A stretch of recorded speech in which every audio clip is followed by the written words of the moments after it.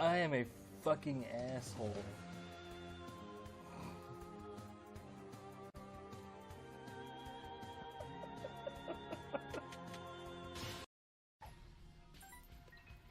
I legit feel super sorry for Hush right now.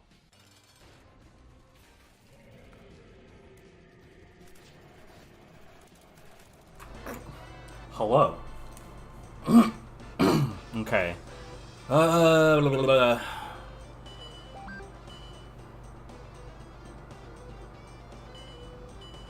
I'm checking the audio on my side.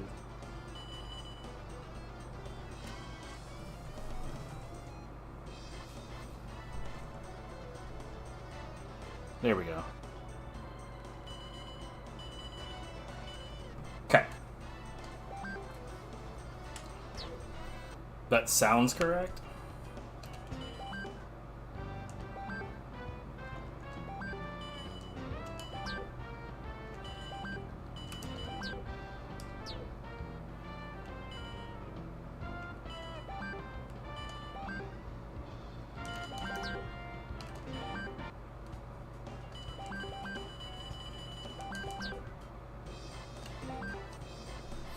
Okay, so I try to keep my place on this spreadsheet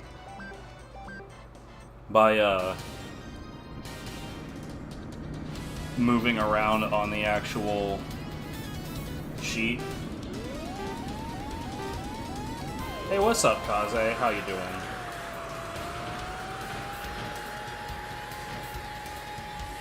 Oh, you know, just surviving life as much as I can, I guess. How's you doing?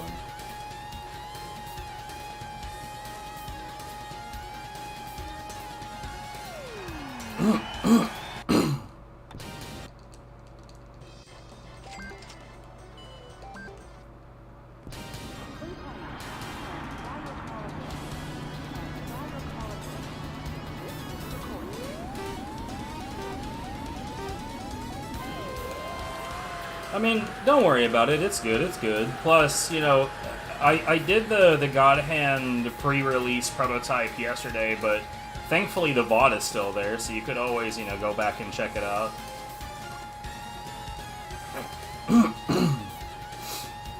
I had a hell of a time on Iron Bridge Fashion Show during that stream, though. Man, I forgot what a mess the targeting is in the prototype. And when I streamed it again, it was just a disaster. Yeah.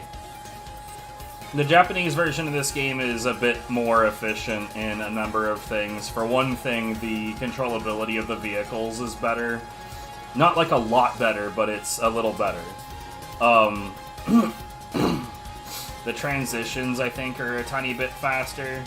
But the most obvious part is that there's a menu that on the Japanese version, if you just push the X button, you'll exit it immediately. Whereas on the PAL and English versions, in fact, here, see, this menu right here, I'm going to select my CPU and I hit X and I leave that menu. On the other versions, that's not how it works. On the other versions, you actually have to scroll up to the exit and select the exit.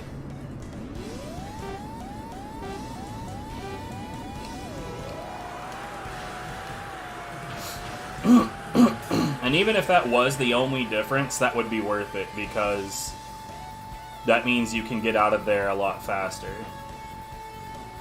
That's a few seconds every time that you go to the shop.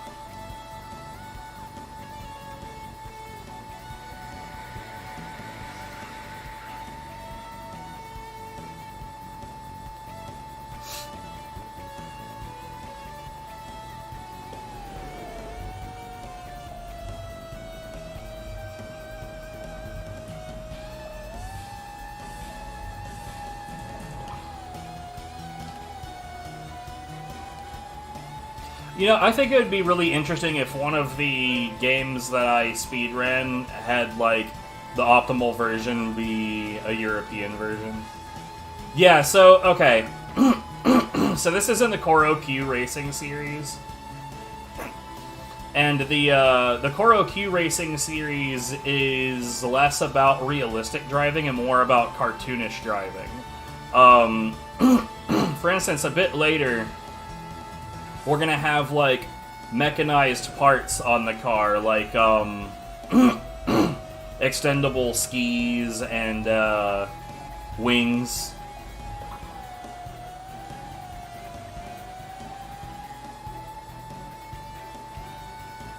So this is a very silly racing game, but it's like silly in a good way. I rather like it. It's a pretty good time. I'm pretty sure that this is, yeah, a couple to the right. I can't quite do those other races yet.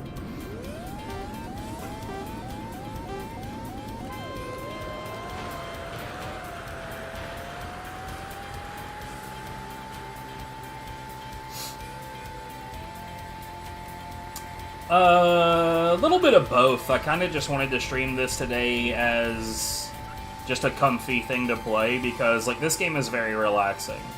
But at the same time, I've also been routing all races. And it's currently, like, I think I'm more or less at the route that I want for it. But I haven't tested this iteration of the route to make sure that it works.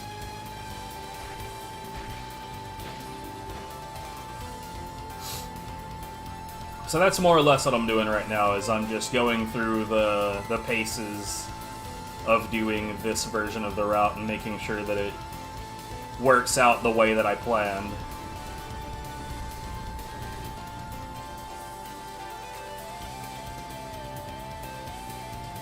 Yeah, it looks like a 60 frame per second game, but it's not.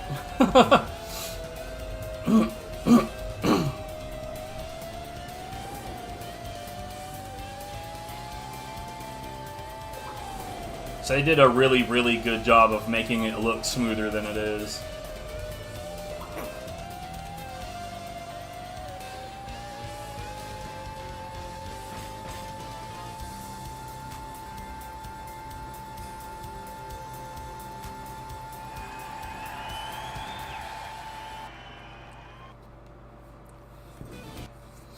Okay, next up, New Jungle, I think is... yeah. Skip one. Anyways, we're real close to the first Grand Prix. Oh wow, I did not start the timer. Whoops. It's fine. We're only a couple minutes off, I guess.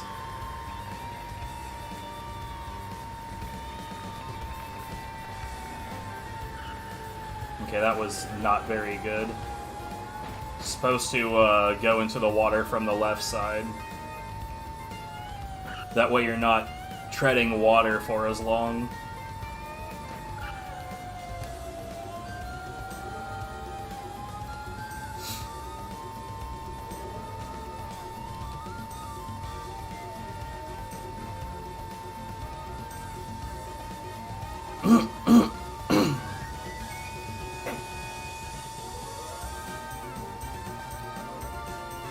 One thing that I really, really dislike about this series, though, like, this series of games is super fun, and I like it a lot. But the one thing that I dislike is that all of the really good engines sound horrible, so while you're driving, you get these, like, it kind of sounds like a tiny vacuum cleaner.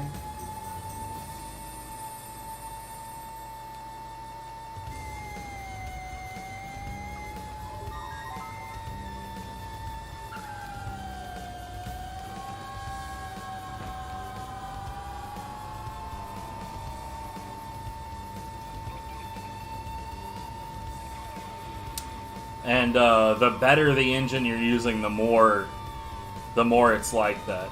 There's a game I was thinking about speedrunning a long time ago called Seek and Destroy, which is sort of like a tank version of this, where you have, like, different parts that you can put on tanks and like all kinds of customization and whatnot. It's a really fun game to play.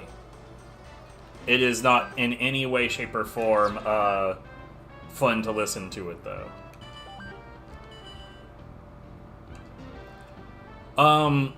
Yeah, if you're gonna make it through some of this rear top, wow, I'm an idiot.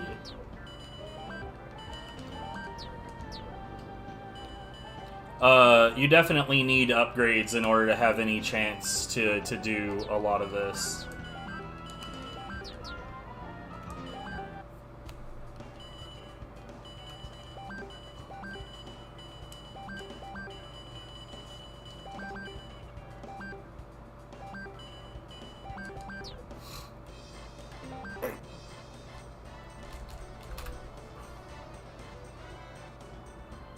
Glide.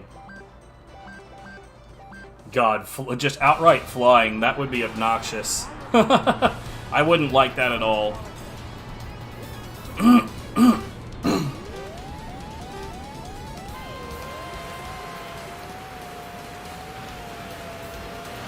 So this is the Grand Prix. The Grand Prix is going to be 6 races in a row that are 5 laps each. And it works on like a typical like Grand Prix, you know, like racing tournament scoring system.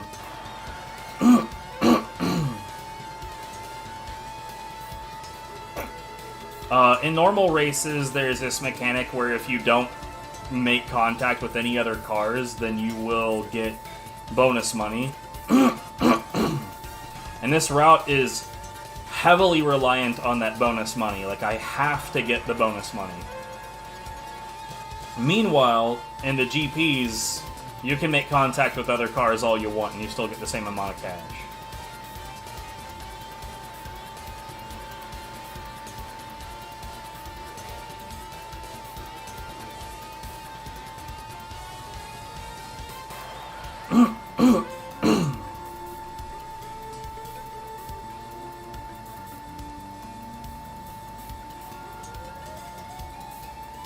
And as you can see, we're having absolutely no trouble here smoking the competition.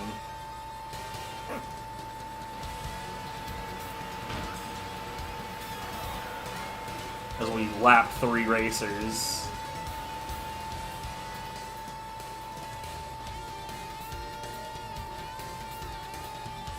Second place is a whole ass lap behind me almost.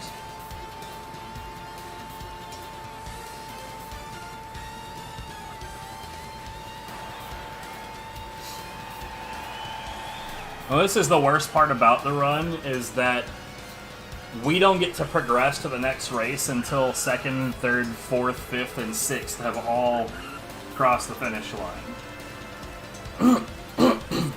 In the final time on the leaderboard, we removed this portion of the race where we're just waiting. It reduces your gold in normal races, but not in the Grand Prix.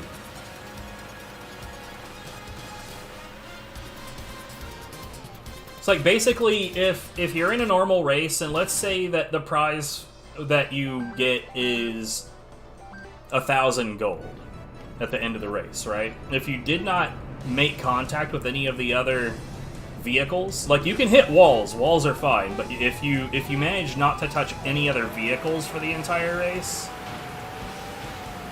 then you get a 50% bonus. So instead of just 1,000, you get 1,500. But if you take even one car collision, you do not get that 50% bonus. You just get the 1,000.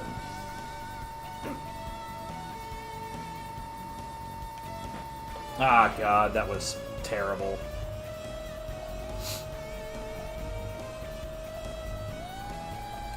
That was a really trashy dive.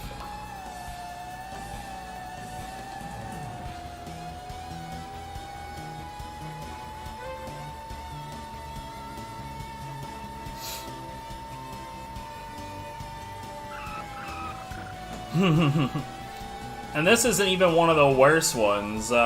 This is the starting, or well, one of the starting engines.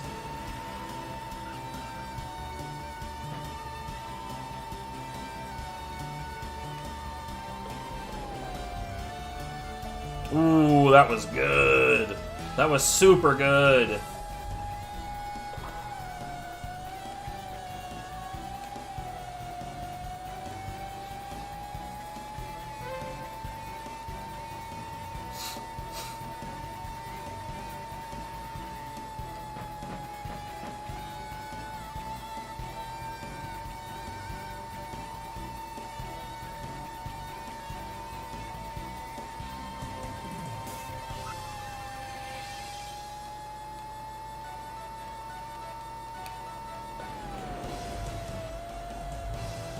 Not so good.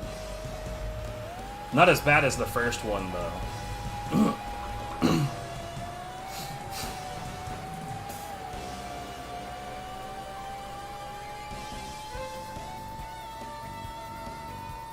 Man, if the no collision bonus didn't allow you to hit walls, that shit would be unbearable.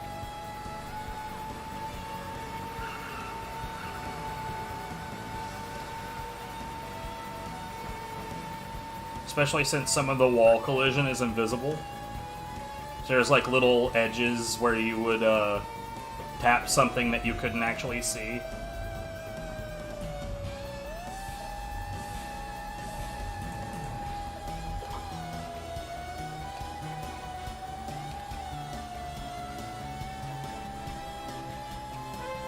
That might be why they probably intended it for it to be that way and then changed it because, like, that's just too much.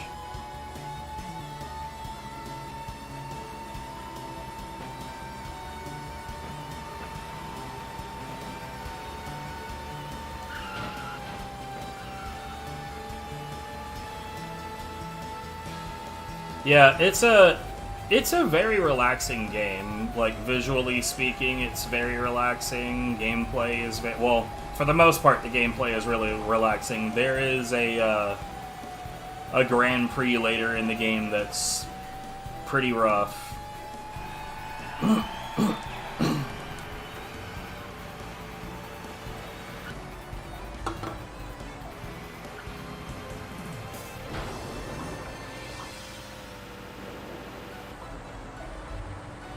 And I think, like, the fact that, like, the cars are cartoony and, like, everything about this is, like, very...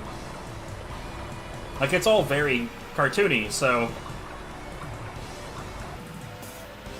Because of that, the maps don't have to look super realistic.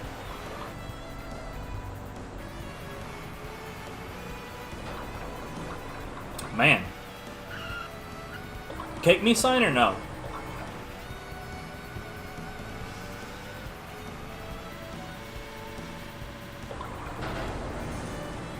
Fair enough, fair enough.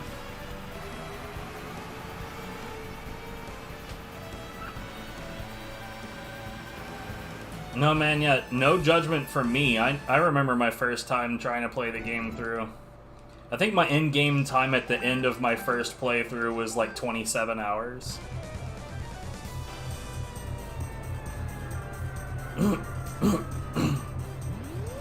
Well, it really depends on which techniques you went for. Some of them are really, really good, but there's a whole lot of them that are not actually good. Like, I feel like a decent number of the techniques in God Hand were added to look good, not necessarily work good. Like the double spin kick, right? The double spin kick is just, it's a bad attack. Like, no logical person is gonna use the double spin kick or the 1-2 punch or haymaker 2 or, like, there's a whole lot of attacks in there that's just like, these are just terrible, they're not good. But, like, if you look at it from the perspective of, like, what if somebody's using it just to look fancy? Then it's like, okay, I get it from that point of view, but if someone's actually trying to get good at the game, they're not gonna use the 1-2 punch. They're not going to use the double spin kick. Or the double snap kick, or like there's so many attacks in there. It's like no one's ever going to use that for real.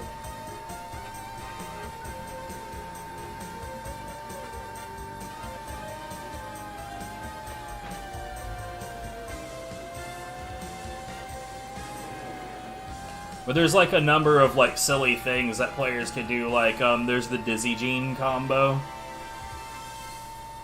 which is elbow spin 1, elbow spin 2, elbow spin 3, elbow vortex.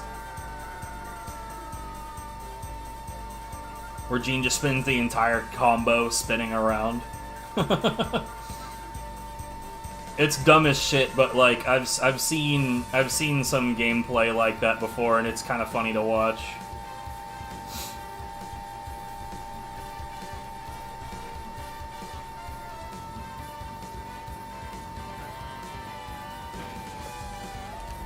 It was released in the Project Deluge.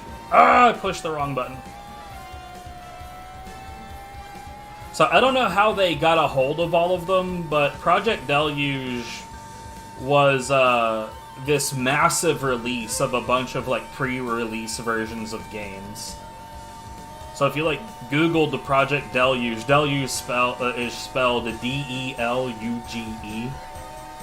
If you Google that, then it's like just a giant repository of like pre-release PS2 games. It's pretty wild. At least I think it's all PS2. I mean, when it comes to that stuff, I don't blame anybody that uses like emulator for those, because like my setup is kind of unique. It allows me to get into those kinds of things on real hardware, but not everyone has the setup that I do, so. But I definitely recommend looking at it, because the pre-release version of God Hand is weird. It's super weird. And I'm glad that all of that shit was changed, because a lot of it is super messed up.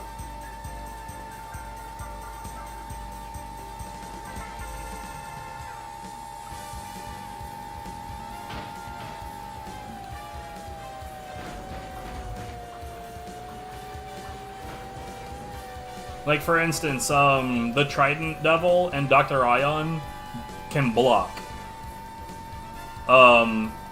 Most enemies reliably block after being jabbed even once. When you knock enemies through other enemies, it doesn't actually affect them. Which effectively means there's no such thing as crowd control.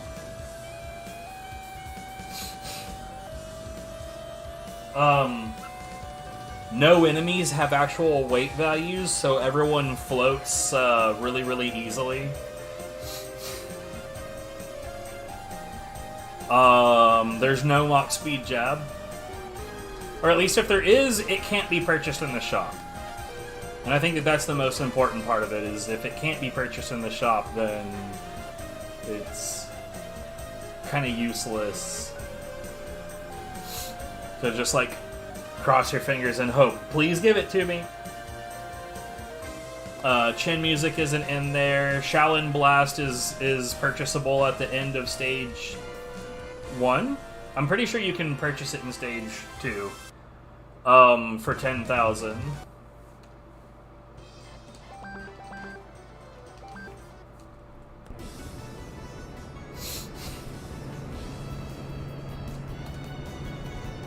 Like, a lot of things are really, really, really bizarre.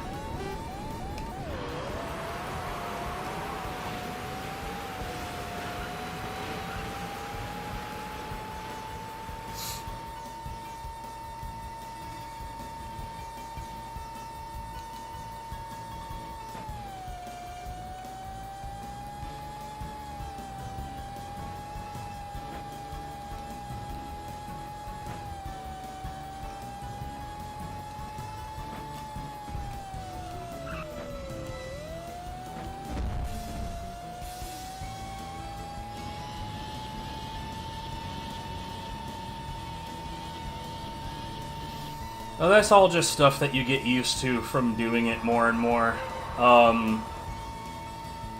Like when Jean is sort of like sliding left and right a little bit while you're high side kicking an enemy. Like, I've gotten to a point to where a lot of the time I can just predict that the next kick isn't going to make the enemy hit the wall, it's going to send them across the room. And then you can just, like, dash forward. And you gotta stop so that when you push the button again, he'll do a kick instead of a running attack. But you can just, like, dash forward, stop, and kick again, and pick most enemies up. Now, if it's a female enemy, though, there's a pretty good chance that that's not going to work out.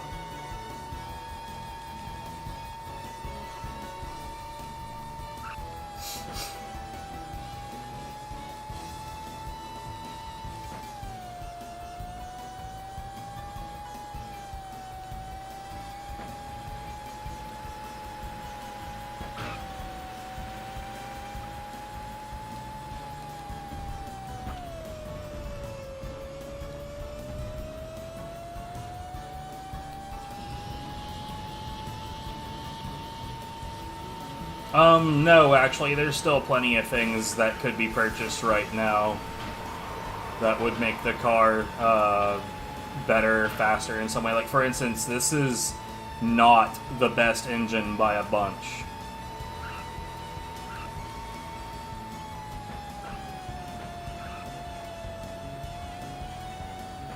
But, like, the route really focuses on what parts are needed, not so much what the most powerful stuff is. But, you know, it's a speed run, right? So it's all about getting the most speed out of the lowest possible investment. Yo, what's up? Welcome to the show. I'm making it look best? Nice. We'll see the strongest setup in the game later.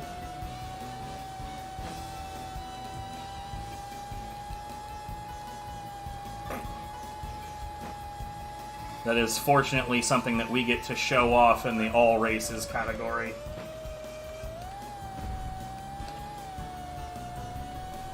But in any percent, no way. All GPs very much just like, all GPs barely gets any money at all. Like, in all GPs, you literally do 4 races at the beginning, and then you do a Grand Prix, and a Grand Prix, and then the game is over.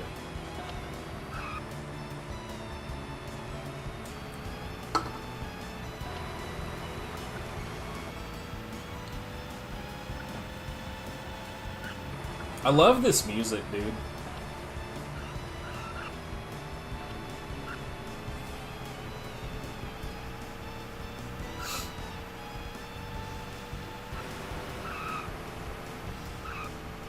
By the way, if you guys get a chance ever to play this game, I highly recommend it. It's not like the best game ever or anything, but man, it is fun and it is relaxing.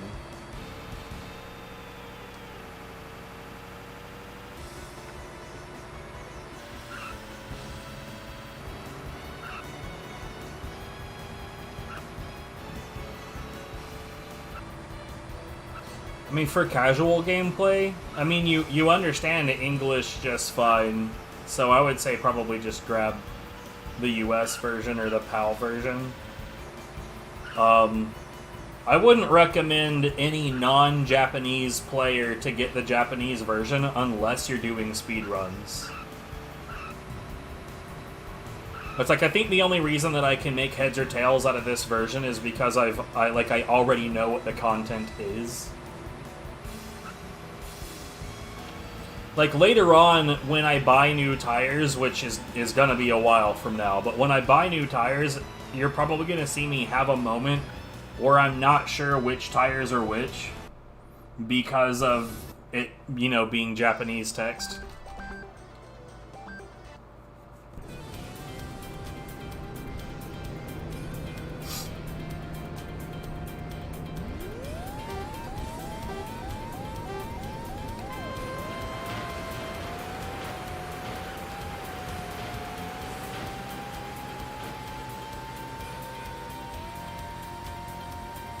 Because I actually can't read this at all. Like, not even a little. I have no idea what almost any of the Japanese text is.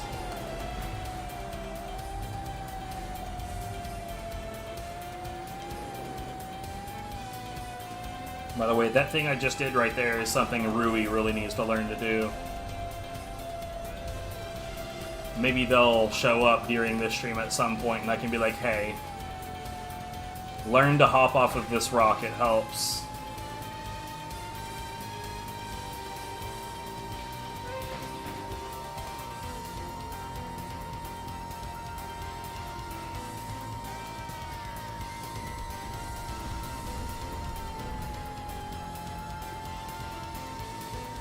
Like, you really want to be as close to this wall as you can to hop off that rock right there, and then you hit third gear when you land.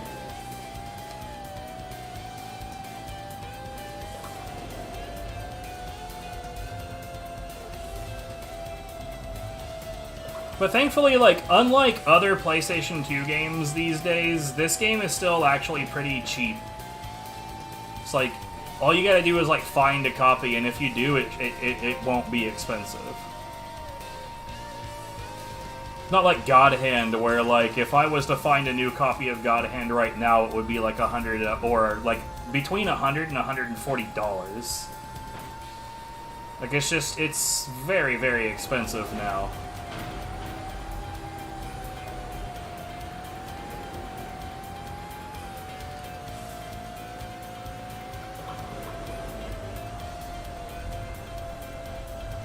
Well, like, it's funny, because back when I bought my copy of God Hand, I think I spent 25 on it, maybe 30. I know that I got the Japanese version for 35.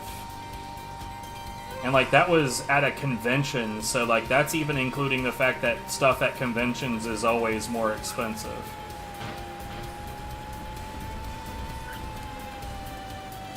No! That slowed me down a lot. Super rough.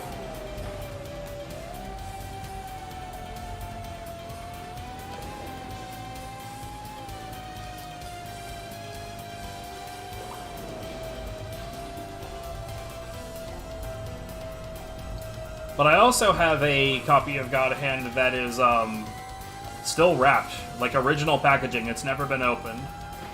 And it's it was like 80, 85, something like that. They're worth like 400. Bruh. Well, I mean, I guess US dollars versus, I don't know what the currency is in Brazil. Is it just Brazil dollars? The currency difference, I guess, is a big deal.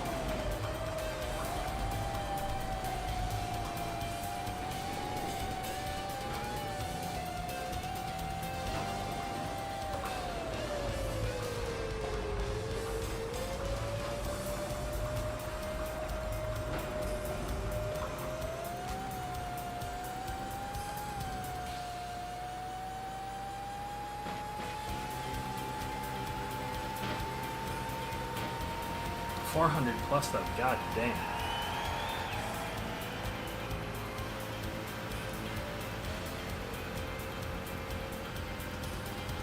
Here, I have a second, so hold on.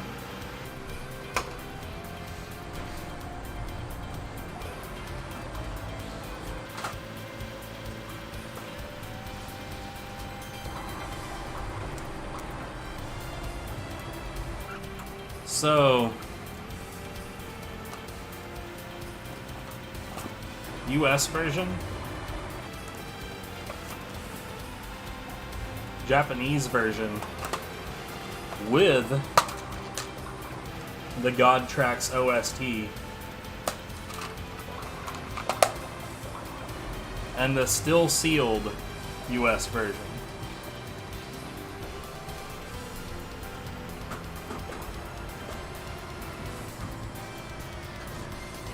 But clearly I got lucky, right? Because I got super into the game before the prices went crazy.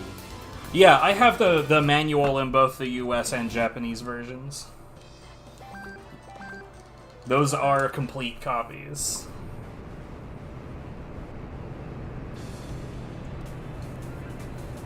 I also recently bought the official God of Hand guidebook that was only released in Japan, and I'm super happy about that because I had only just heard that that was a thing at all, and then when I went to look for it, there was only one listing.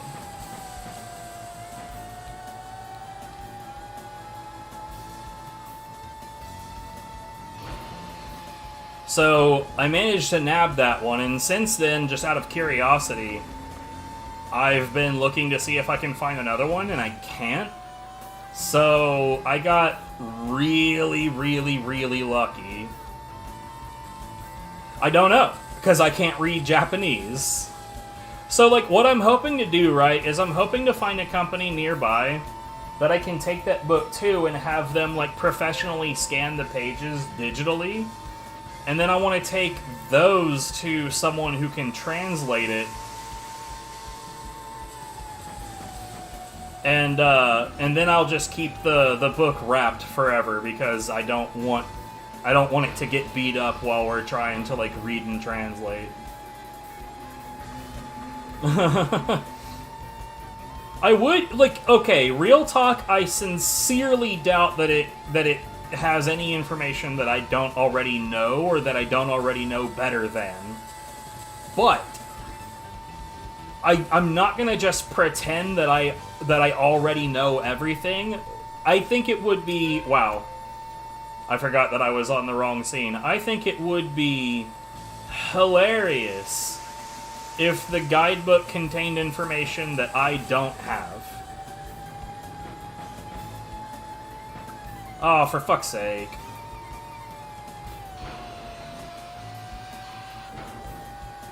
Sorry that I was on the wrong scene for that whole time. That was pretty whack.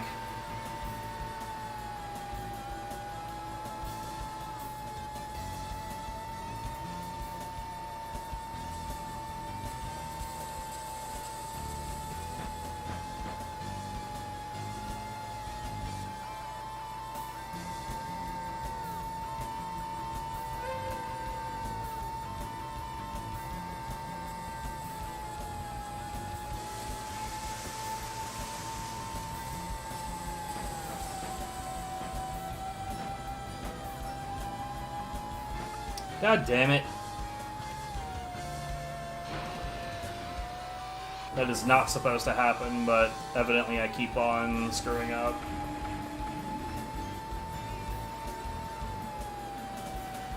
So this game is really weird about, like, edge detection.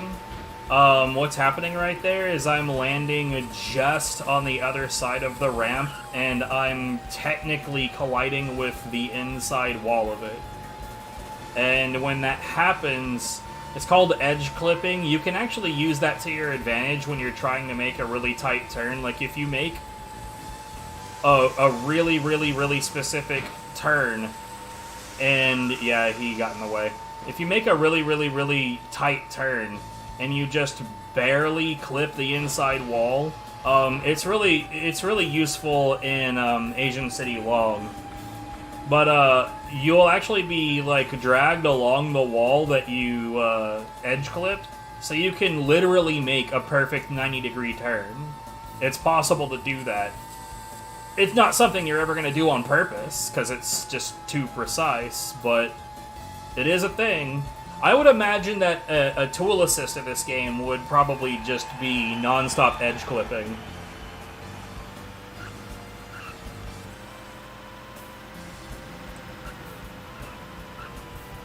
But yeah, here, I'll show you the book real quick. It's still wrapped up. But, I am super, super proud of it. Let's forget that I'm on the wrong scene again. Look at that shit. So, kind of hard to see through the bubble wrap. But yeah, like, I don't want to damage this in the process of trying to figure out what it says, because I want to keep it in, like, really top tier condition.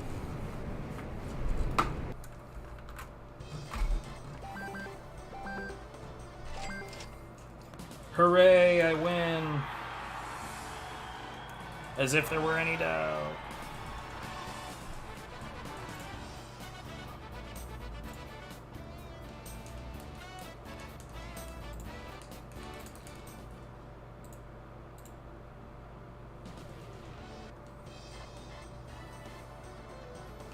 Okay.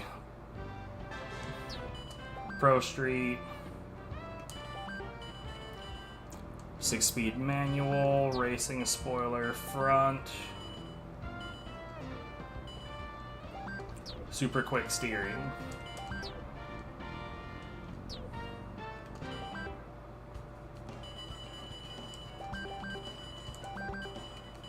Oops, I went right by it like a jackass.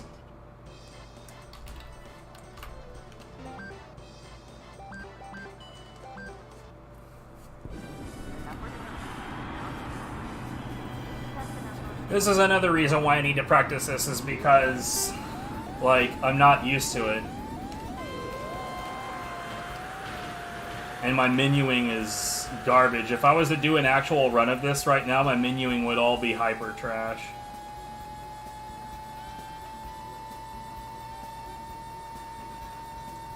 But yeah, I have no idea of anything in that guidebook. I don't know what it says, what it doesn't say. Like, I don't know. It could all be completely outdated information, or it could contain the secrets to life itself. I don't know.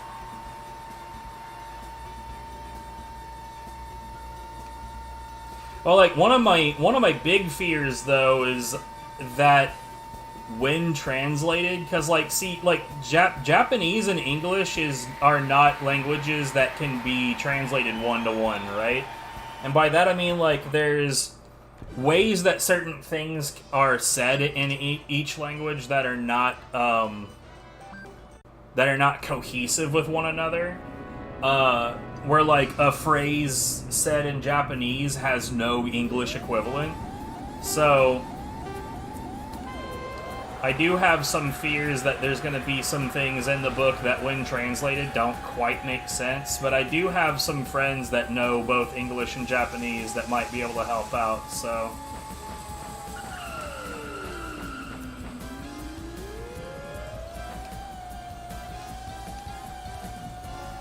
That was really, really terrible, by the way. Oh god, that makes it even worse. Okay, so, well, honestly, that doesn't sound as outrageous as it is here. So, like, when I said that it was $100 to $140 for the game, here you can get a PS2 for, like, $30. So, in your case, what you're saying is that, like, $200 to $300 for the console and $400 for the game, so... Best case scenario, you might get it for twice as much as the console itself. Son of a shit, dude.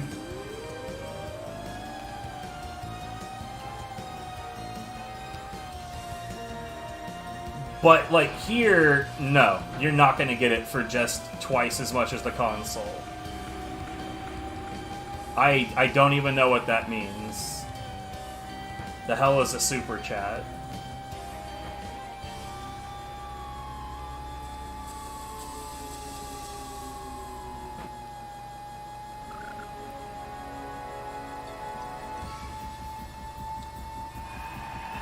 I don't tend to like gimmicky things on streaming, so if it's a gimmicky thing, then I probably won't add it.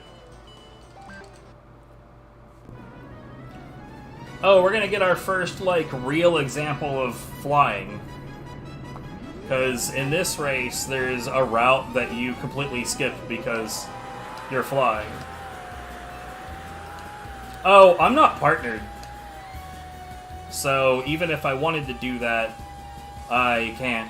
I have considered, like, making a Patreon or a Ko-Fi or something, so that if people want to send, like, donations, there's somewhere to send them to. But I haven't really decided on that. See, here's the thing. I've decided completely against partnering both my YouTube and my Twitch, because I don't want you guys to get pelted with ads all the time. Like, as a viewer myself, like, I watch this kind of content all the time, and I fucking hate ads, dude. I hate ads. It's lame. Ads are lame, and I hate them. So what I would rather have is an experience where you guys can watch this ad-free, and where you can donate if you want. If Mr. Beast showed up and just donated... I'm not an important charity case, so I doubt that he would waste his time or you know, dropping money in my chat. But bro, that would be sick. I mean, there was that incident where like someone just randomly showed up to Soda Poppin's chat and dropped like an $18,000 donation.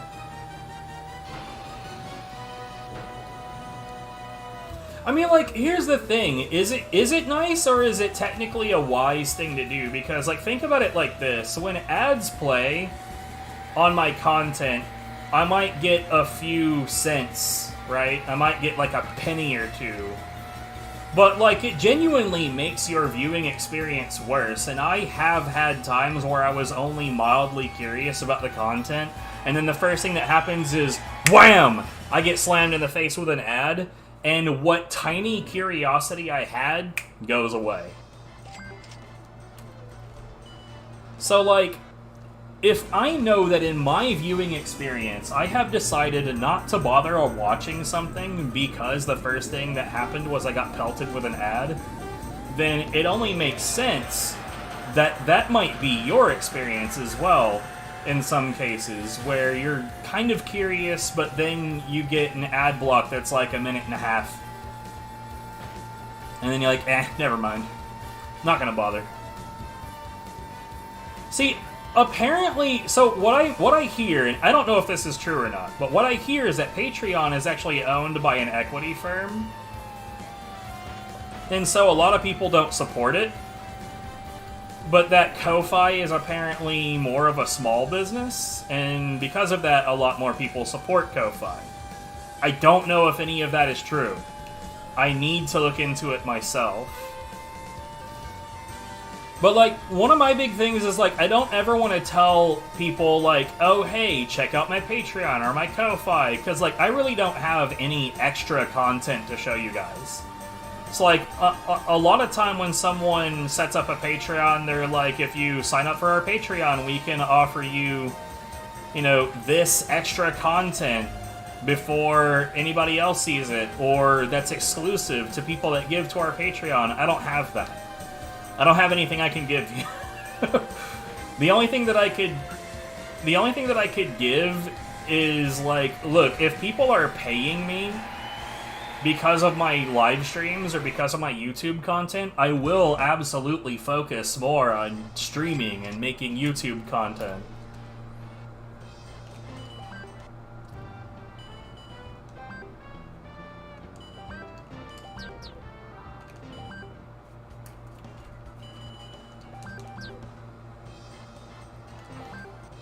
Oh, no, yeah, shit.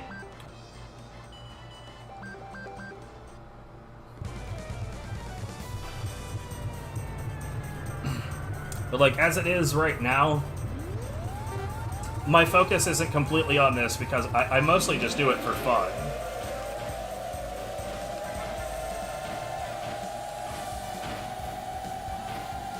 Like, I kind of stream to stay sane, because even when there's not a lot of people watching, I can't explain it, I just enjoy being live. Like, does that make sense to anybody else? Like, I don't know. So, anyways, going back to the game, right? So this, these races that I'm in right now, this is the Engine Light Class series. So there's 3 races here.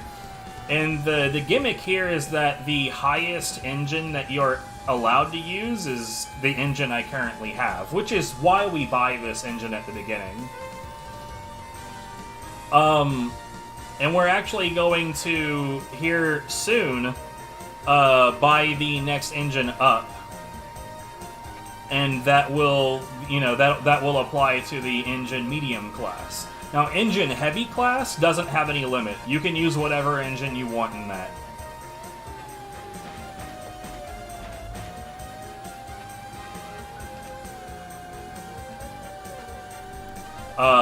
But that's what we're doing right now. But as soon as we're done with these 3 races, we'll officially be able to abandon this engine entirely in favor of the 4000. So we're currently working with the 2000.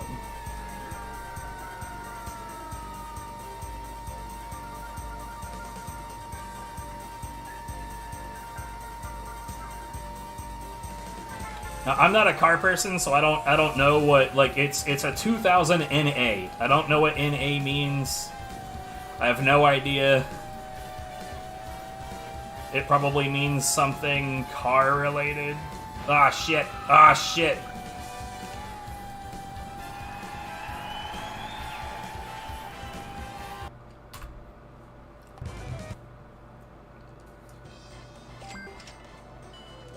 But I can tell you for a fact, the 4000 is not twice as strong as the 2000.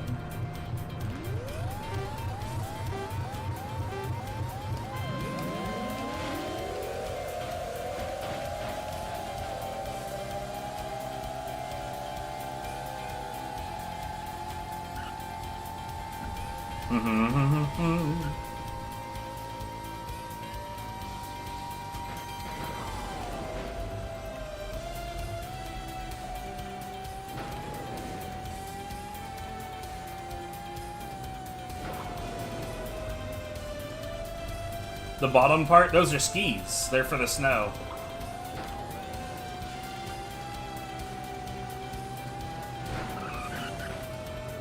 They help me control better on the snow and ice.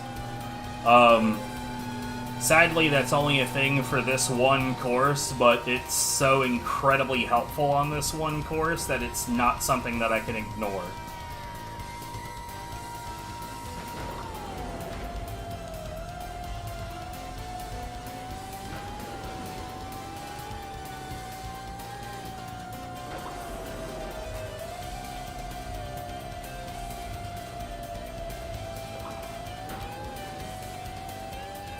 Because water is rude and it doesn't compress. That's just real world physics for you.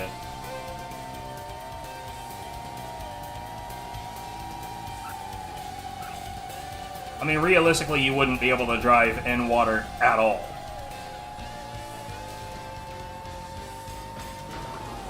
Because again, water doesn't compress. So what happens is when a vehicle gets submerged in water, water ends up making its way into your engine, and when that happens, your engines basically compress explosions from fuel, more or less. But those same parts would then get completely destroyed when trying to operate with water in them because water doesn't compress. So basically, trying to drive with your vehicle submerged in water would just immediately, completely destroy your engine. But in this case, it's just because water is a lot more resistant than air.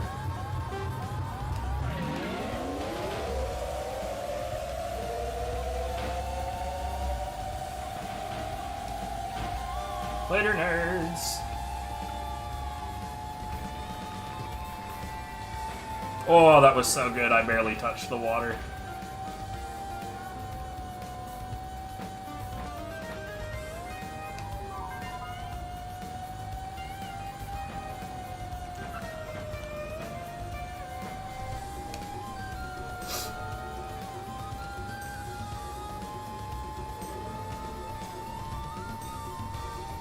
But, like, okay, so a lot of the physics in this game don't work the way... What is my sound? Nut? It's not a soundboard, it's just a nut button. But a lot of the physics in this game do not work the way that you would expect physics to work in general. So, like, the water that you lose, or the speed that you lose underwater, like, how fast you can go underwater in general depends on your acceleration, not on your top speed. But, like, at the same time, depending on, like, what gear you are on what engine and what your top speed is, if you're in too low of a gear, then sure, you might have all the acceleration that you need to maintain top speed. But you're going to have a completely different problem in that your top speed is lower than your acceleration output. So you could still end up hitting your top speed underwater. It's very weird. But another thing is that, like, in the races that track your vehicle's durability and all that, like the the GPs. For whatever reason, when your tires are shredded, you go a lot slower in the water.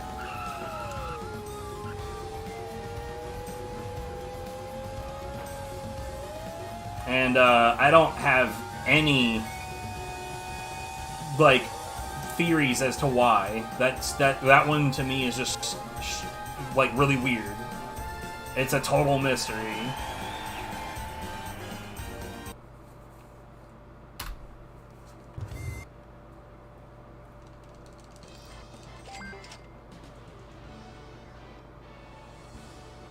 Wait.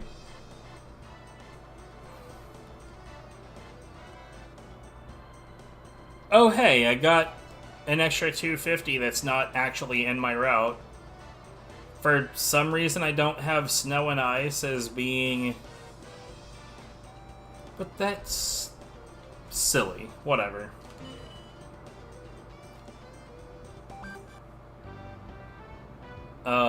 It's Pro Street, right.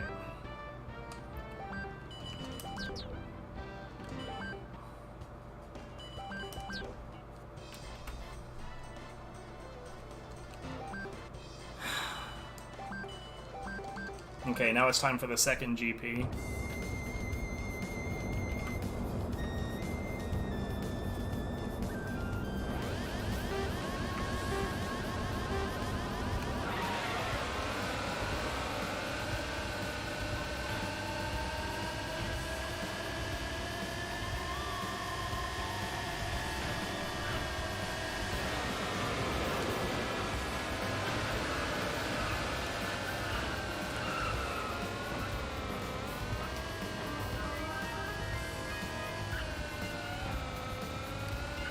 It's different per track.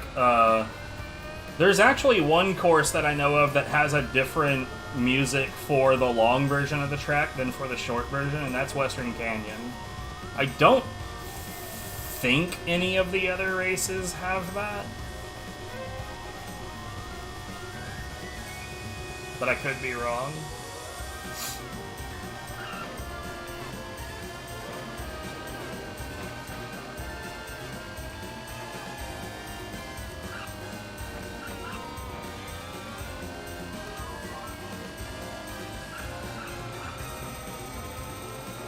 Ah, God. What a disaster. If that happened in a real run, I would cry.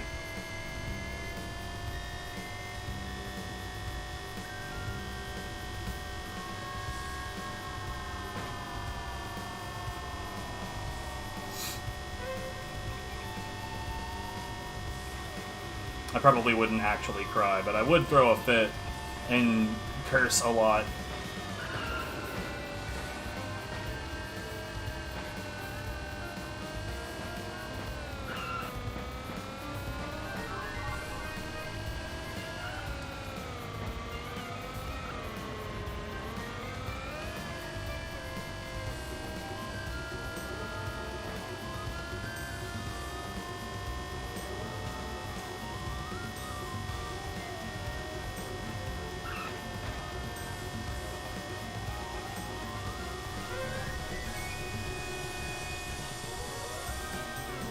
I actually really like this track, but it reminds me of a Coldplay song that I can never remember the name of. I think it's like The Greatest Adventure, or The Great Journey, or something like that.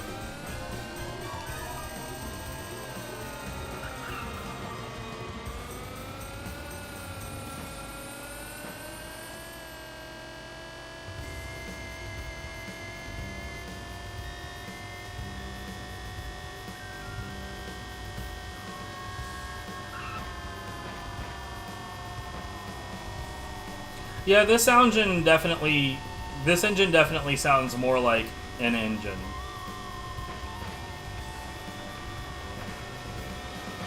But unfortunately, the next time that we get a new engine, it definitely sounds like a vacuum cleaner. It sounds like a really nasty vacuum cleaner.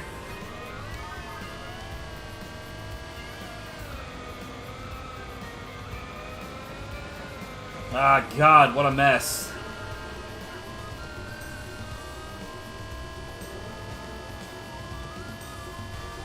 Maybe I'll learn how to drive again someday.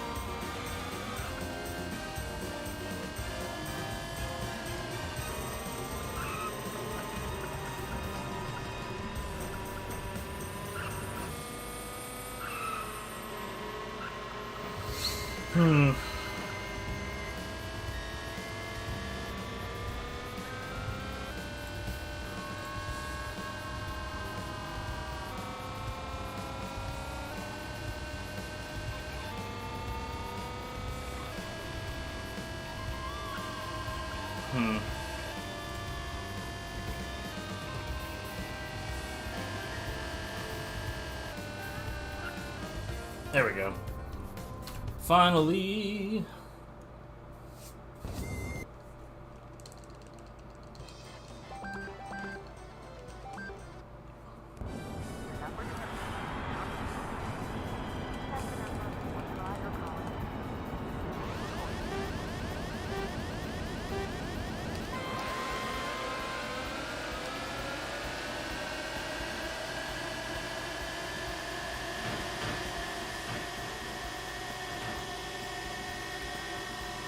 Anyways, on the US version, there's a particular course that randomly sometimes makes the game crash when it tries to load it, and I still don't know what causes that.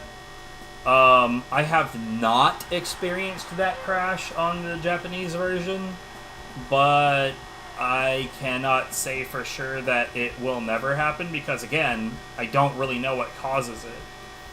But if that does happen, we'll probably just switch to God Hand or something. Or maybe some other PC game I haven't played in a while.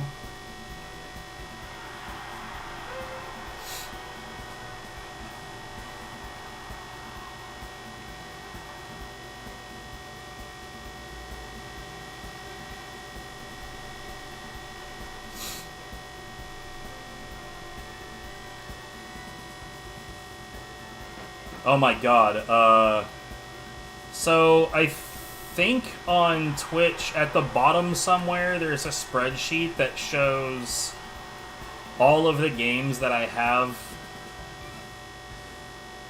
Well, more or less all of the games that I have. And it's called the Stream Game List. And, yeah, have a look at that. There's a lot on there. Any of the games up top that are not highlighted in any specific color are games I've just not played yet. All of the games towards the bottom that are highlighted in yellow are games that I have some technical issue that I can't stream. Or no, the yellow might actually be the ones that I have actually played before but just haven't streamed. The purple ones are the games that I know for a fact that I like. I think it's the ones that are highlighted in black that have stream issues. And the ones that are highlighted in red are the ones that I've played and I did not like.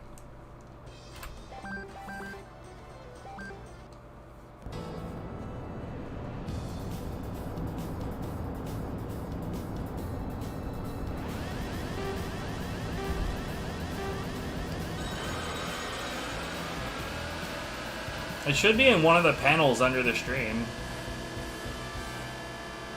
Emphasis on should be.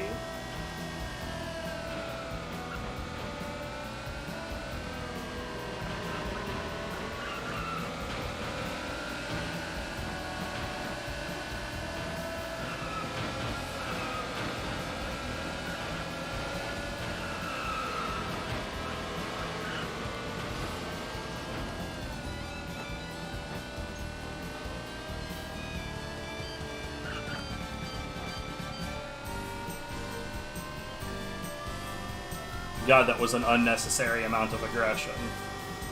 I shouldn't have did that.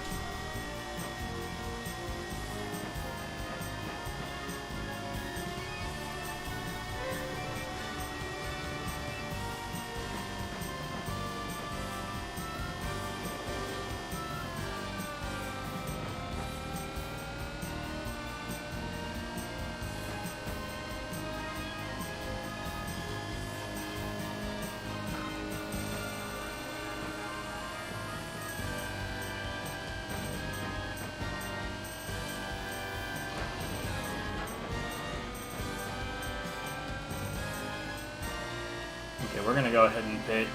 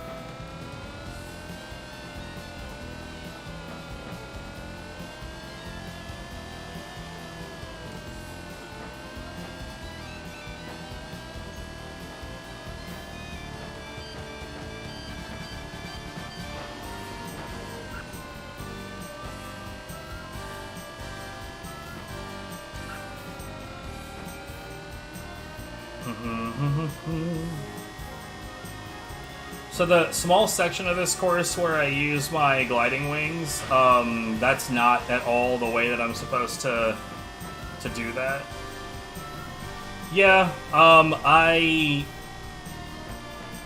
So I don't like Dragon Ball, like, at all. I think it's, like, one of the, like, most whack animes I've ever seen. Now, to be fair, though, like, I was really into it when I first encountered it, but that's probably because it was my first introduction to anime, really, aside from Akira. But, like, real talk, the Dragon Ball series is not clever. It's like the plot is always the same thing. A powerful thing appeared.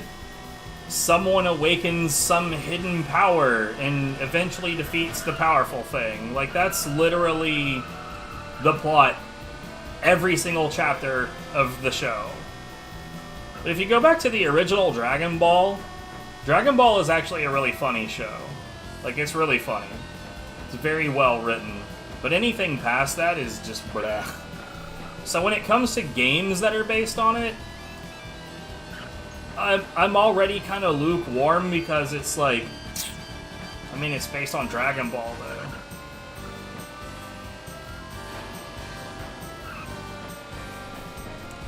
I mean, I've played it before, and like, I'm not usually into fighting games, but I do find Dragon Ball Z Budokai to be pretty basic. It's not, I'm not going to say it's bad, but I will say it's not necessarily good either. It's just kind of okay. But, like, one of the most annoying things about those kinds of fighting games is, like, trying to imply character balance in a fight between Hercule and Cell. Like, no? The result of this fight is baked into who the characters are by default under any normal circumstance. And, like, the fact that they even included Hercule, and they were like, how can we explain him being able to fly when he's just a normal dude? Oh, I guess we'll give him a jetpack. Sure, why not?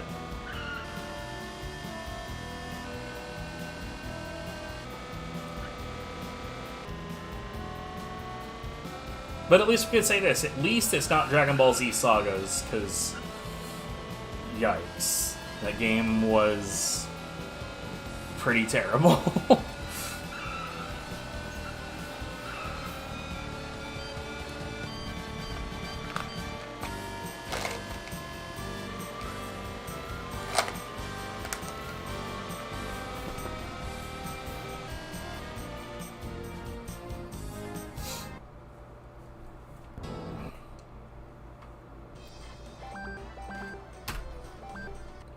Like, my thing with fighting games, though, is I really like things to be balanced. I like there to be a lot of depth.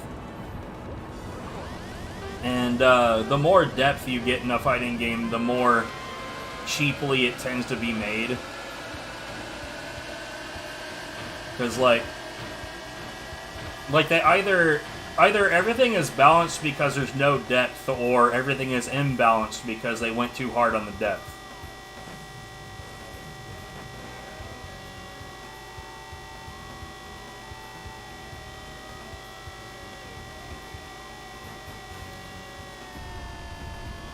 Like, I love Tekken and all, but let's be real. Those games are imbalanced as hell.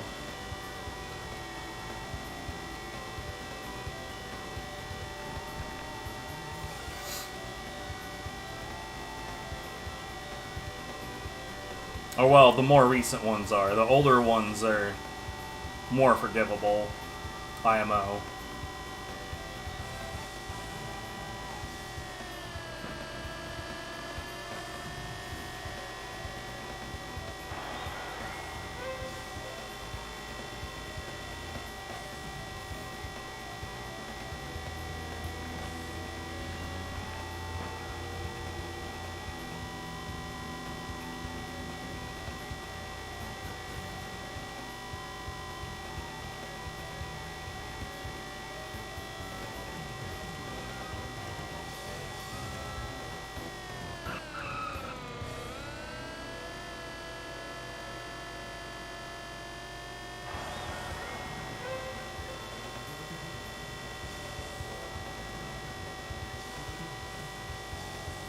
Oh, another thing that's interesting about this racing game in comparison to other racing games is that driving off-road doesn't make you slower. It just makes you have less, like, controllability.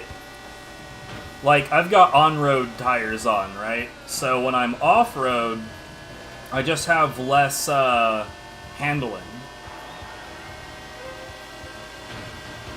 Like, it makes me more likely to, like, drift and swerve unnecessarily. So that little section of grass that I just drove across, I don't actually lose any speed there. But I also don't have any actual punishment in general because I also don't need to turn there.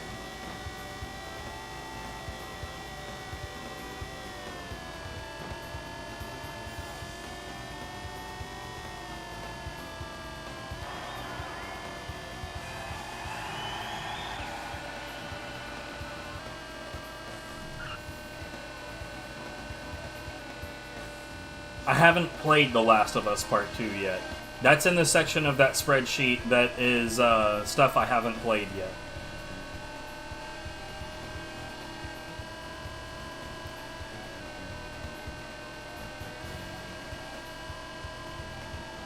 And if Budokai is in that section, then I need to move that because that's clearly wrong. I've definitely played it. Then again, it has been a very long time.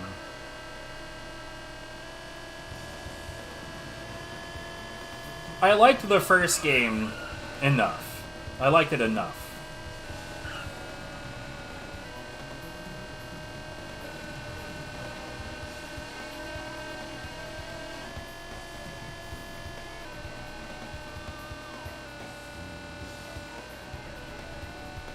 I'd say that someday, eventually, we will end up streaming The Last of Us Part 2. Preferably when it comes out on PC. Because I don't want to play the PS4. And I'm not going to get a PS5, so...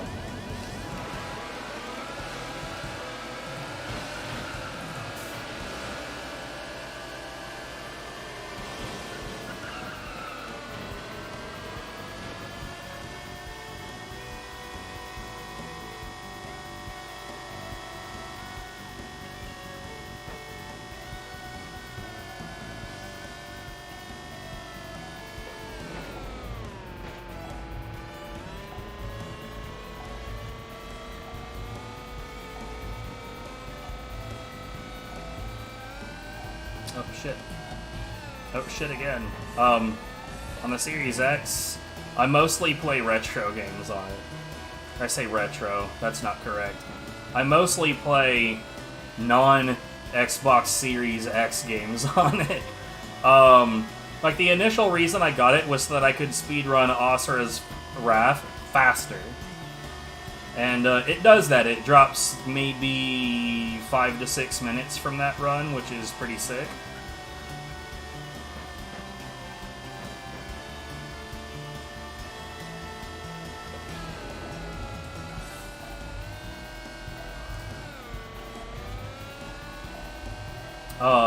But I also use it to speedrun Blood Rain 2. how much I get it for? A little over $500. Like, I think with tax and everything included, it was like $550.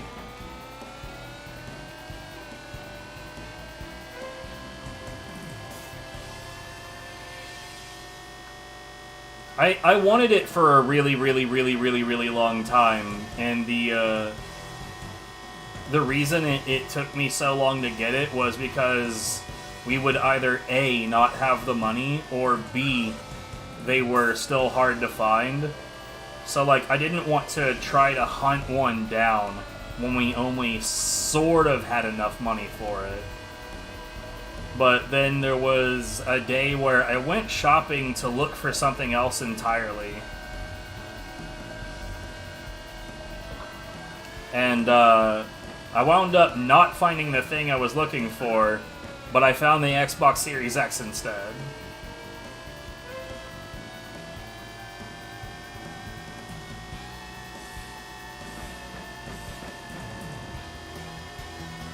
So I called my lady friend, we had a conversation about it, and we determined that, yeah, fuck it. Why not? Let's do it.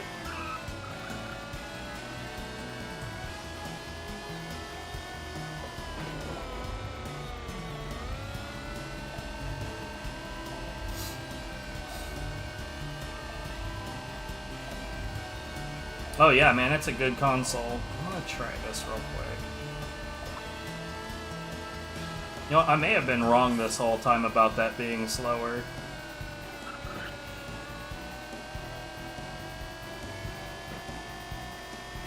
Or maybe it's about the same, because I only barely lost any time right there, and that dive was not good.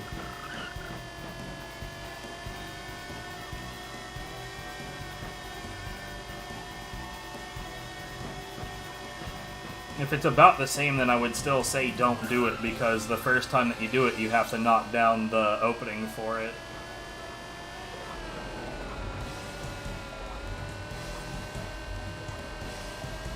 No, come on, let me drive. It's like the big problem with this is that it keeps you underwater for longer.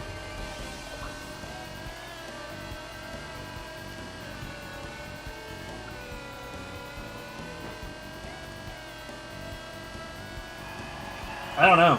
It's hard to say. But yeah, like, I think the biggest issue that I have with the Series X is that it gives off a decent amount of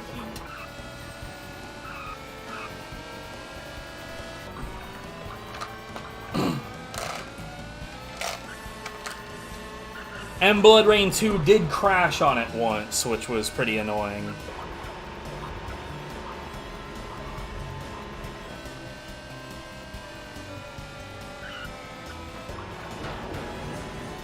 But, like, the funny thing about it is, like I said, like, I don't play a single Series X title on it. Like, any of the games that were actually made for that generation of the Xbox console, I couldn't even name you one. I don't know of a single one.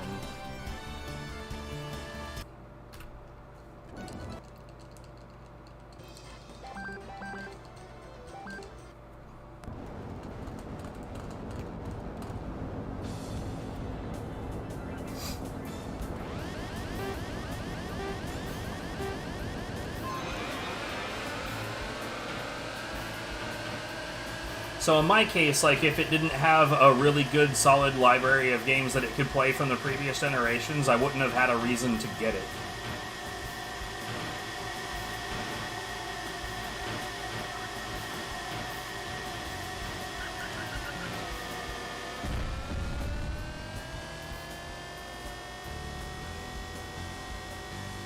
That's probably the hardest skip to do in the game, the hardest shortcut to hit. But it's also probably the most valuable one.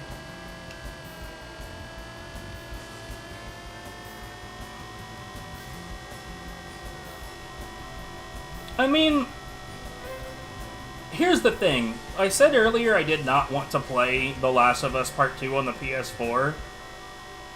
And it's mostly because I hate the PS4. I think it's a dumpster of a console. It has a shitty controller that is super easy to break.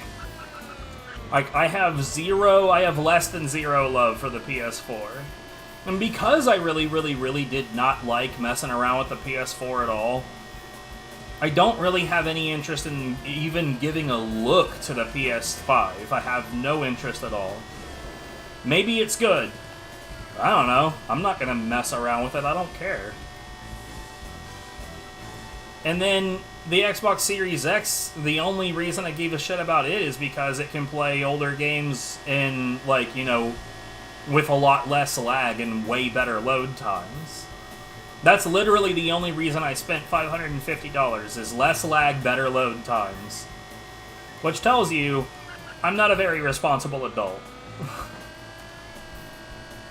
Like, let's just keep it real. I'm not a very responsible adult. But we had the money, and we could spend it, so we did.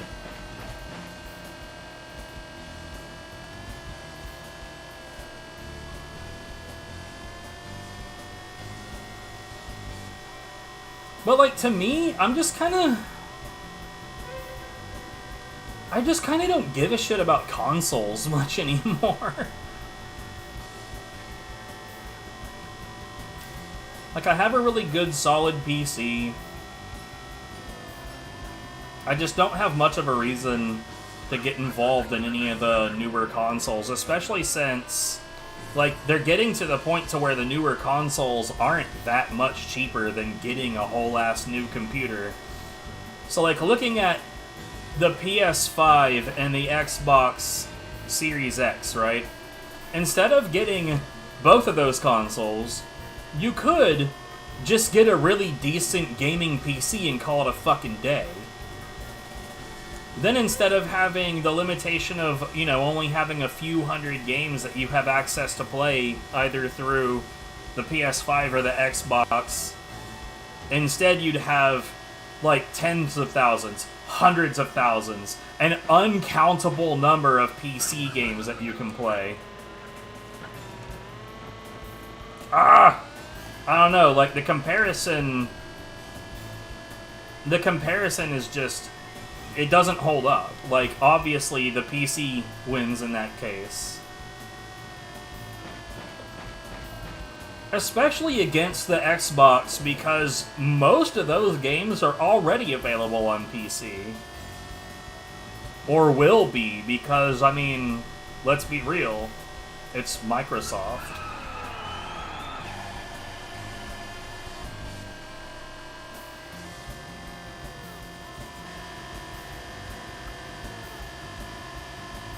Like, I don't even know what's coming out on the PS5 either, if I'm completely honest. Like, hold on. Wikipedia list of PlayStation 5 games. There we go. Sports trash, survival horror that I've never heard of, Metroidvania I've never heard of, sports trash, Age of Wonders, whatever that is, I guess it's an RPG? Alan Wake 2, sequel to a game I don't care about. Aliens, Dark Descent. Isn't that already available on... Yeah. No, yeah, who gives a shit about that? Good lord.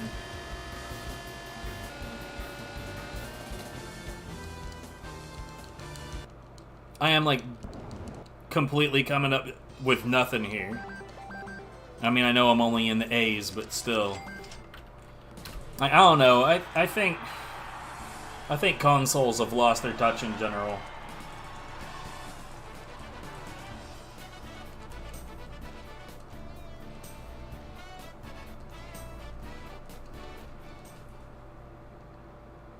Anyway, so now it's time to buy the 800 megahertz chip in Pro Street.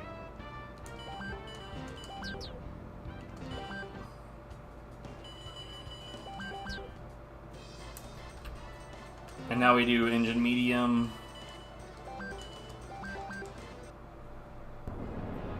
I know in this version it says middle class, but it's medium class.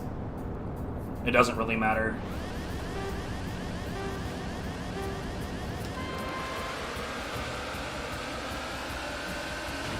Oh, you sack of shit.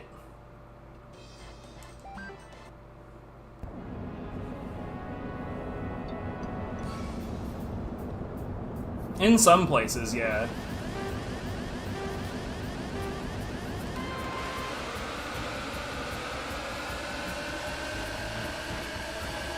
You're kidding! It bounced me into him. Lame. Lame, lame, lame.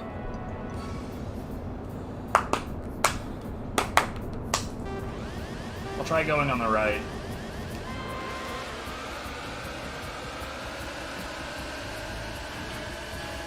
Okay, yeah, that was just objectively better.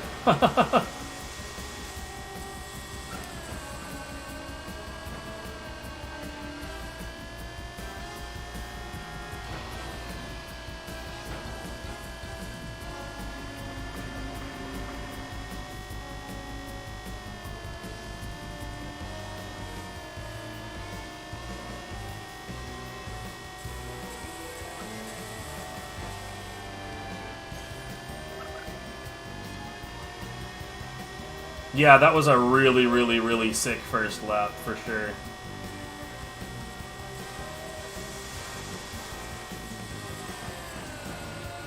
That was a little less smooth, but I still like it. That was pretty good.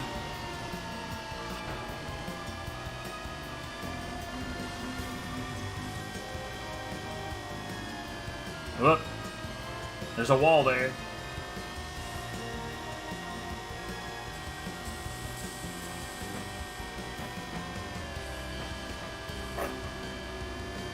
One thing that's probably not super obvious about this is that I'm driving with the D-pad.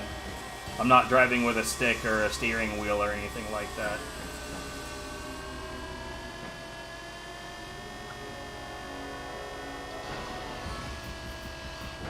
Based decisions? I don't know what that means.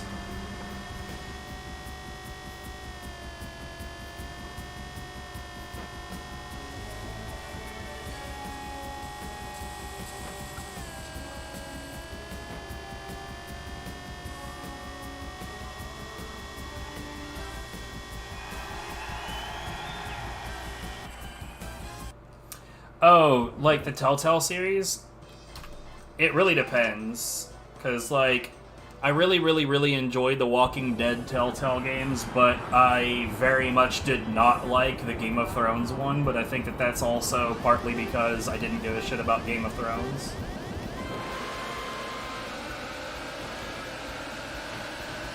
I think it's easier to enjoy that when you like the source material, but then again, I really, really, really enjoyed The Wolf Among Us.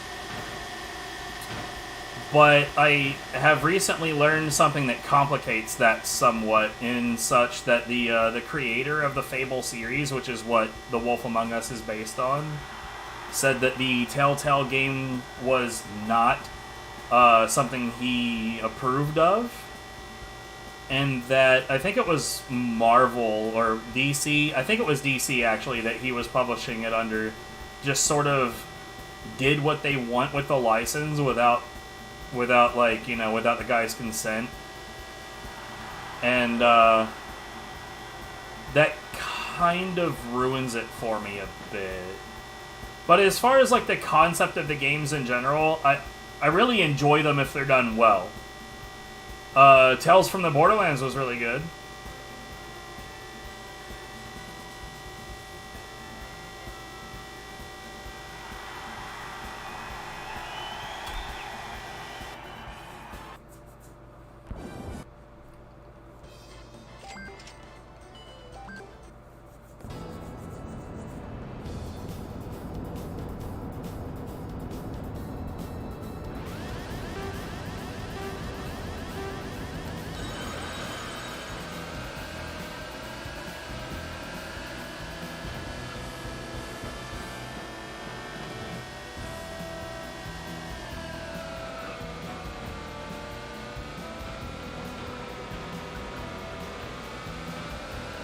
Okay, this is actually really complicated. I have to maintain my gap between the vehicles behind me and the vehicles in front of me until here. And now I can just go.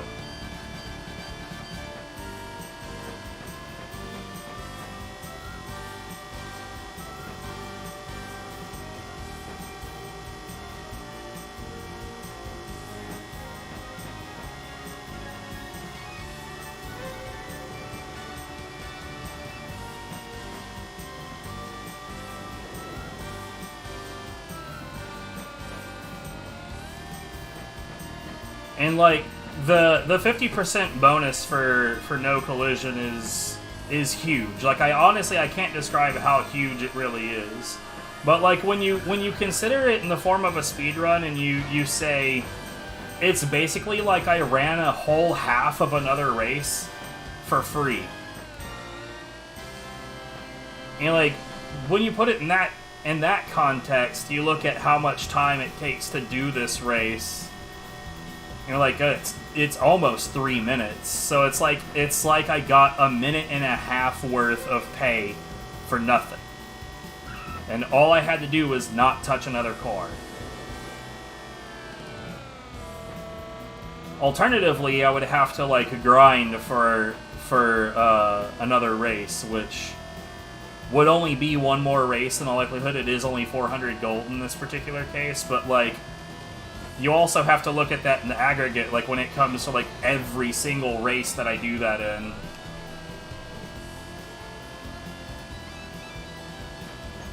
That like they all end up being like, oh, that's basically another half of a race I got paid out for free. That's another half of a race. That's another half. That's another half. And like, how many minutes of race am I not doing because of that? And it turns out it's a lot.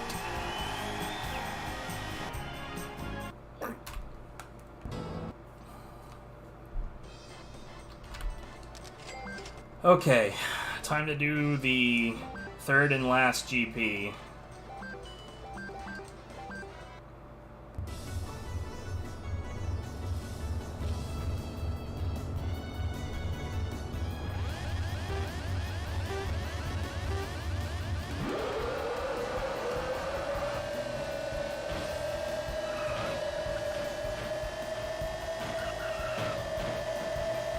Later, guys.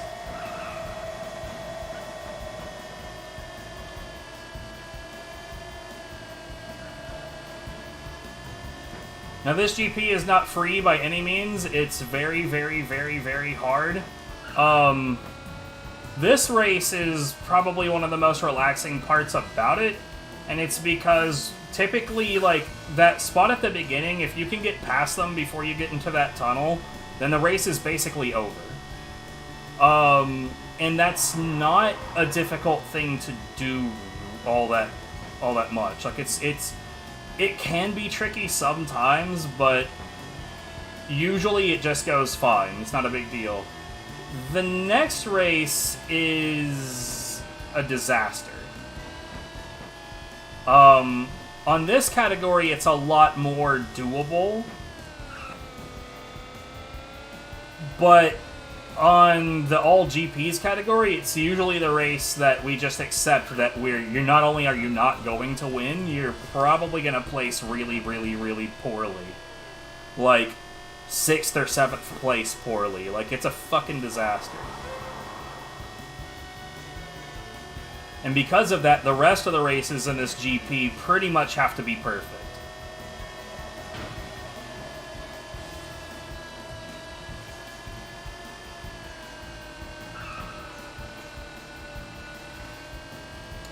And that puts a lot of stress on 2 races in particular. One being New Jungle Long. That race is always a mess. But it's winnable. And then Western Canyon Long, which, again, always a mess, but winnable.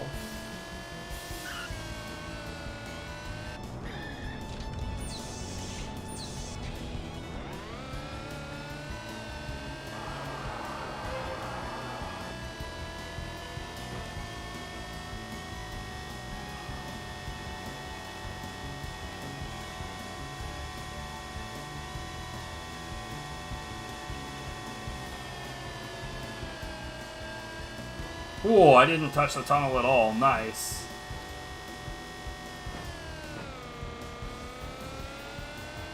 And then that transition was kind of shit, but whatever.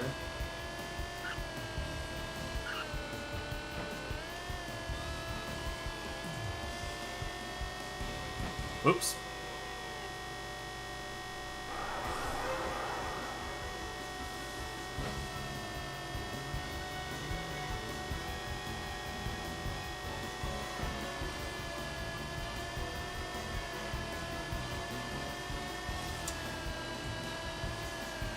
I noticed my vehicle stuttering there, so, like, sometimes your vehicle gets into this weird state where, like,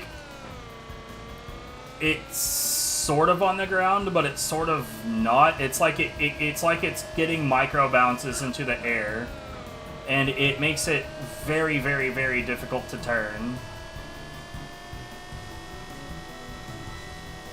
And if you were watching the animations on my vehicle, you'd see it, like, flickering a little bit.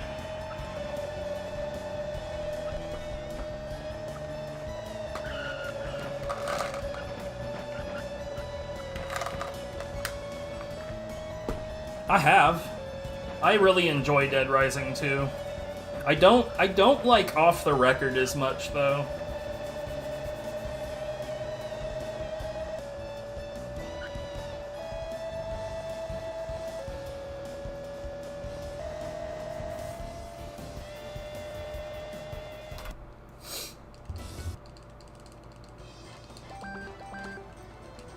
Okay, well, here comes the disaster.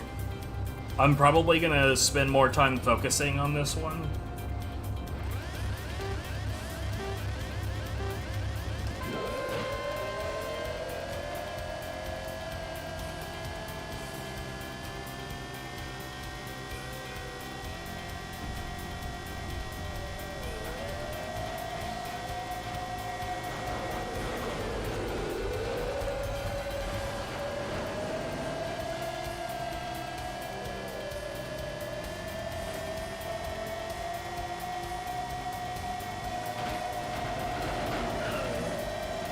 Oh, what the hell?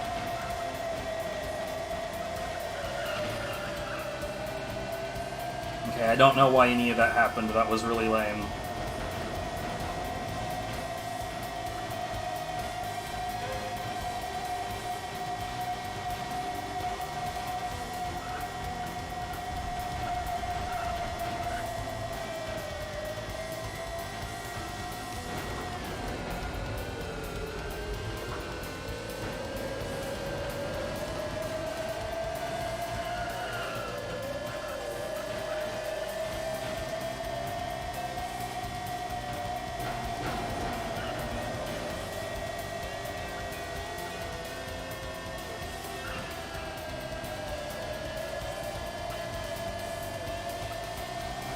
Okay.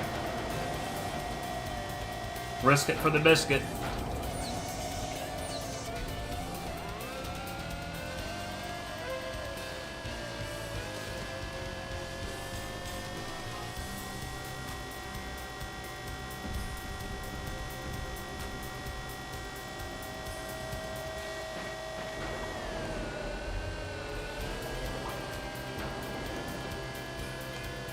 Yeah, that's what I said. Like, this race, for some reason, is a huge difficulty spike.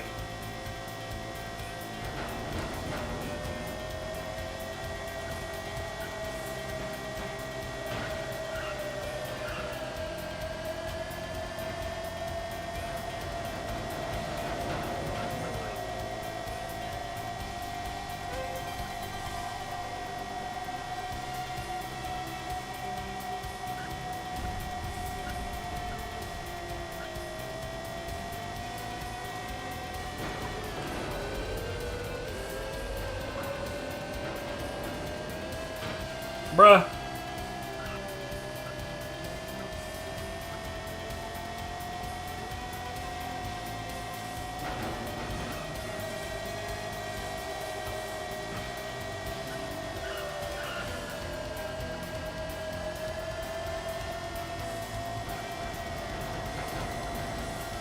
And then for some reason the AI drives like shit at that spot every time. Okay, here we go. Do I get to win?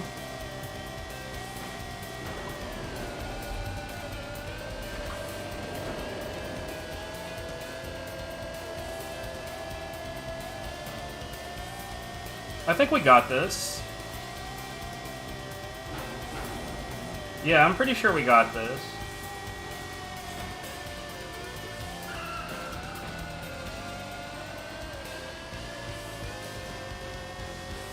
Yep. GG. Hell yeah. So one of the things that's less obvious about it is like when we come out of that really neat tunnel, there's a like it dumps out onto that like wavy decline, right? But if you come out of that on the right side, there's an invisible wall that'll slap you to the left. And it's really, really, really bad when that happens.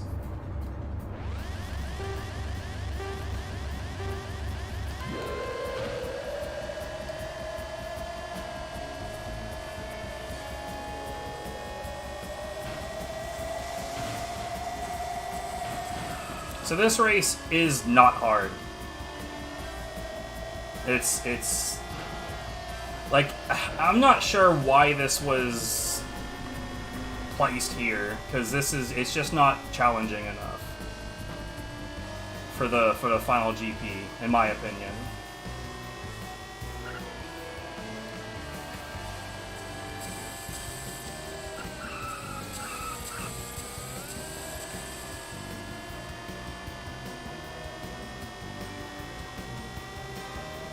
It's like, look at how far ahead I already am, dude. Like, it's just not that big of a deal.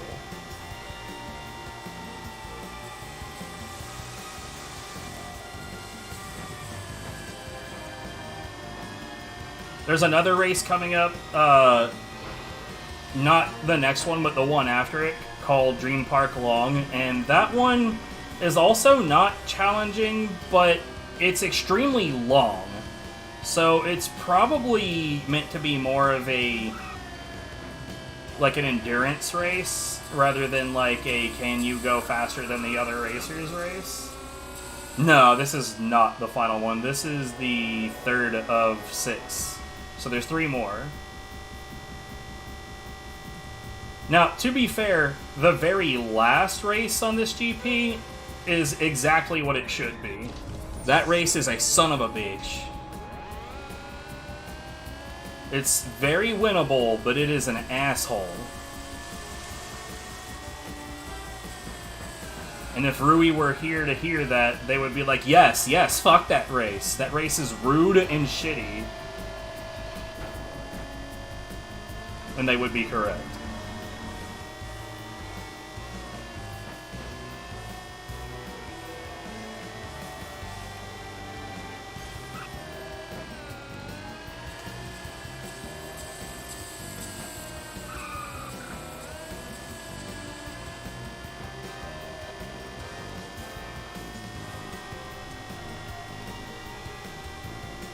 I think Vlad would probably be like, yeah, no, yeah, fuck Western Canyon Long.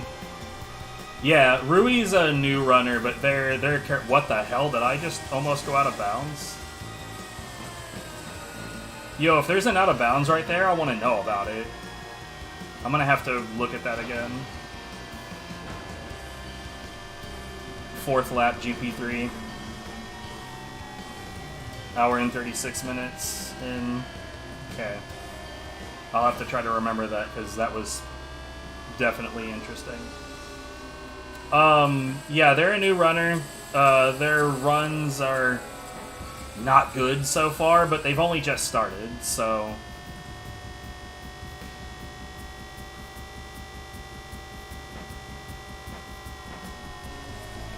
I'm sure that they will get better and better if they keep going at it.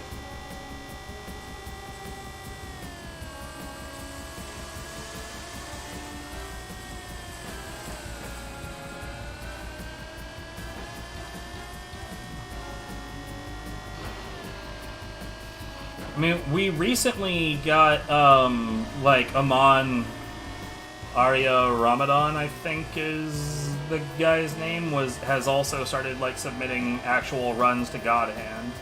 And his runs so far are really, really bad as well, but, you know, if they keep on going at it, there's always room to grow.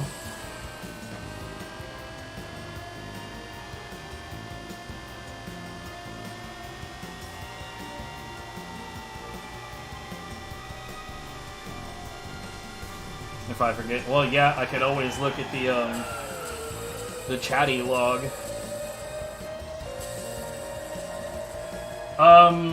So the first run that he submitted got denied because it was not a single segment run due to the reset in the middle of it. And then yeah, he submitted another run, and the second one was considerably faster. The second run was definitely better.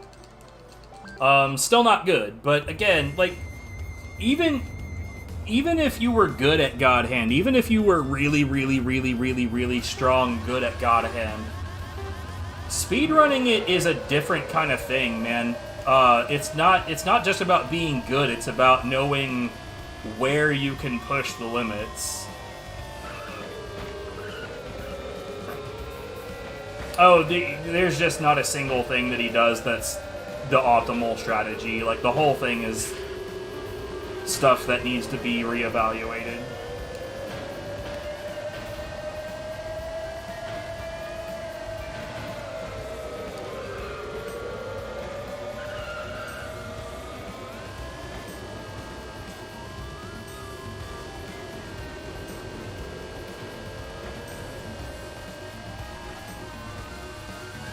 Like, he doesn't combo loop, his high side kick cancels are not good. A lot of his methods are very bad. Then again, like, it's in a new game category, so my methods aren't any good either. When you look at, like, my time versus the Japanese runners, my time is just trash, dude. It's awful.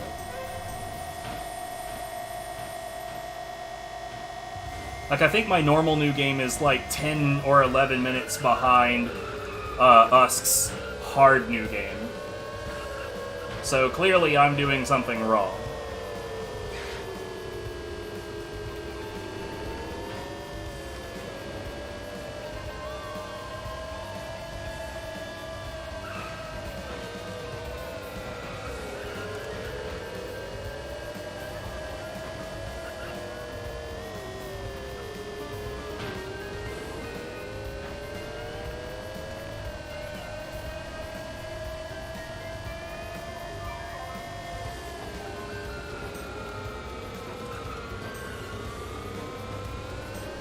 God, that was whack.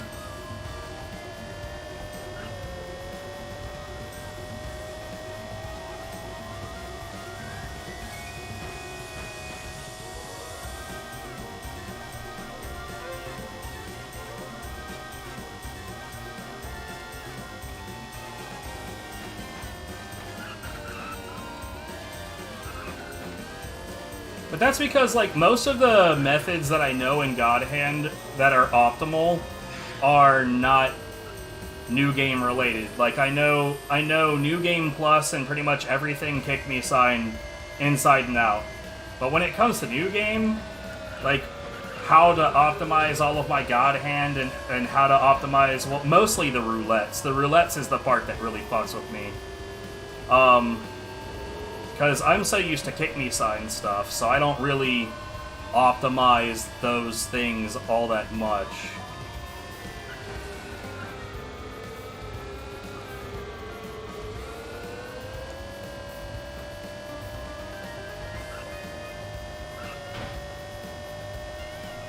Okay, I need to pit.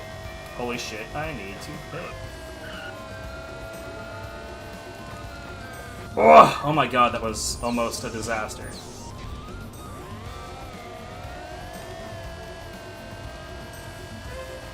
This should be fine.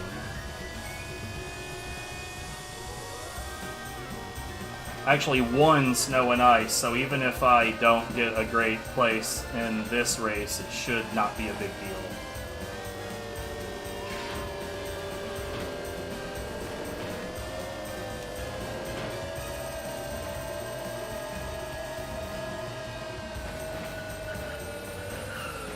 God damn it, I have not hit the tunnel correctly even once.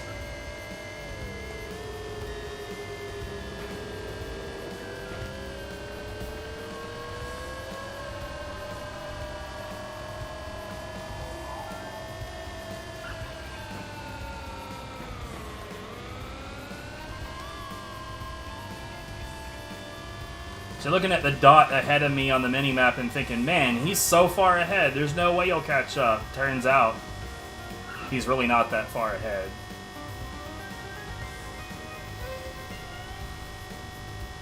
He also still dies a few times in that run, and even my really, really, really bad run, there are no deaths.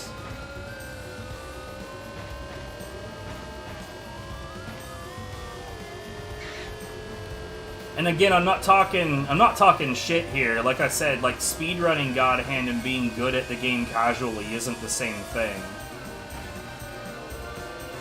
Here we go. That is how you tunnel.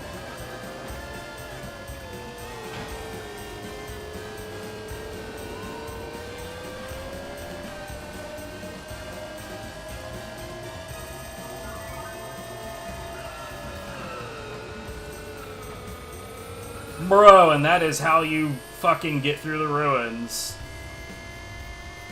Nice, nice, nice.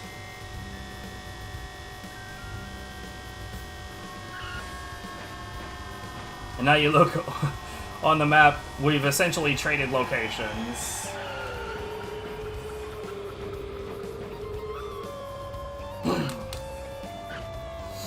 I mean, we could always do, like, a reaction stream where we go through his run and we talk about like what he's doing and what he's not doing, but like I think definitely one of the you would always use dash attacks. That would be an incredibly slow run.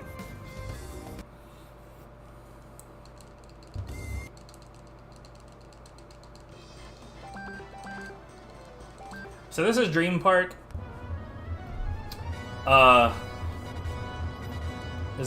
Like I said, it's an extremely long race, but it's not hard.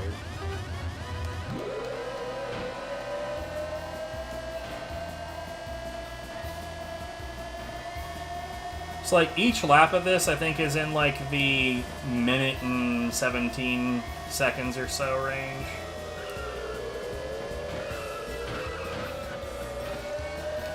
I should be ahead right now, but I fucked up really bad right there.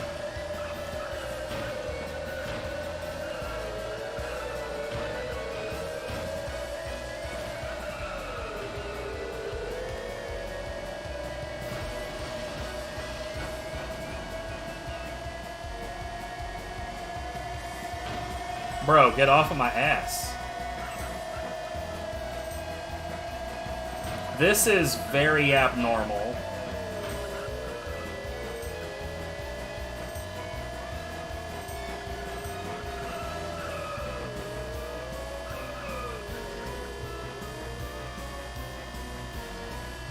They open automatically, which is both a good thing and a bad thing. So normally you don't hit until the end of the second lap, but this is going very strangely, so it's fine. We'll just pit at the end of 3 and leave it at that.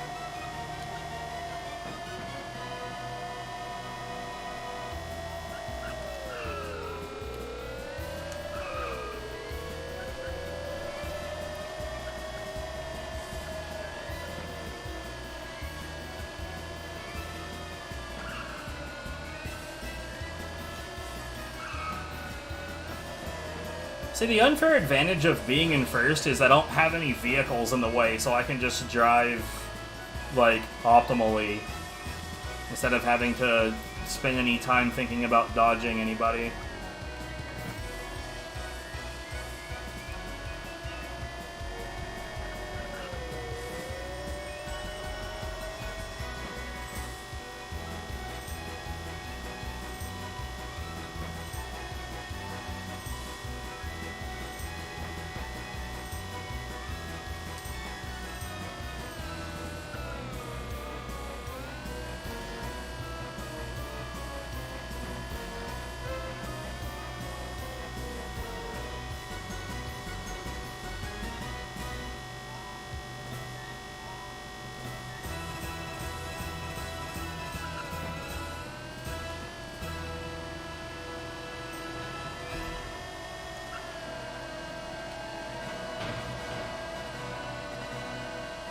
So in the normal category, all GPs, the end of this Grand Prix would be the end of the run. In fact, the credits for the game actually play after this. But funny enough, like, completing this Grand Prix also unlocks a parts shop that gives you, like, unreasonably strong equipment. Like the Little Angel engine and the Little Angel tires and the Little Devil CPU and all of this. It's crazy shit.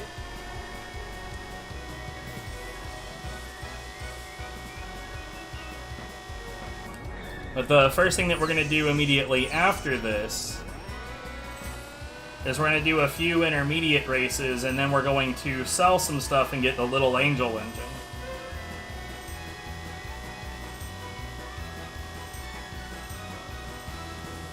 Well, except that God Hand doesn't give you any means of unlocking the God combo in the middle of a normal game. You have to, like, start a completely new game for that. But, in this one, it's just like, you know, you complete the final GP and you can unlock all the strongest shit, but then you can complete the rest of the races that you haven't touched yet with the strongest shit.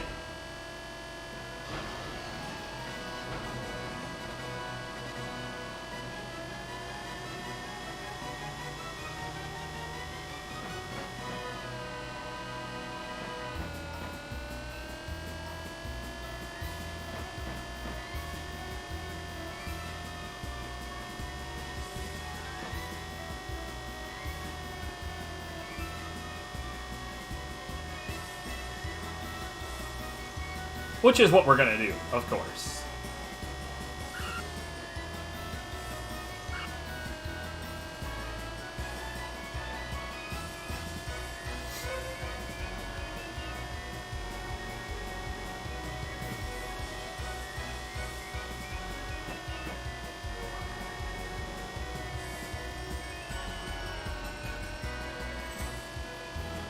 Whoa, that was smooth.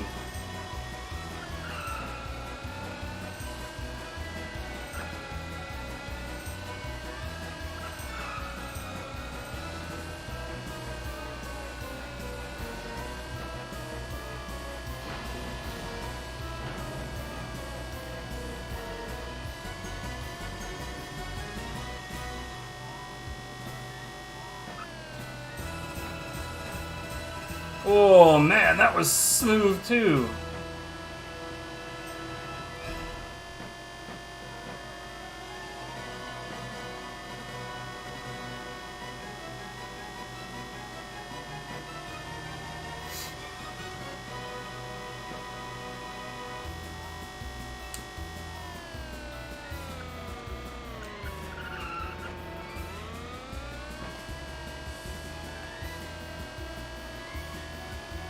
Okay, I'm pretty sure that I couldn't possibly lose this now. I'm pretty sure that I can just fuck off in the last race and still just be fine. I'm not gonna, but I'm pretty sure I could.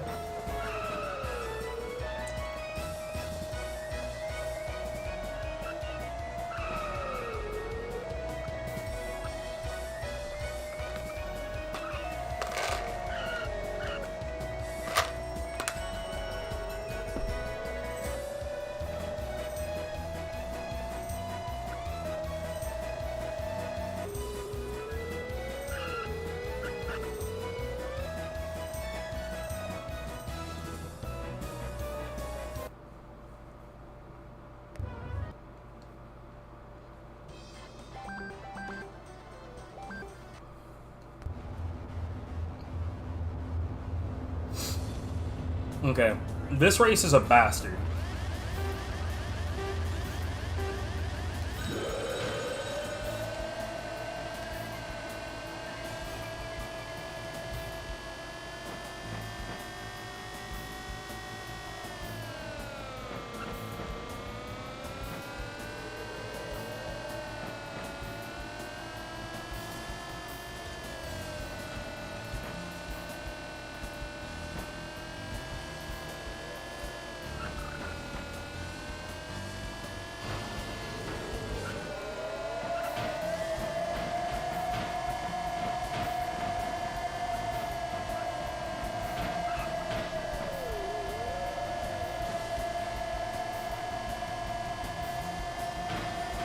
Guys, come on.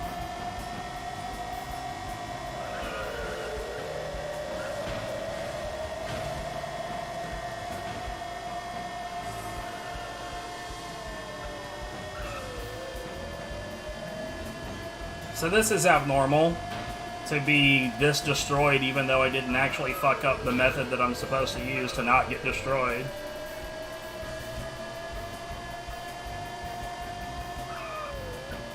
Unfortunately, this means I absolutely have to pit early.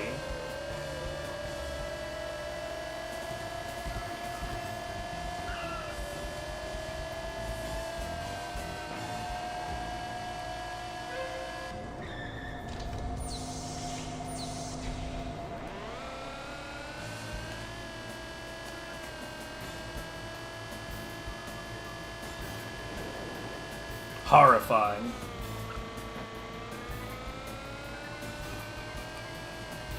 Cause yeah, I didn't fuck up, but like for some reason I kept on getting fucking pounded from behind. I don't know why they were able to keep up with me like that.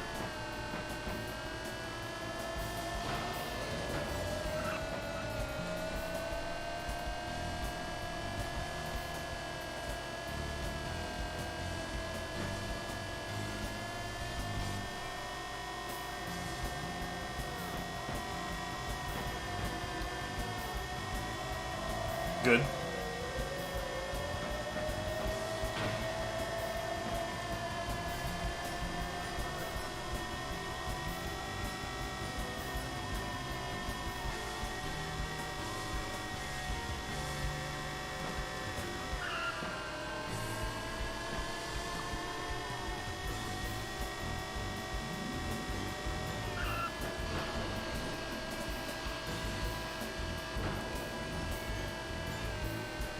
I am going to have to pit one more time, but it'll be after the next lap.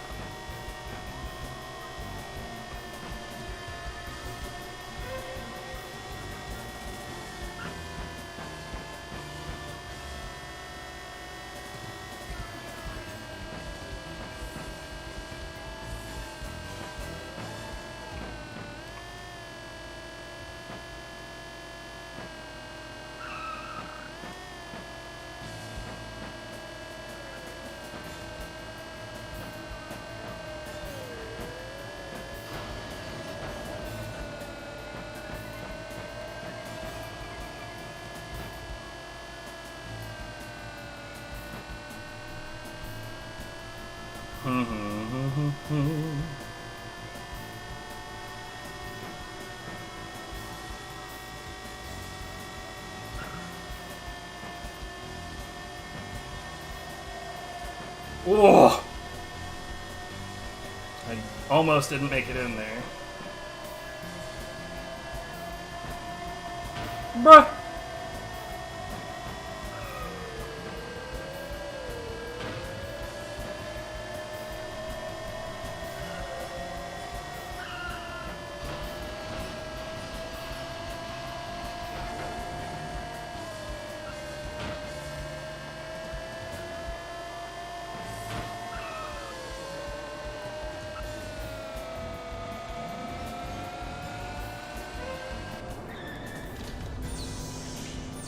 Okay.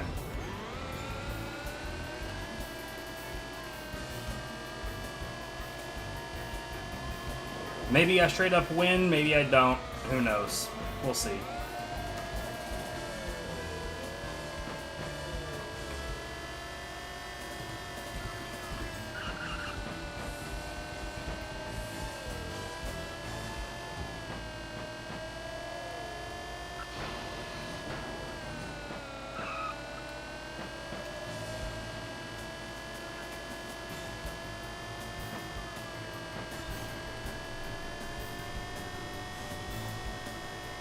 Now the racers ahead of me are pretty spread out, actually. And they're decently ahead of me, but this is the area where the player has the most advantage.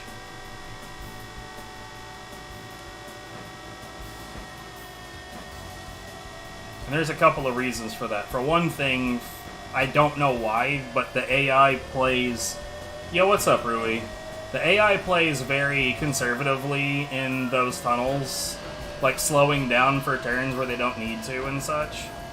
But for another thing, the AI vehicles are not affected by terrain, so while you're going uphill and losing speed, they don't do that, which sucks, which means that when you're going uphill, the AI has an inherent advantage, except here because that's a conveyor belt, but that's a unique feature to this area.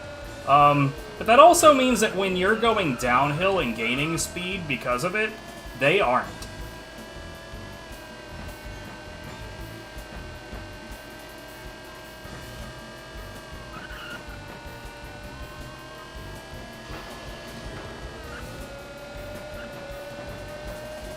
He's about to start whacking my shit.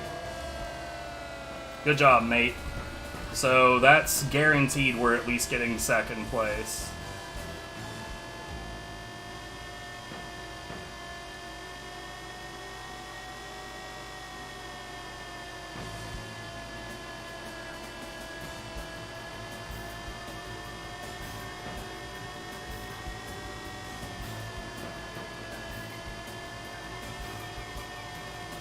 First is possible, but not likely, I'd say. Yeah, it's not gonna happen. It's fine, though. No biggie. I find it funny that this... that's Shadow. I find it funny that he's winning because he fell off twice.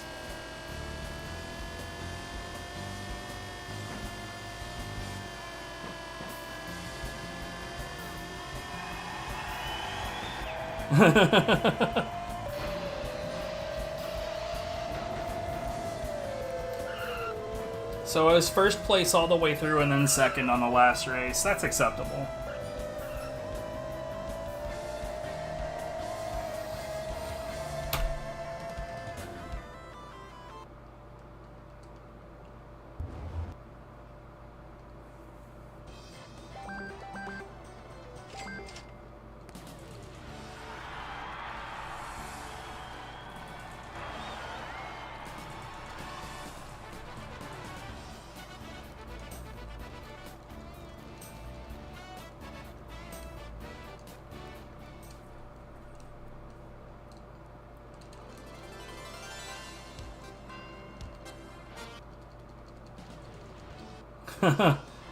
I didn't know that you weren't still on holiday.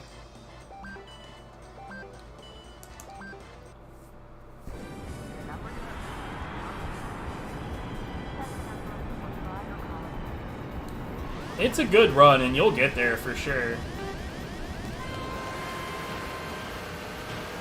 I have no doubt of it.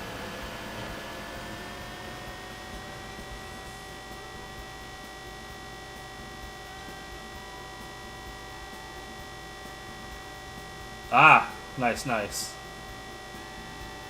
I figured you sent it because you had a question, but then you didn't ask me anything.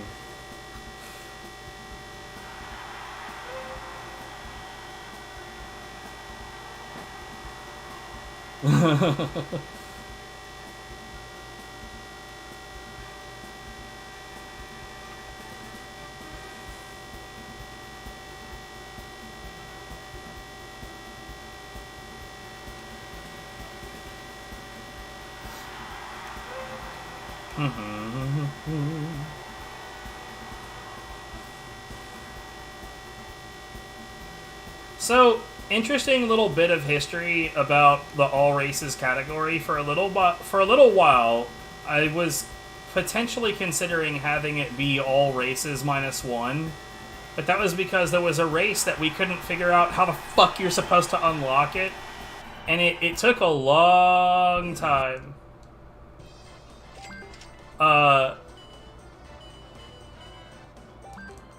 And then it was pointed out to us by someone else that, like, you unlock it by owning 90 car bodies, which is insane. Because I think that there's only 106 of them in the game.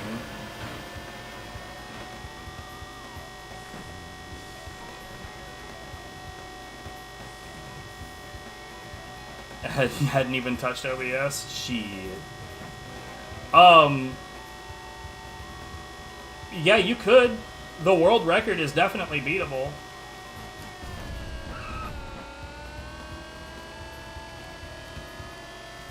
No, yeah, that race sucks. That's the all makes race, and that race is like, you would think that a race that has such an extreme unlock condition would be at least interesting, but it's really, really dumb. I mean, I don't know if it's beatable with PAL or not, but I would definitely recommend getting like a hard drive set up and just like popping off with the Japanese version.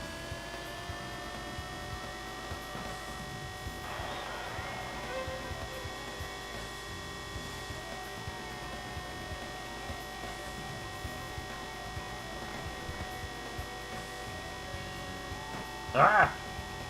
Or hell, even like the USB setup with OPL was like the loads are really, really bad on the USB, but again, we like cut all of the load times, so it really doesn't matter all that much.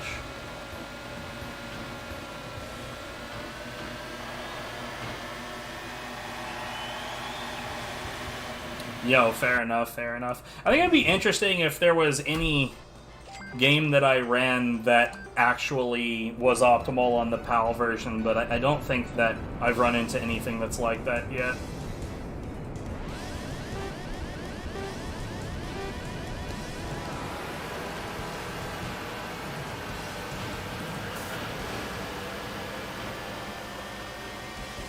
I mean, I definitely 1000% am not a Crash Bandicooter. But I do know that, like, for a little while, Sonic Heroes, like, so Sonic Heroes has PAL 60, and PAL 60 is a fucking weird thing. Because instead of it actually being, like, a proper 60 frames per second, what it does instead is it just speeds up the game to match 60 frames. Which means that it plays 20% faster than it should. So for a while they were running super hard mode on PAL 60. But now that's been outlawed because like a more rational method has been put together. Something that's a little bit more fair to everyone involved, so everyone doesn't have to, you know, go get a PAL version in order to compete. What awful dives, bruh. So I did more testing on this shortcut and found that when the shortcut is done well, after the grate has been knocked down, it's about equal to doing this well. Which means that in order to do about the same, you have to spend one lap wasting time knocking down the grate.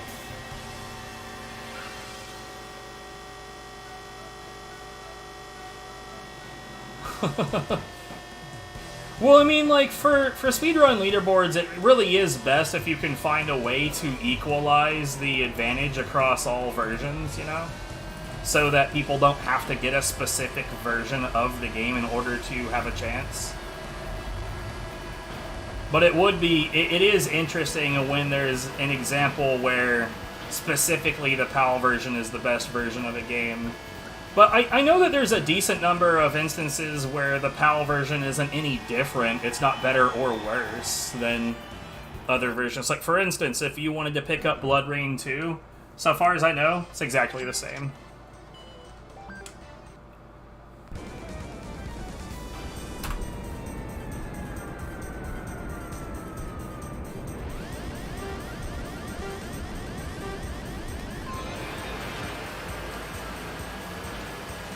I mean, like, you know, it's PAL frame rate, so 25 frames, but, like, the game performs exactly the same.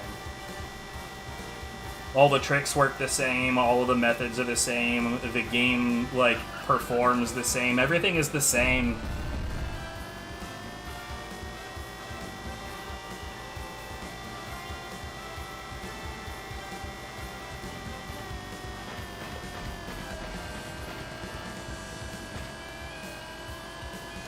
As far as I know, God Hand PAL is the same as God Hand US as well.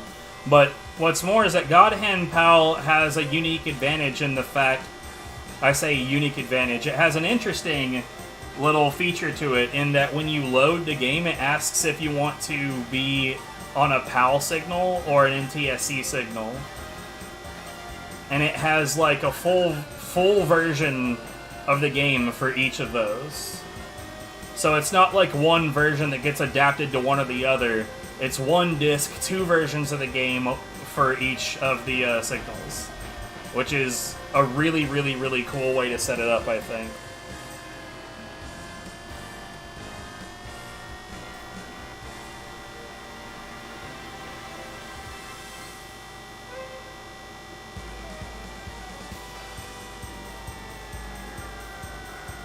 I mean, like, the whole game is a little bit less than a gig. Or no, it's a little bit more than a gig. And it's on a DVD, so there's plenty of space for a second copy of the same game.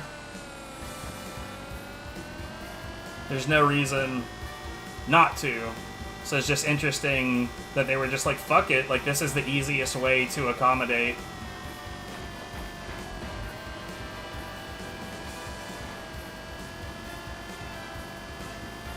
On top of it being the easiest way, it was also, like, almost certainly the most efficient way.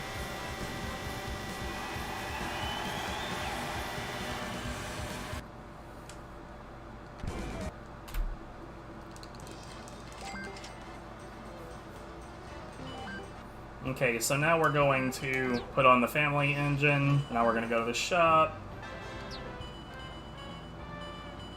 Trade in.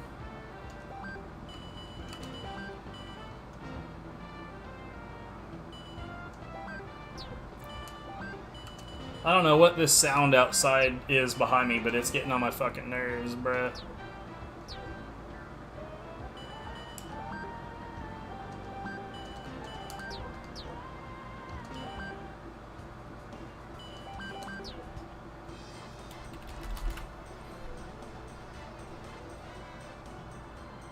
Yeah, this is the all races shit.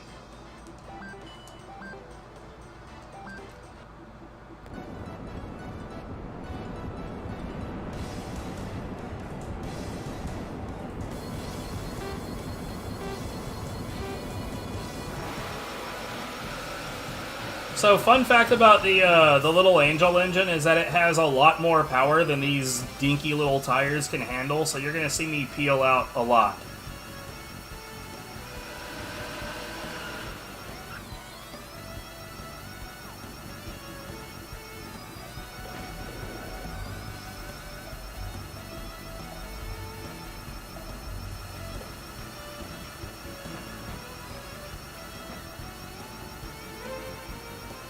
And I say that, and then I haven't peeled out once in this fucking course. Why are you trying to make a liar out of me, game?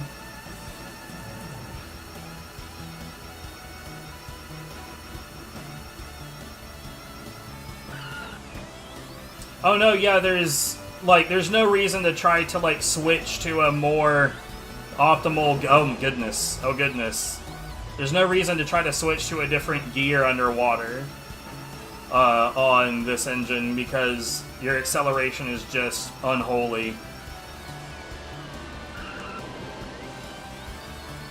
Did you see that fucking brake check? What a dickhead.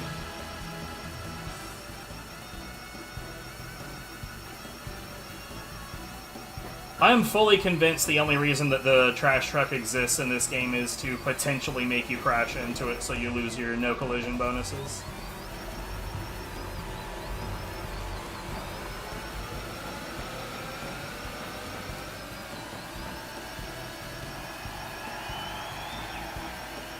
Like, I have no reason to suspect anything else.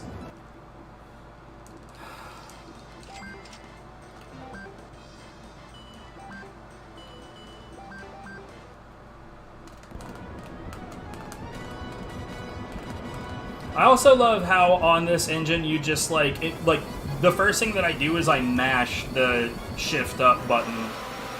I just mash it.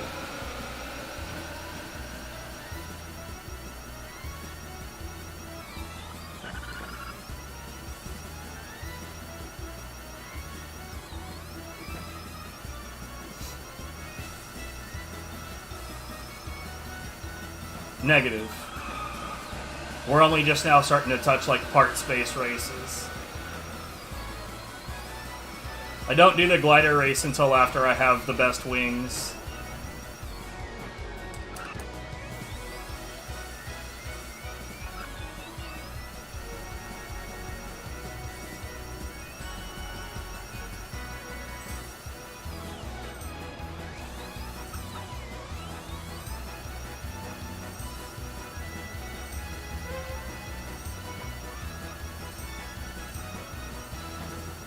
Oops. It's not. Engine weight does not actually have any impact on your flight. It only has an impact on your acceleration. There's a lot of, like, counterintuitive mechanics in this game that don't at all work the way that you would think that they would. And that's one of them.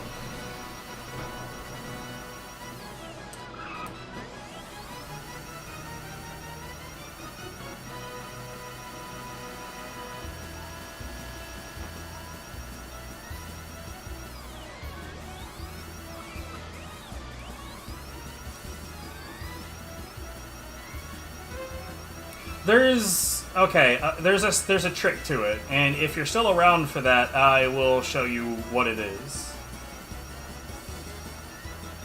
Because the trick is dumb, and it's not something that you would think of to do out of anything other than frustration.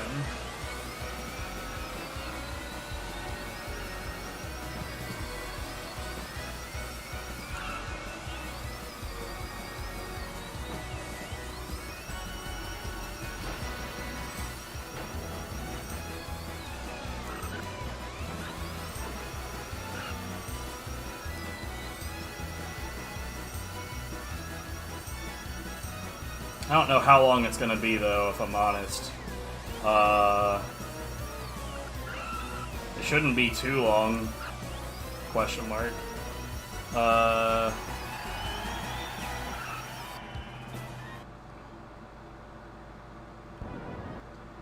Yeah, I don't know.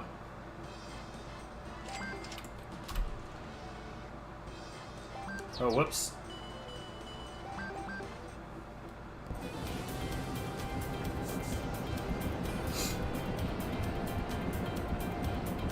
That's fair.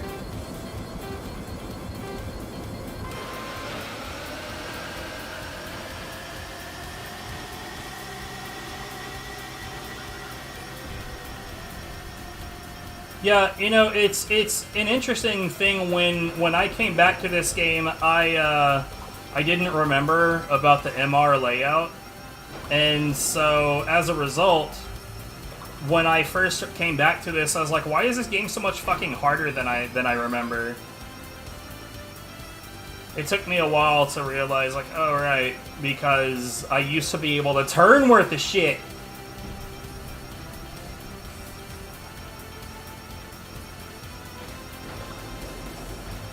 By the way, you really need to incorporate that into your gameplay. Hopping off of that rock on the left wall is extremely helpful.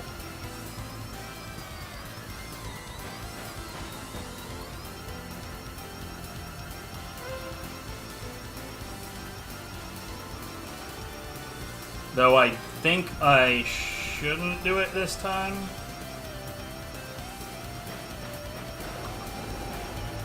No, we're fine.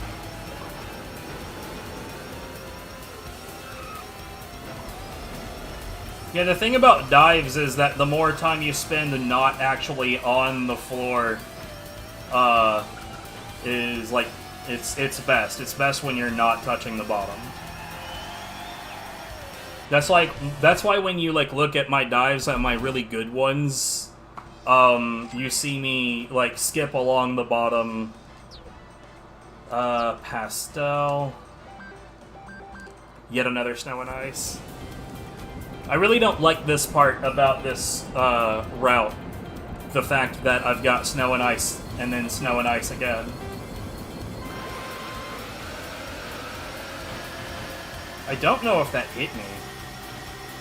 I did pick up a no collision bonus on a race earlier that I don't normally, so I have 250 extra. So I'm not really worried about whether or not that hit me. By the way, there's a shortcut to the left right here as well that you definitely 1000% shouldn't do. It's sort of got the same issue in that it's about the same as just doing the other, like the normal route well. And the fact that you have to break 2 icicles in order to go through it, which means the first time you go through it, you sacrifice a few seconds anyway. Shit's dumb, mate.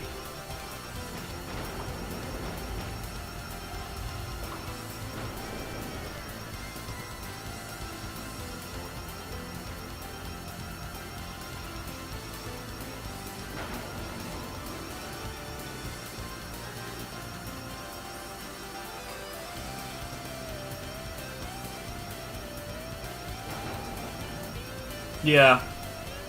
It's really hard to know exactly where it is until it's like right up on you. It's not exactly indicated all that well until you're right up on top of it. But even if you could fix your accuracy issues, even if you could say, oh no, I know exactly when to turn and exactly how to get in and out of it, like those were the conditions that I tested it under, is like, what if God himself were doing this shortcut and it turned out it really wouldn't matter?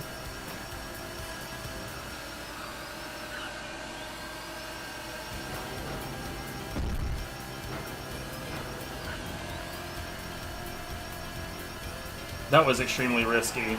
That was so aggressive. Okay. We have a laundry list.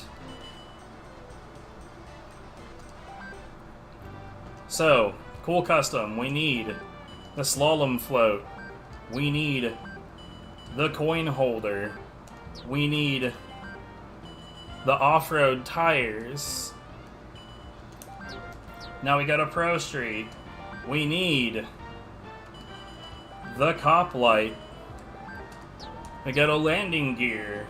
We need this vehicle. We go to Big Block. We need the ground effect light, and we need the horns. Now, let's go change our tires to this fucking trash.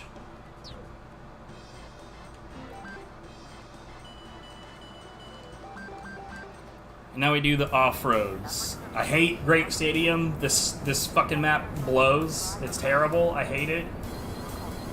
I'm gonna say one more time that I hate it.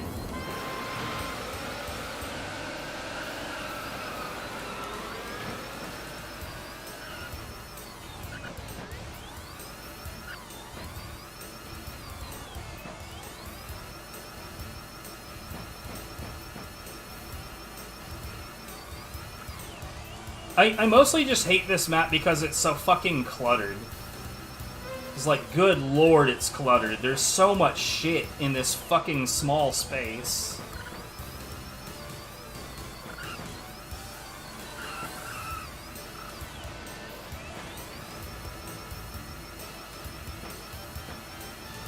Like, this is by far the most, like, horrifying track in the game, and I find it weird that they decided to use this dumpster fire as the tutorial.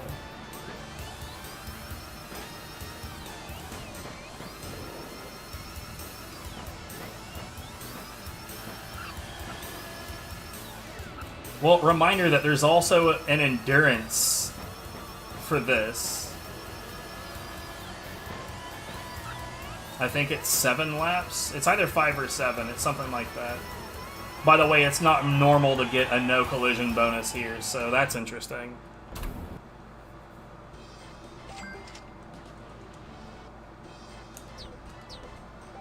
Oops.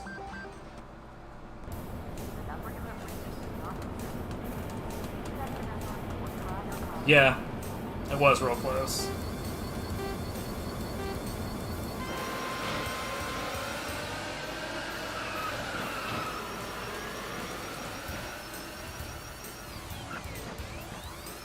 I definitely took probably 2 taps right there, maybe 3.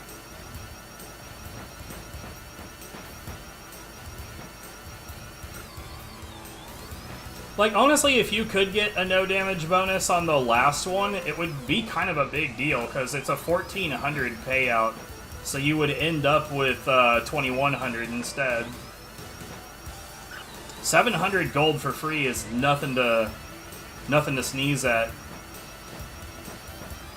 But, like, I have these routed as being stages that you're definitely not going to get the bonus on, because it's just such a pain in the ass.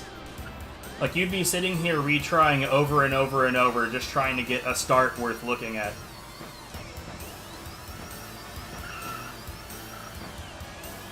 And, like, with this engine, you're pretty much guaranteed to stay away from everything except for the garbage truck. So you only really need to get a decent start, but man, it's still just such a disaster.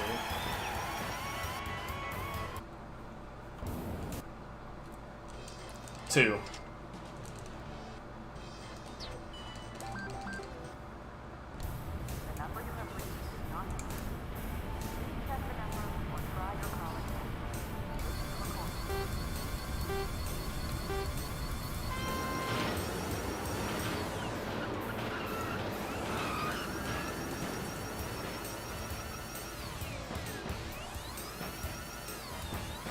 Anyways, regardless of whether or not I miraculously got out of there without getting touched or not, we're not gonna do this route as though I have that extra money. If I was in the middle of an actual run, then no, yeah, sure, I'll take every fucking advantage I can get. But I have to test the route out as though, you know, normal shit happened. I heard a lot of taps, but there's no way of knowing if those taps happened to me or other vehicles, because there was like a shitload of chaos there. I'm pretty sure I got hit though.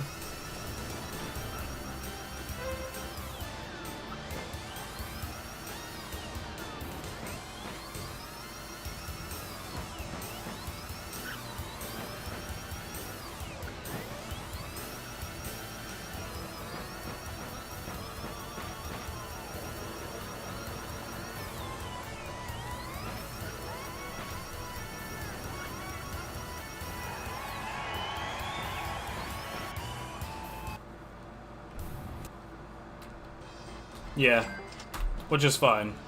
Okay, so here comes the fucking disaster. So we're putting on the slalom float, we're putting on the coin holder, and we're putting on the cop light. I apologize for all of your ears. Let's go to the splash race.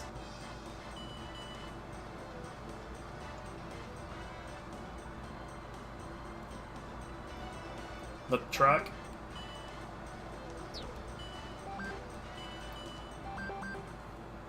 What truck? Talking about the vehicle I'm using right now?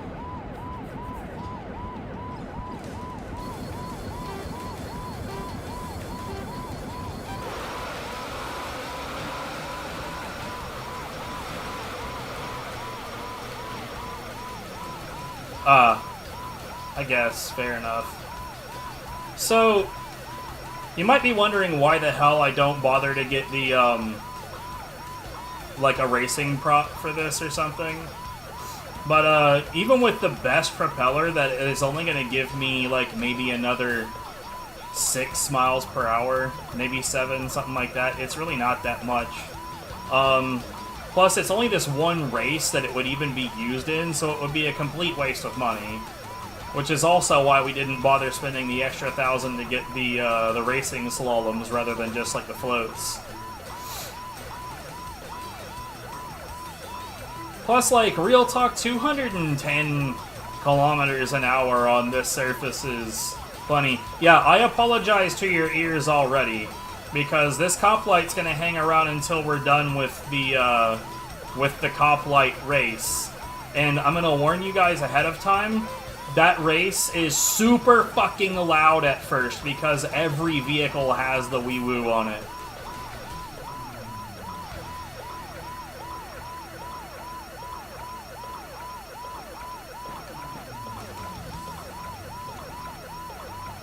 It is easily the worst part about doing this route. And, like, if it was optional, trust me, it wouldn't happen.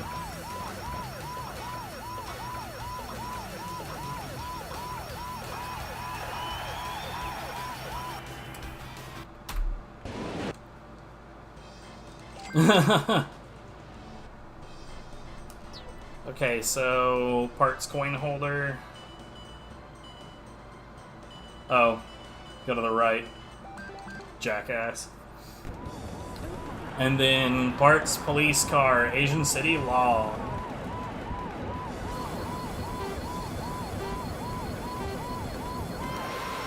You know I can't just not count that portion of time though, right? Like I have to include the options menu. I was wondering what the fuck you were doing when you did that. But I think that you can do that before you start the game, so I would recommend doing that. Definitely don't do it during the run.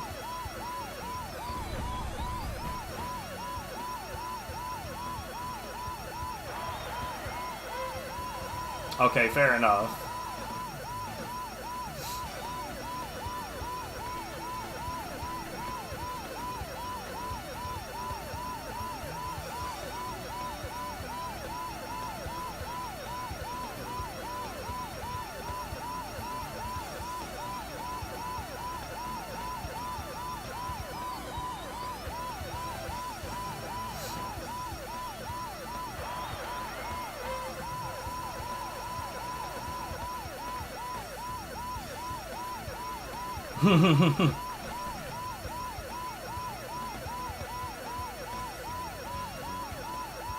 Well, yeah, on all GPs, you can definitely get away with not being able to hear the sound effects all that much. Particularly because, like, you only need a no collision bonus in 4 races, and those 4 races are super easy to get it done in. Whereas, like, on this category, you need to be very careful.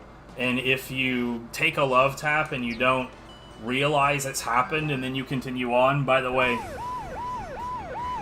here comes the wee woo. If you take that if you take the damage and you don't realize it, and you complete the race, then the only way to fix that is to do another race, and that's a huge time loss. Right, the only music track in this game that I wholeheartedly do not appreciate is Dream Park. And it's not just because it's highly generic and predictable. It's also because the track is not long enough for how long the course is. So you hear that, like, ridiculously obvious loop.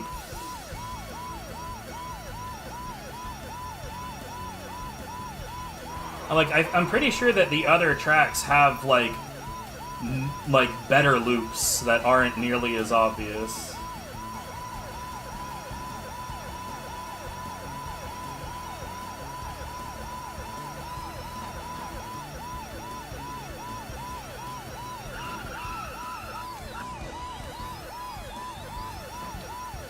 Real talk, I have not been peeling out nearly as much as I've expected to.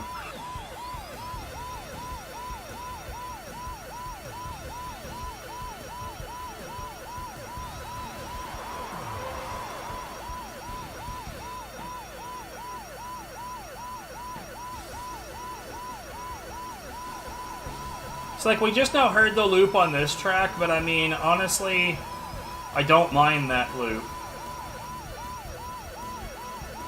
I don't know. I mind the Dream Park loop. I mind that one a lot more.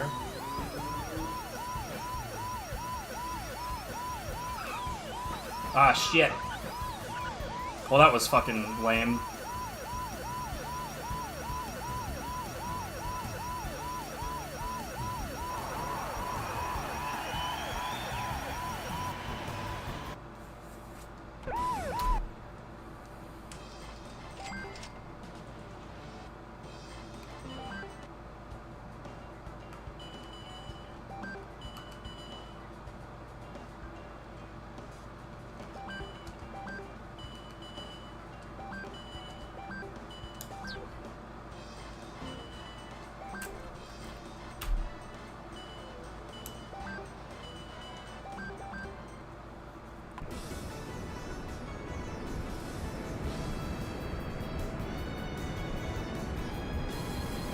What do you mean? My bad menuing?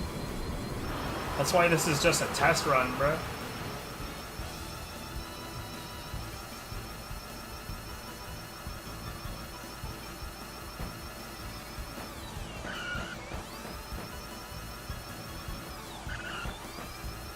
Ah, God, my driving is terrible.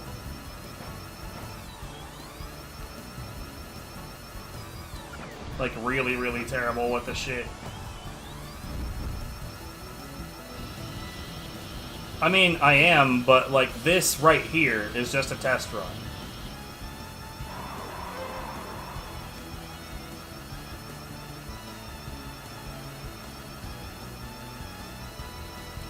I'd be willing to bet that Vlad never, ever, ever, ever, ever touches this category.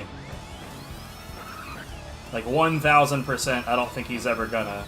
The dude needs to come back to the game in general, but he keeps on fucking, like, putting it off and doing whack-ass Spyro runs instead. What a fucking scrub. What a scrubbity scrub. What a scrub daddy.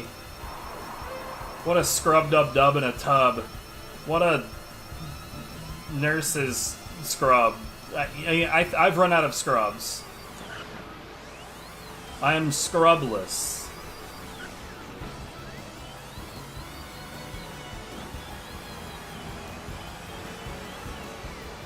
What a scrub mommy.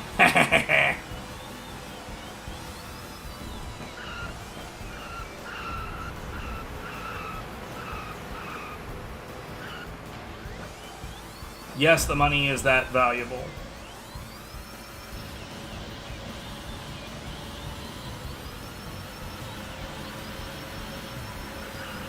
Oh, I'm an idiot. Oh well, I've got extra money from other stuff, it's fine.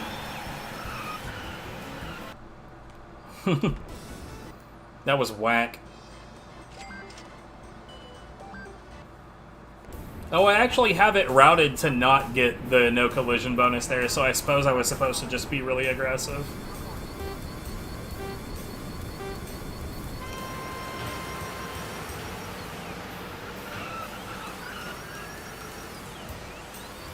It's normal to get the no collision bonus here because the racers here are not that fast. They don't get off the block quite like the off-roaders do.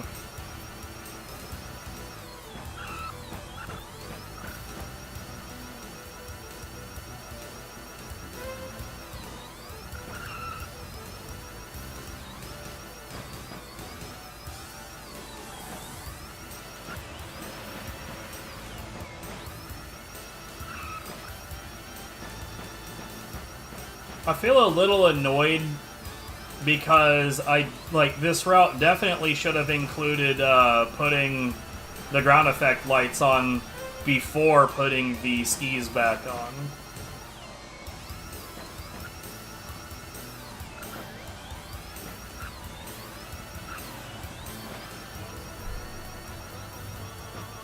I'm gonna have to move stuff around. Like, it's not a huge... It's not going to be like a huge optimization. Please go. Son of a shit! Fuck this fucking course. It's not going to be a huge optimization, but it's definitely something.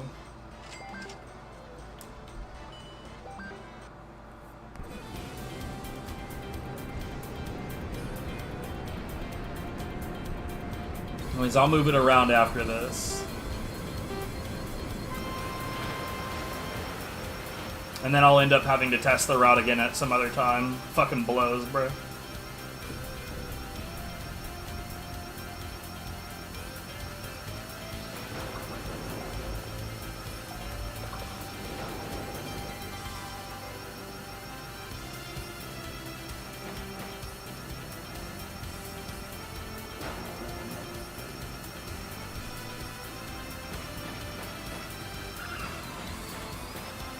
Yeah, you really want to get the, that sucked a bunch. You really want to get the Little Angel engine as quickly as you possibly can.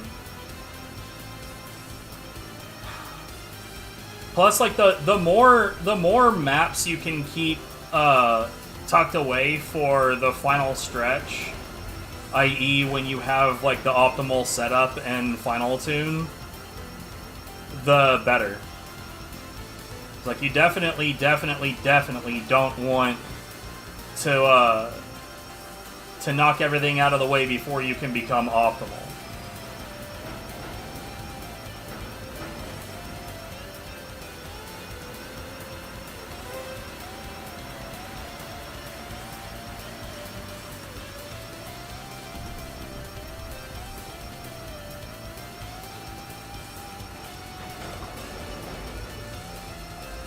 Which is another reason why we haven't touched any of the endurance tracks yet.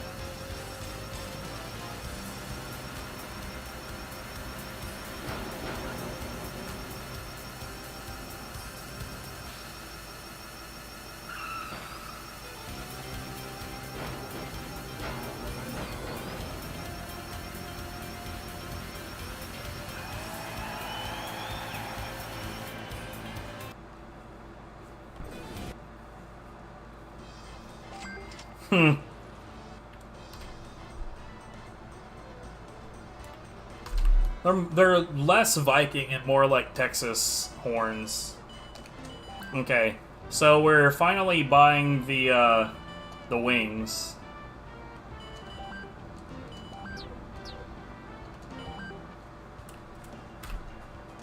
And now we're doing this.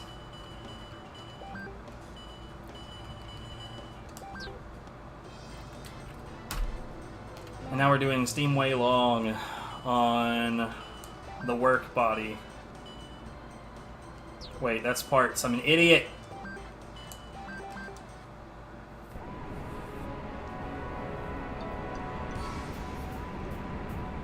God, these notes are such a disaster.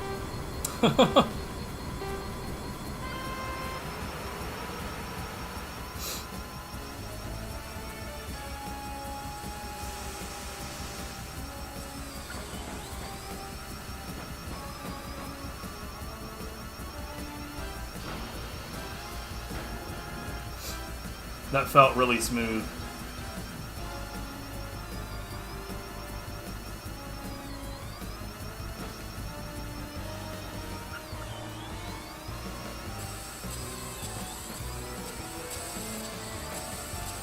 What the hell? I didn't peel out in the oil slick? What is this bullshit?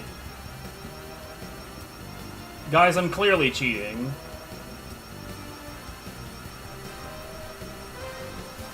Cheater Xana strikes again with all of the cheating.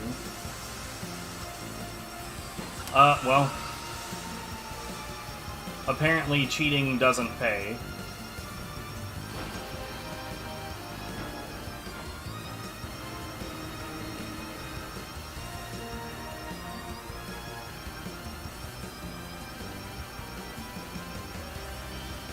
I guess I should go to my original scam of making sure that nobody else can do anything in the God Hand leaderboard, so only I can rule Lilat.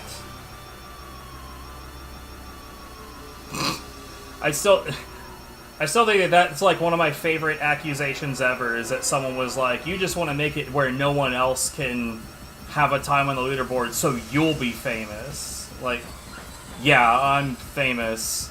You see how my streams have like thousands of viewers? I'm super famous.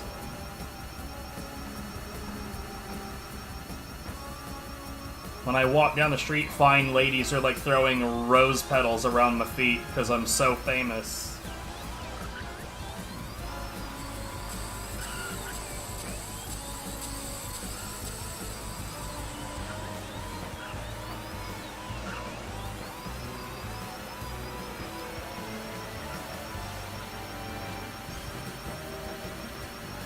Hell yeah. Rui, Army of One.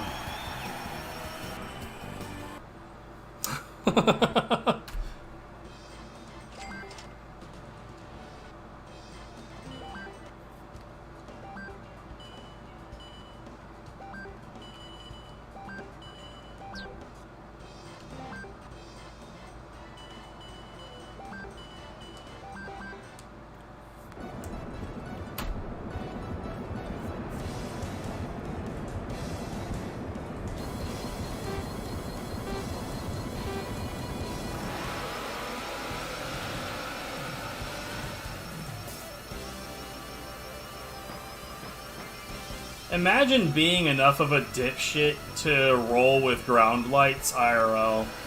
Shake my head.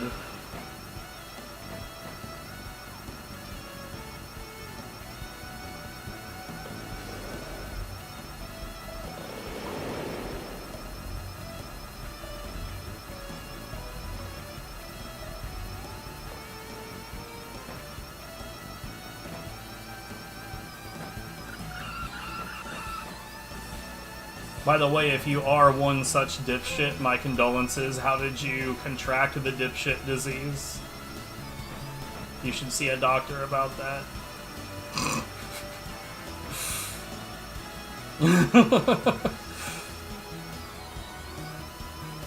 We unapologetically just face the truth here.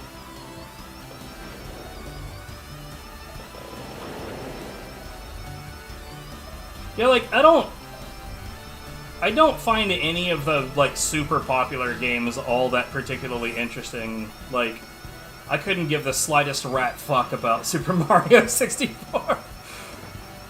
Or, like, Super Metroid. I'm just not about getting to that level on a game like Super Metroid.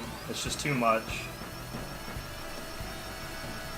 Well, it's too much for that game anyway, because I could see myself finding that game very frustrating at that level. Like, well, Fantoon's RNG was trash again, reset. Nah. Zosty can have that shit. You sack of fuck shit! Mother wanker! I'm sure that that's a way to say it, right? It should be fun. I should have 4550 right now. I have more than 4550, so who cares? Mother wanker.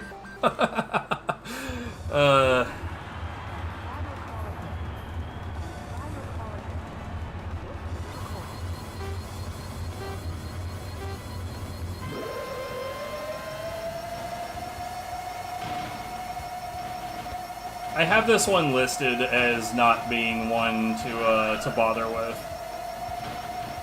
Trying so hard to be British. I mean, we are planning on moving there, theoretically. Look, I already know to call them adverts and rubbish. I'm basically from London already. I also know how to stab people. Kidding.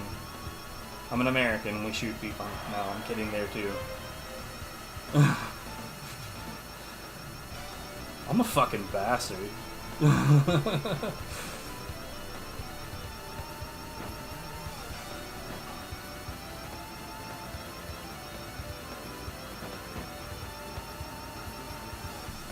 Right, in the bin.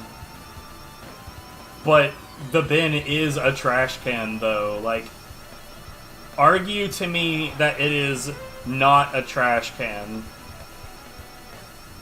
Because, like, we also have things that we call bins that you can put trash in, but you can also put, like, not trash into it. I'll tell you one thing that you Brits can fuck off about, though. Calling a flashlight a torch. Suck my anus. That is just, that one I will fight that one until my dying breath. It is simply incorrect to call a flashlight a torch. Because a torch is a piece of wood with pitch and oil on it that you burn with fire. And that in no way reflects what the item is when you call a flashlight a torch. Okay. So, chicken time. So, here's the thing. First, I utterly fail to get the fucking box like a jackass.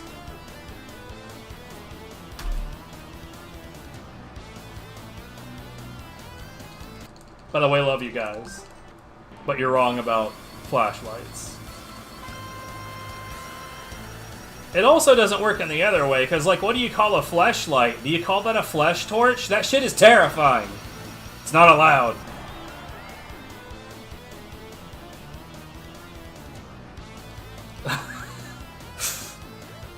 A flesh torch.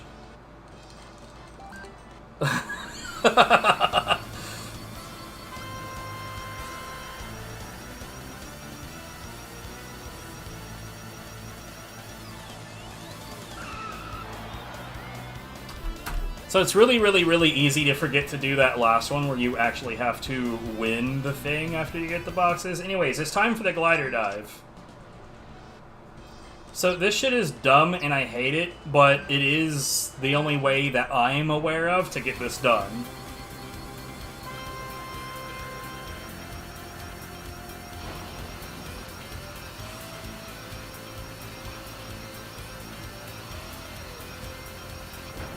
Why does that work? I don't know. Couldn't tell you. Whereas, like, dumb as shit because the other vehicles just go straight to the end.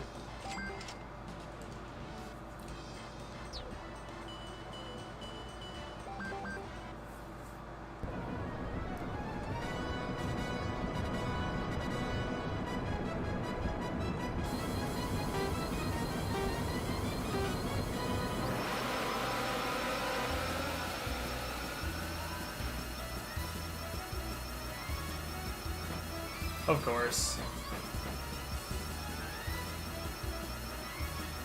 Worth noting that I fucked up and started my timer a few minutes after we actually began. Because I forgot about it since this isn't an actual run. But it would be interesting if I somehow managed to get this under 4 hours. I'm already using the lightest chassis. You're never, ever going to upgrade your chassis in a speedrun. That's dumb. You get nothing out of it aside from, like, a little bit of defense from getting beat up. But if, like, you're good, then you're not going to get beat up. So there's no reason to worry about that.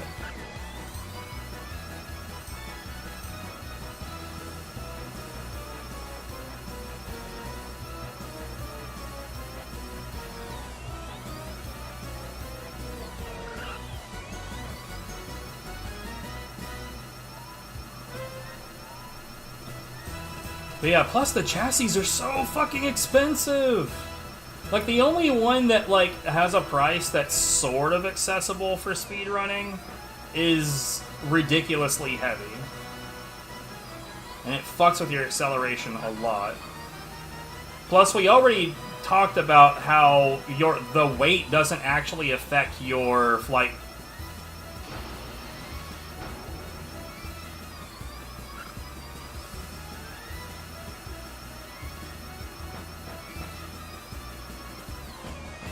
See, that's weird, because that's gotta have something to do with your acceleration then, because it doesn't actually affect your flight speed. And, like, you don't drop any faster either.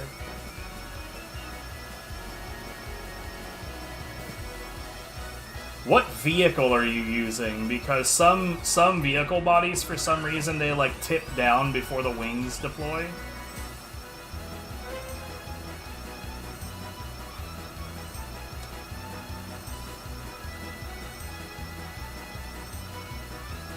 Car number 100, I don't remember which one that is off the top of my head.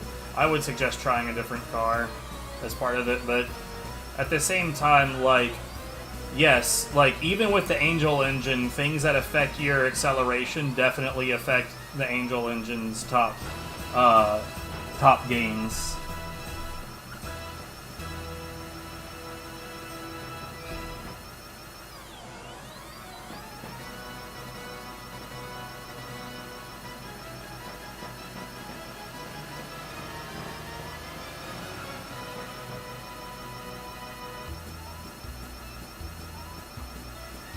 I mean, look, if you can confirm that it does affect the flight on the PAL version, I'm gonna laugh my ass off, because that's not a thing on the US version, and so far as I know, not a thing on the Japanese version.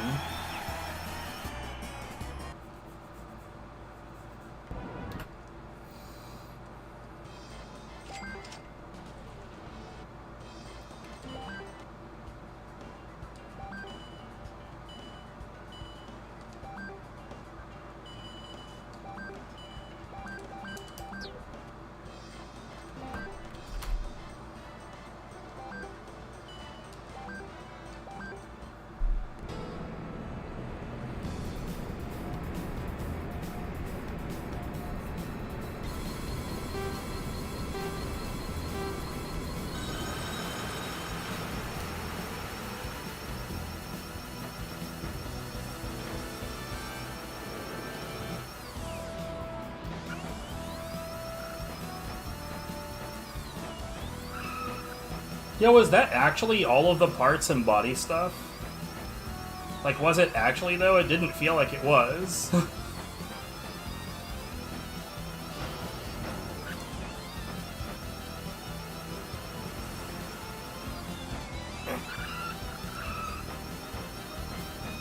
I'll follow my route, but I mean, interesting.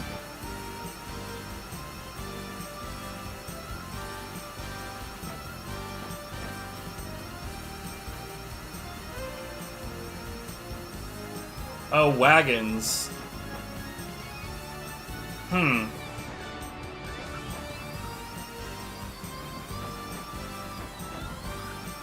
So yeah, there's something wonky about my notes. I have a line break right here, so I'm not really sure.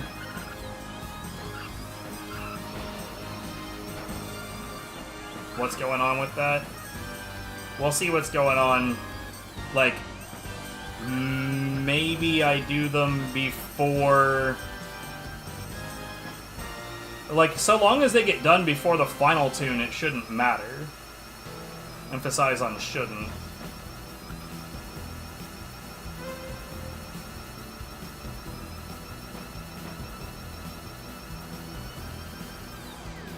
Oh no, I know when the wagon is. I do the wagon after I purchase all of the bodies for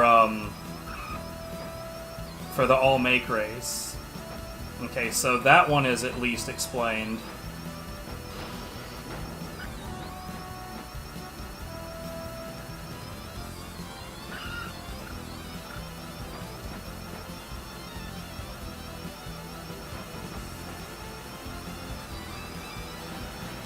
I don't know, we'll just follow my route until the conclusion, and if something's missing, then something's missing. That'll just tell me that I need to work on it again. I think I've rewritten this all races route like a dozen times at this point.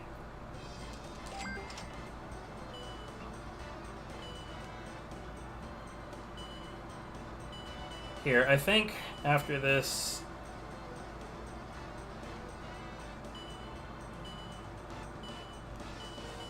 Why? Hold on. Why would New Jungle Along be after Steamway if it's further along in the menu?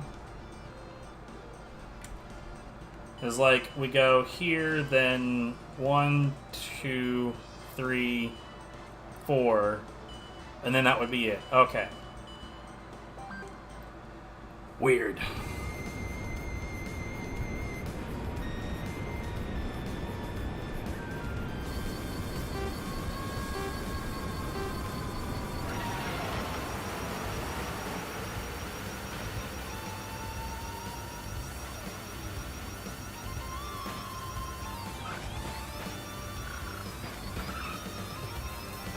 Got micro peel outs right there.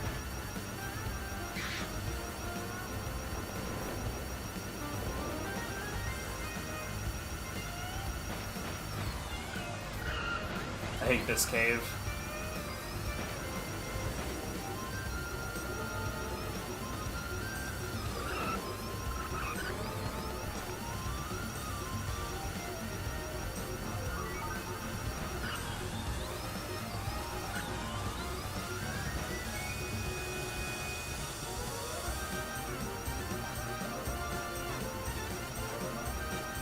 That cave never likes to go right.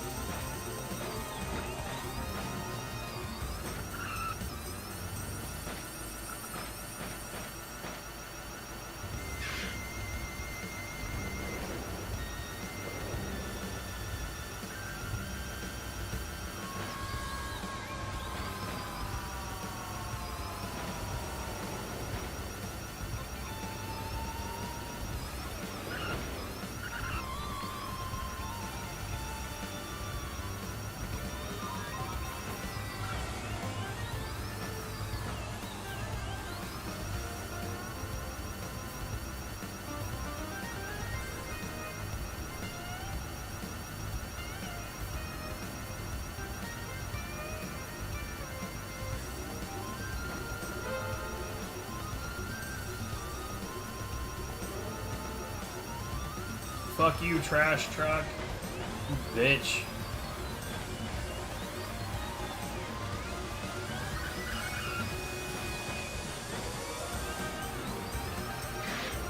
I almost still clipped it.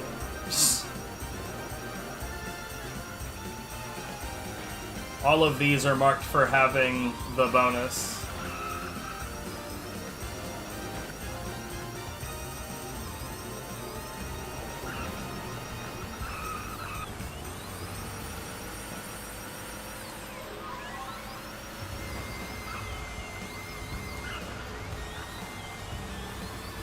Get out of here.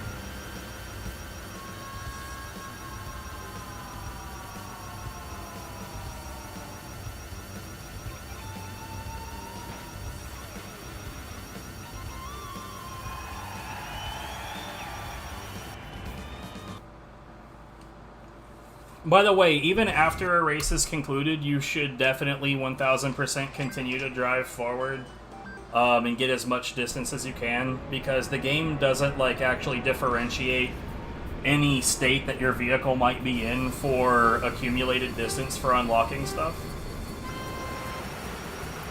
So like the licenses, all of that distance counts. Oh Jesus, oh Jesus. After the race is over and you're still driving, all that distance counts.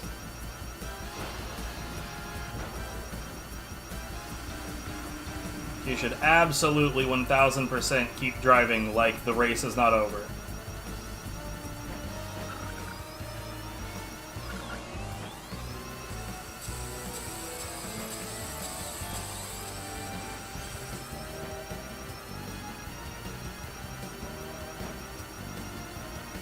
Indubitably. Which thankfully is still the gas button, even on this version. It's not circle.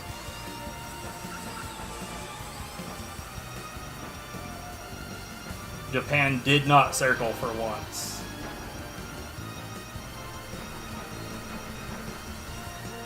Dude, my driving is fucking whack right now. Holy shit.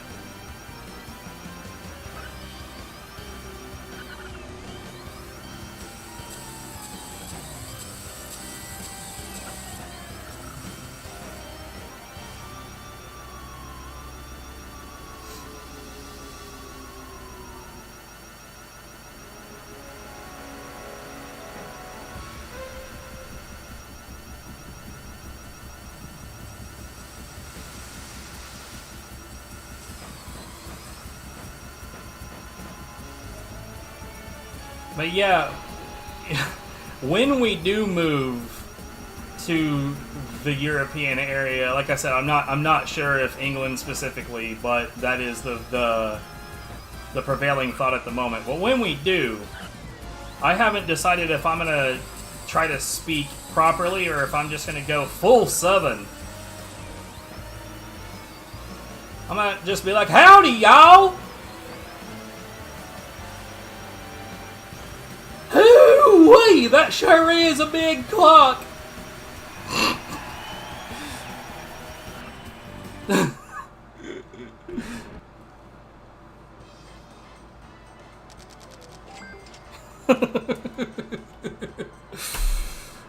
Oh, man.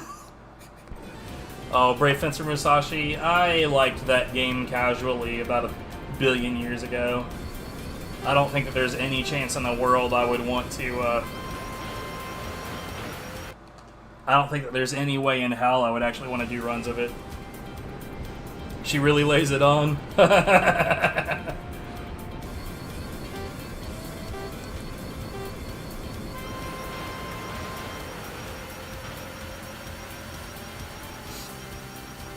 I'm actually from Texas, so I'm totally allowed to, like, do the full-blown cartoonish Texas thing. But don't blame me for being from Texas. I didn't choose it, nor would I if I could. I mean, like, obviously I wouldn't, because that's where we left. We left Texas. And that state sucks shit. Don't at me, bro.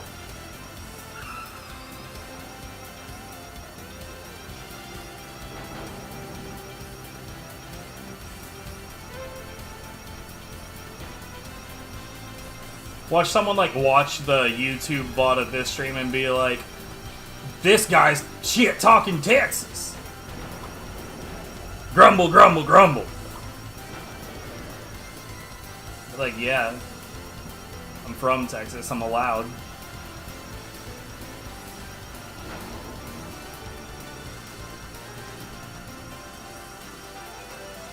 Okay, good.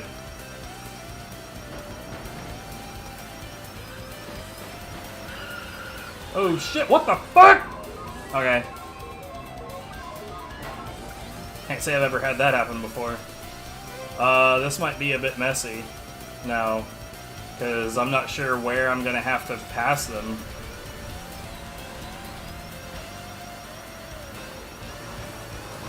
I have to go to the right because I don't know where they are, so a dive would have been extremely dangerous.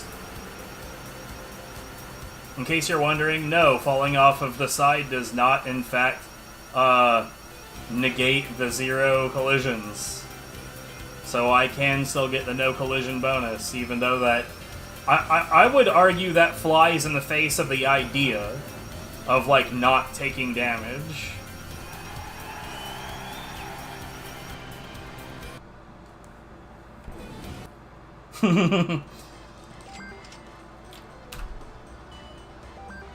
I mean, we all have our weaknesses, right?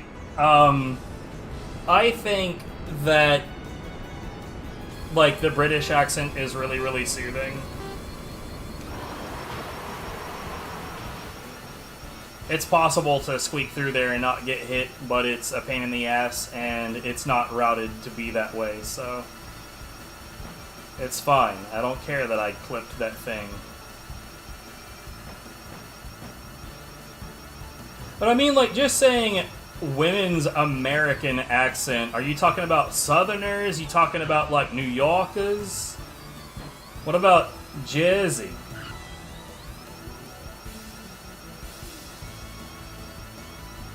There's Louisiana and Southern. Well, howdy, y'all. Yeah, I can see it. I can see it. Unfortunately, a lot of those women tend to be right-wing lunatics.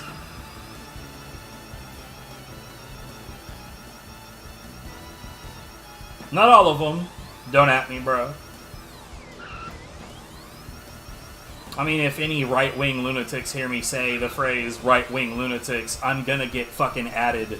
I'm gonna get added for days. But fuck them. Fuck you. You right-wing lunatic.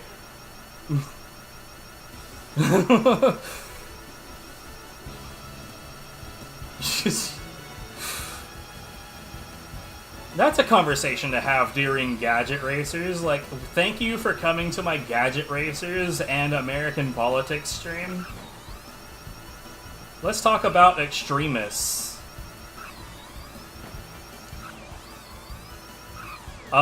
Yeah, America is really cool if you want to spend, like, thousands and thousands and thousands of dollars on, like, whoops, I sprained my ankle in public and had to get an ambulance.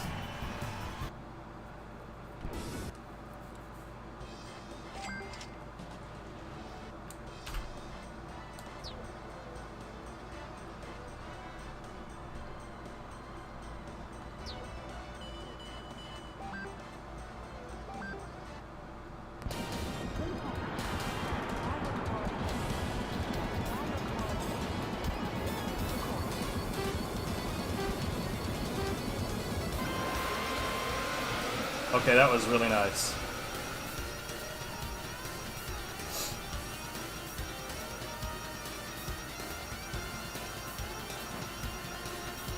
I think that one of the biggest things that I hate about this country, even when you get away from politics and how fucked up our medical system is that this country, and I'm gonna say this as just a fact, anyone who doesn't like this, just get over it because it's reality. America does not have a culture.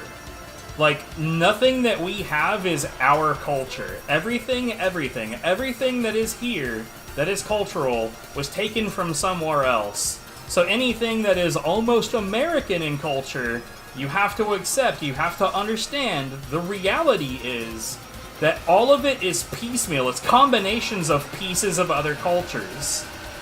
We do not have any of our own shit. None of it.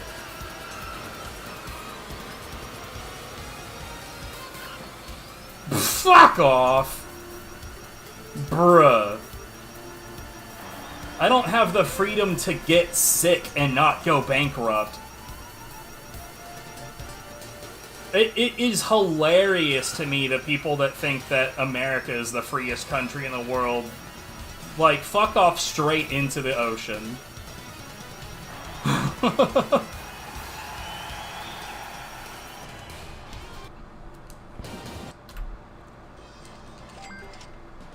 Hell, a lot of Americans don't even have the freedom to, you know, have a home.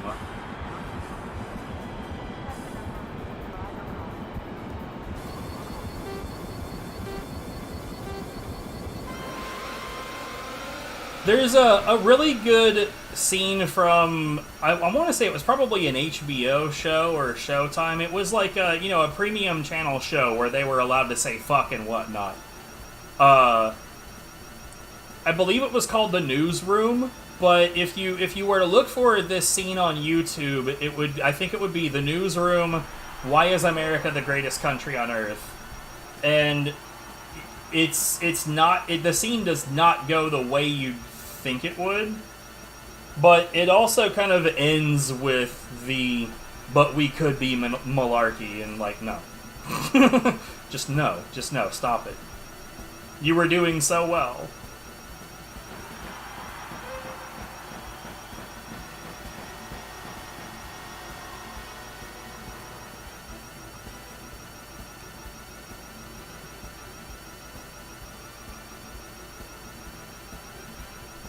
But, like, me, okay, fuck patriotism. Like, fuck patriotism in general. Like, the dumbest thing that a person can do is swear fealty to a single person, i.e. just the leader, or the ball of dirt that they live on. Like, if you're going to swear fealty to anything, it should be all of the people that are living in the same situation as you. In other words, the citizens of the country you live in. But, like, patriotism, like, painted as an idea of loving your country, like, that's just an engine to manipulate people into doing things that benefit the government. Like, I mean, think about that shit for a minute. Like, when people talk about, like, you know, joining the military for patriotism, and then they want to defend the government, but, like, defend the people. If defending the people works, then the government will be defended by default. But, like, shit does not work the other way around. You can successfully defend the government all day long while the rest of the country is in fucking ruins.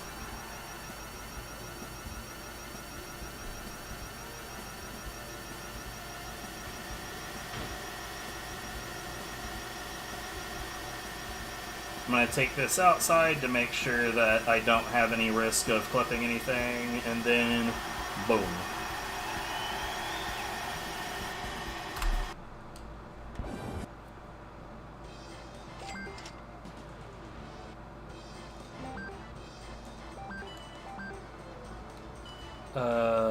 No, so...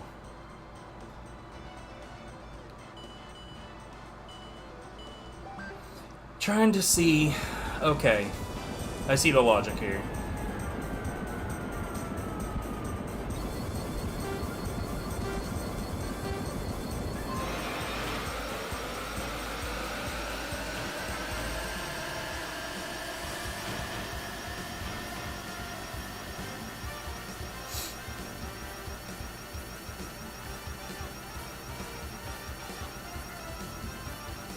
Part of me wonders if I should just abandon the tires in this route. Because I get the little angel tires in this route, and I'm not entirely sure that that's even necessary. It's like if I abandon that, then pretty much as soon as I'm done with getting the engine and then I finish with all of the parts races, I could just go ahead and final tune.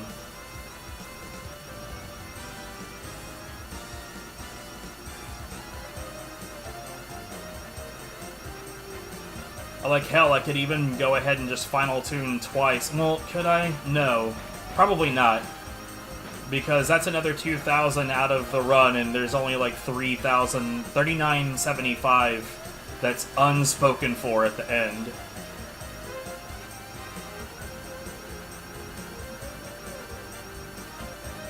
Right, it can't... See, that's the reason that it's such a problem. The problem is that it can fuel some good things. But that's the concept of a poison pill. As the idea that, like, hey, this can make you super strong, but it will kill you within a month. But at the same... you got the same kind of thing going on in, like, mental concepts, where, again, patriotism is a great way to manipulate people. And it's also a great way to villainize anyone that you personally deem not to be a patriot. Well, I mean, there's also the problem that in a lot of cases, a lot of countries' quote-unquote achievements are, really, really, really, really shisty. Like, in particular, my country. I'm not gonna try to pretend to know too much about the history of other countries, because my country doesn't teach us shit about other countries. But, like, almost every, like, you know, feel-good, like, oh, we were the hero story that you get about my country, it's all bullshit, dude. Like, the way that my country teaches our history, right, is that America is a great bastion of freedom, and we're the white knight that shows up when the world is in trouble, and then we come in and we kick the bad guy's ass and we save the day. Go America, we're amazing! That's how our history is taught. There's not, like, hardly anything that even points to the possibility that we might have fucked up once ever.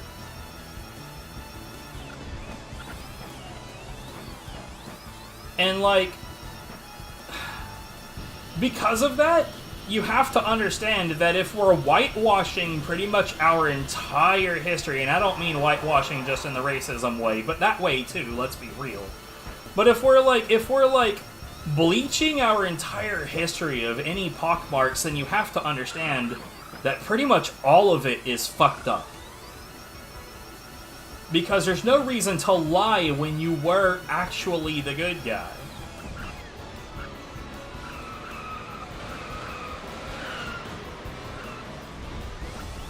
Yeah, this is a really, really, really big bonus, so I can't pass up on this one.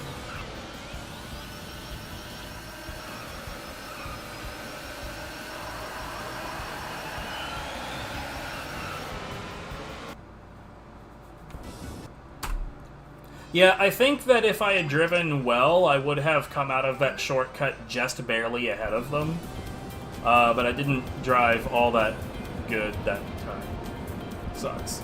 Anyway, we keep on discussing depressing shit while I'm trying to play a comfy game. The stream title even says comfy. So let's talk about, like, puppers and our favorite candy.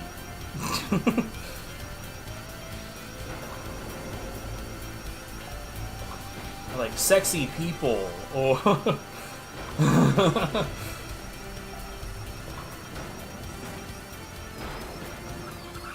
you just drink a hot cocoa? Bruh, that sounds really, really great. What my partner, Viv, has found is that, like, at 7-Eleven, if you get, like, a white mocha coffee and put hot cocoa in it, that shit is delicious. Like, it is just like, I cannot even describe fucking amazing delicious.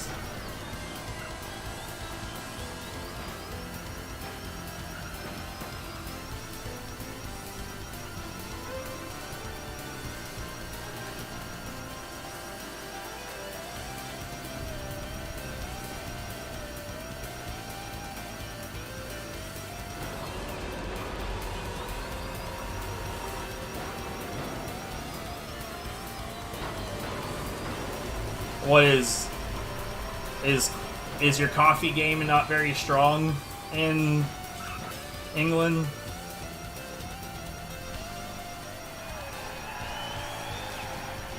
I gotta say, like, we typically make cold brew coffee at home.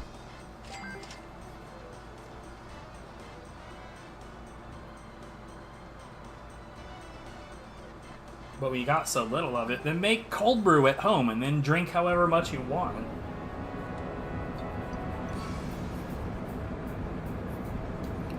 Cold brew is easy.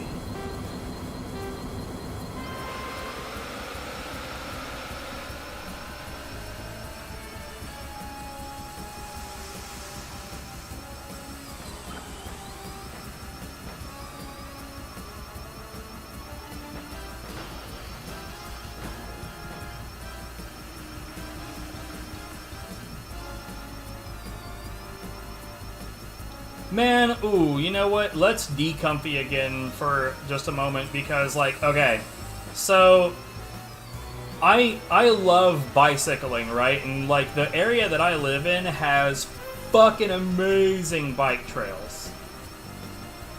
But my e-bike broke, and instead of getting the crappy one that I already have repaired, I decided that I would like to get a new one. Alright, right? Cool. Good stuff so far. There's like a new up-and-coming e-bike company that's based in Canada called Teleport Ride. And, the specs on that bike are just, like, mind-numbingly good. It's so good. But they hadn't launched yet, and they had this thing where you could reserve a bike for $100, and in doing so, you get like one of the early batch for a massive reduction in cost, so like 55% off. So instead of it being like a $3,800 e-bike, it's more like a $16,500 e-bike. Excellent so far. So I put in my $100 to reserve that shit because hell yeah, it's like all the things that I want in an e-bike. Problem. They're launching next week. And in order to get my discount, I have to have ordered the bike by the end of this month. Boo!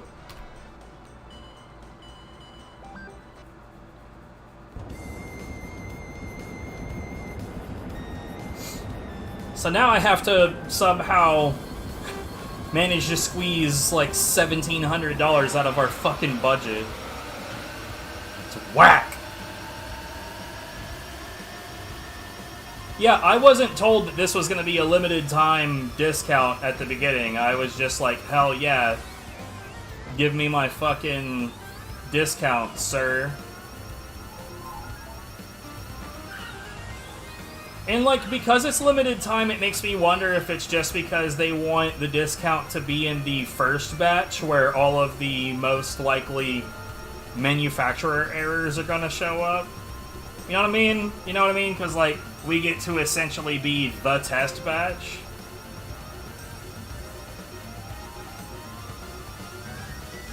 I'm not sure if that's a good thing or not. But at the same time, I also don't ever want to spend $3,900 on a bike. Because, like, that's an... Like, you could straight up purchase, to own, to have, to keep, in your name, 100%... a used car for less than that. Like, that's a fucking... That's ridiculous. I mean, to be fair, you could also technically get a used car for the amount that I'm already going to pay, but, like, still, $3,800, dude.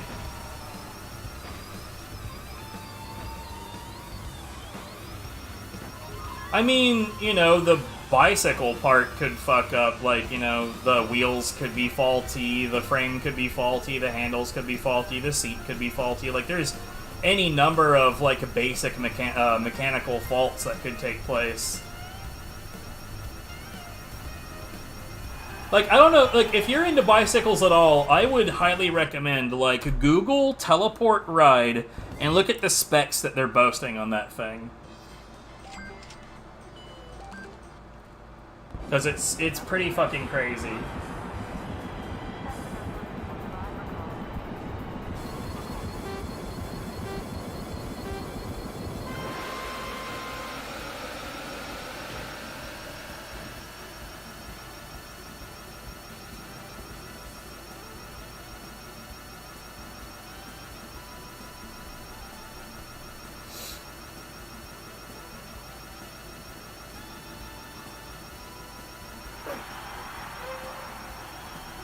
Like, one of the most amazing parts of it is, like,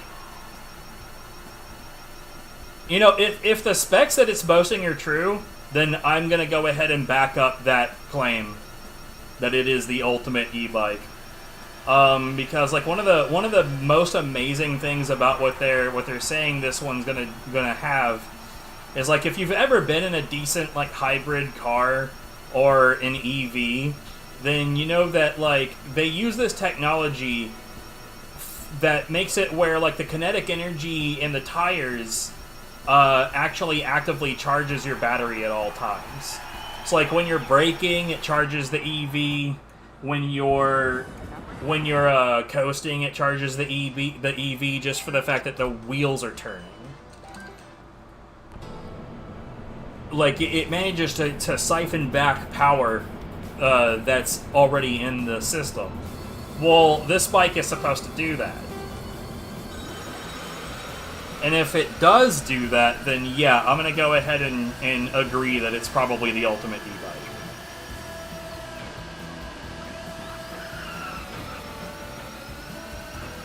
Because that 100-mile range is fucking crazy, too. Like, there's a lot of other e-bikes where you'd have to get, like, extended batteries or a second battery altogether, or, like, some kind of modification in order to get, like, up to 60 miles. And this one's saying that it can go 100. If it can go 100, that shit is wacky.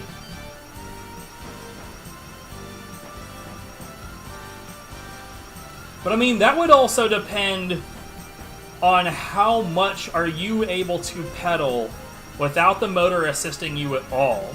Because, like, that would suggest that if I'm able to feed back enough energy into the system through just, like, normal, typical bike use, then technically there would be no maximum range.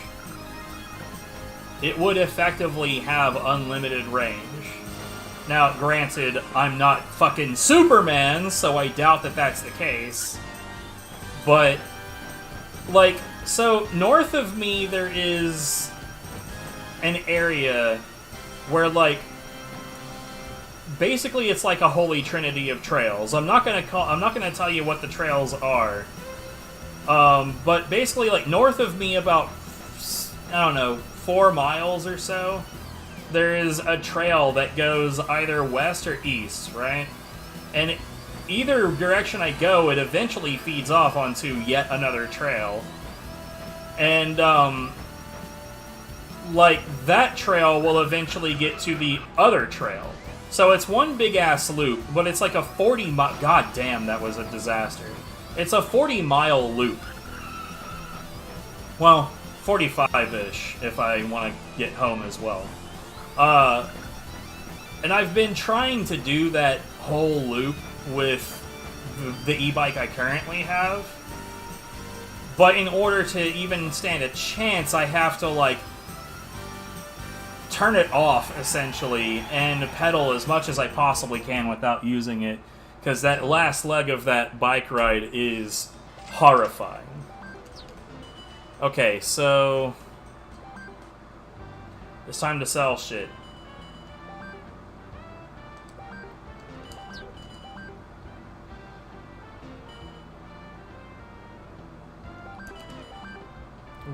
Wait. Why wouldn't I just have that here? Dude, God, I'm dumb. What? I love how I can't click this stuff in here. Copy link. It won't actually do it. Oh yeah, y'all showed me that.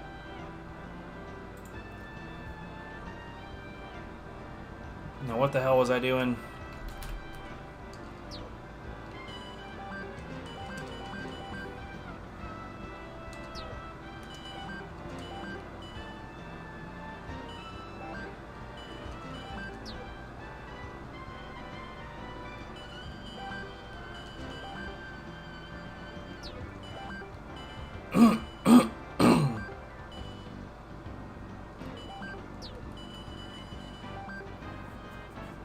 Oh,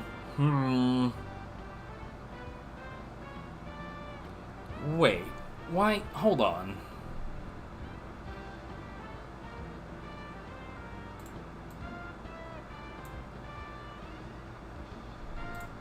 Okay, this is dumb.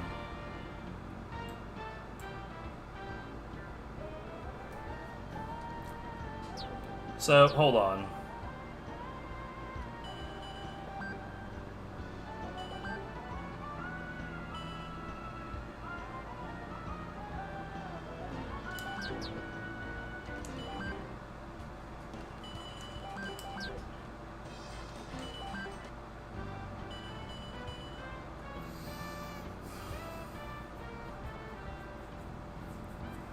Yeah, it's really, really, really, really hilly here, too. Like, that's just a fact.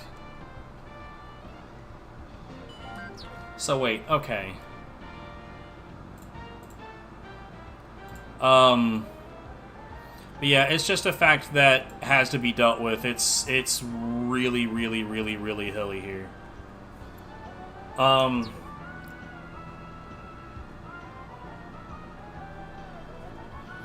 don't know why you wouldn't go ahead and tune up here.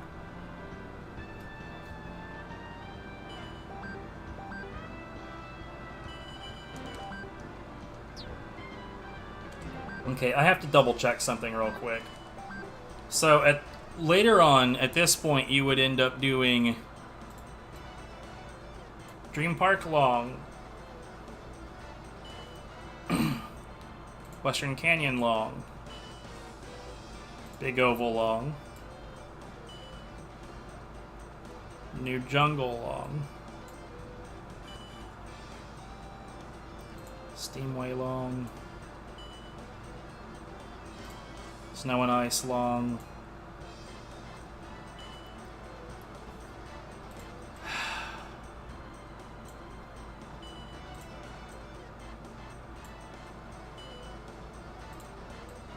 This is annoying.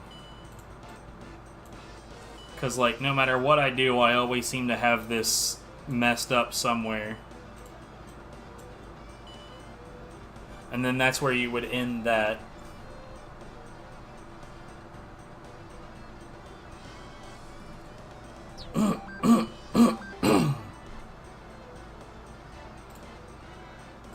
Okay.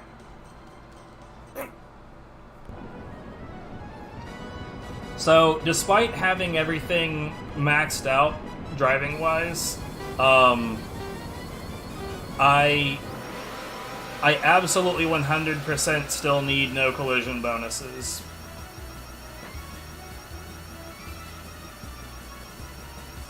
Because I still need to buy a bunch of vehicle bodies.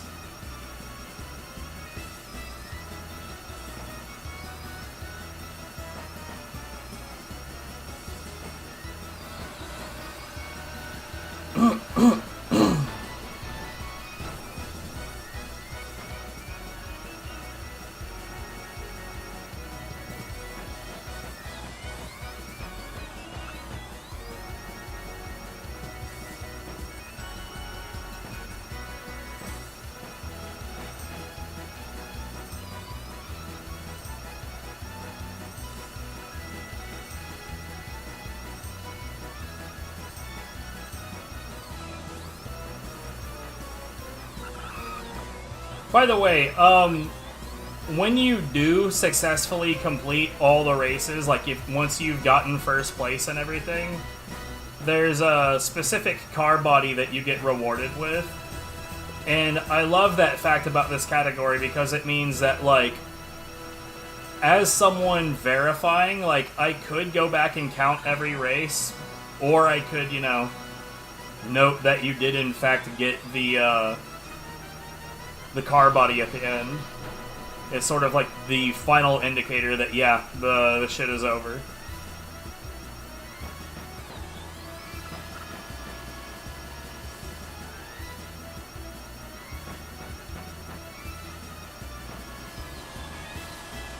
Bastard.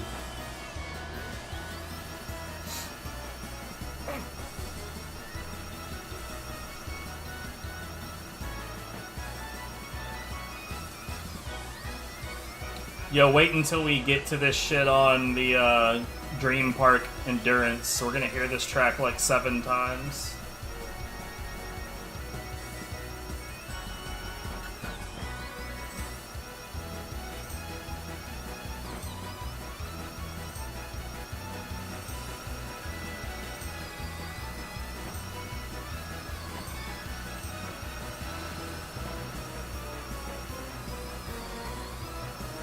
Look, I love the concept of this category, except for...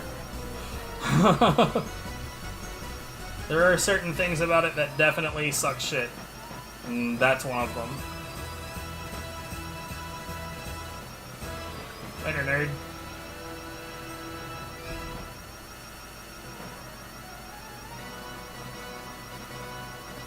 Actually, it'll probably be more like 6 times, but that's still too many times.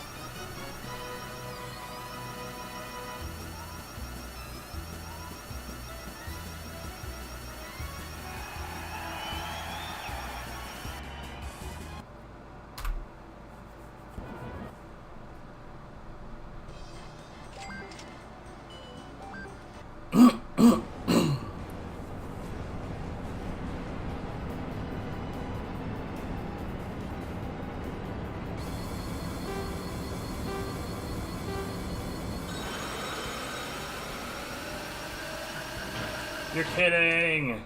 What is that bullshit?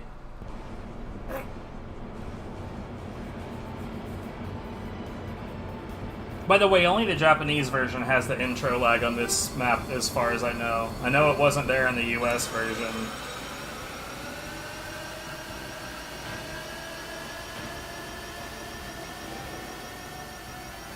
Uh-oh. Nope, everything's fine.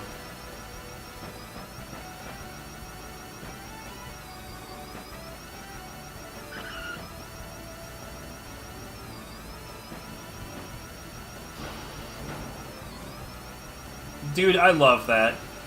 I love how you, like, you just land and you, like, fucking just zip around that corner at, like, like, honestly, that is an impossible angle that you should never be able to hit like that, but because you land with the wings out, for some reason it works.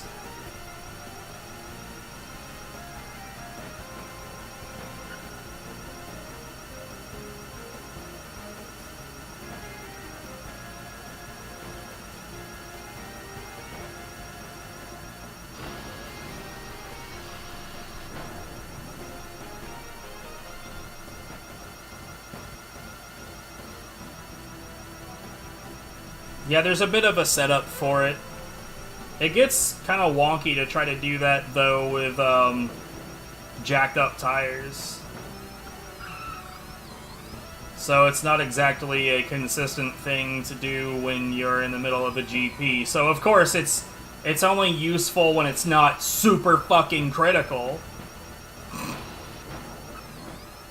Oh no, yeah, for sure. Like I said, there's a number of physics in this game that do not work the way that you would think that they would. Like, for instance, your maximum, like, acceleration and top speed get shit on by losing, you know, durability on your chassis. So when your chassis gets beat the fuck up, you accelerate slower and your top speed is lower.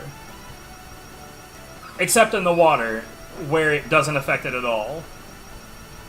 Meanwhile, for some fucking reason, if your tires are shredded, your acceleration in the water is affected. Couldn't tell you why. Not sure that that shit makes any fucking sense. But like earlier, like I was saying, that you know, when you're going uphill, your acceleration is affected, which is rational. That's how it should work. And when you're going downhill, your top speed and acceleration is affected as well, so you actually gain speed going downhill. Again, rational. That's how it should work. But that's not how it works for the AI racers. They do not actually they don't take any effect from the terrain. They neither slow down going uphill nor speed up going downhill. It makes no sense. But another thing that, and this one really pisses me off, so this is the one thing about this game that legitimately makes me angry. So like I said, when your chassis gets fucked up, you lose acceleration and top speed. But that doesn't actually happen to the AI racers. That's why, like, you'd still get completely obliterated by them even though they're literally on fire. They're just like shitting plumes of black smoke because their chassis is completely destroyed, but they're still just running at top speed.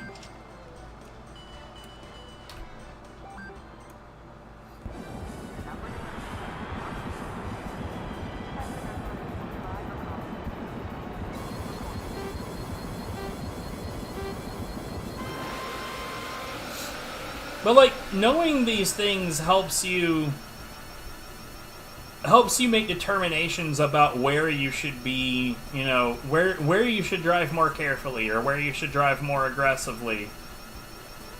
It's good to know that, like, the AI racers in certain places, you know, they slow down unnecessarily to make turns in places where it's really not that big of a deal. Like on the minecart tracks in Western Canyon. Like the AI racers really, really, really take that area super conservatively for no apparent reason.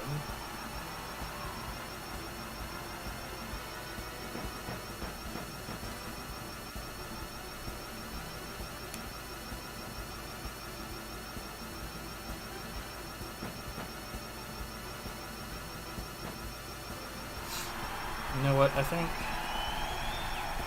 I have another reroute in mind for this.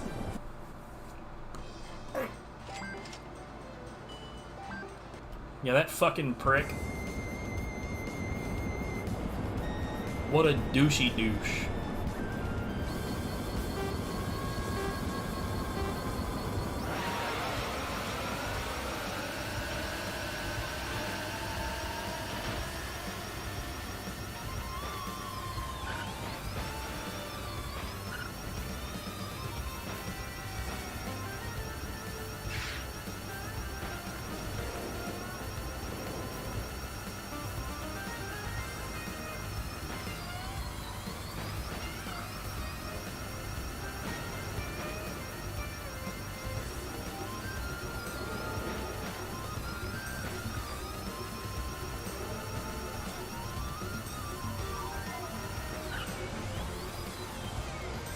Why this track?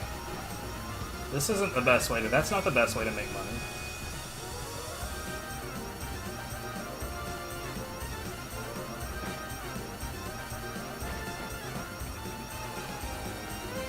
Oh, Big Oval? Yeah.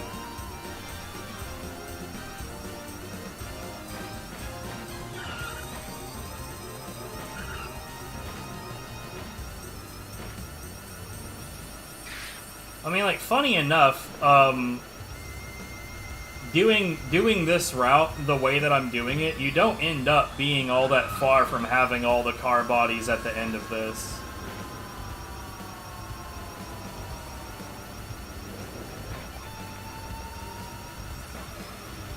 Like, the only ones that are missing are a few, like, ridiculously expensive ones. Like, there's one that's, like, $22,000 for some reason. And a few that are distance-based.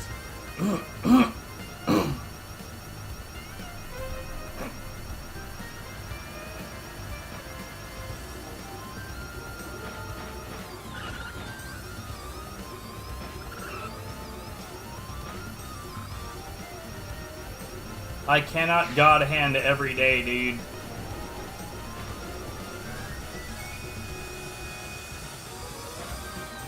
I must sometimes not God Hand, or I will get to a point where I never want to God Hand again.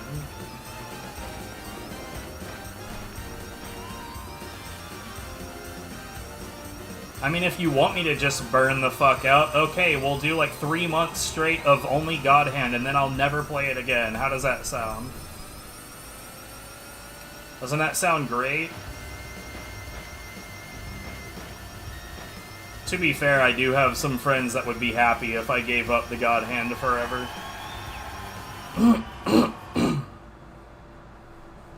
Because I think it makes me angry. They're not totally wrong.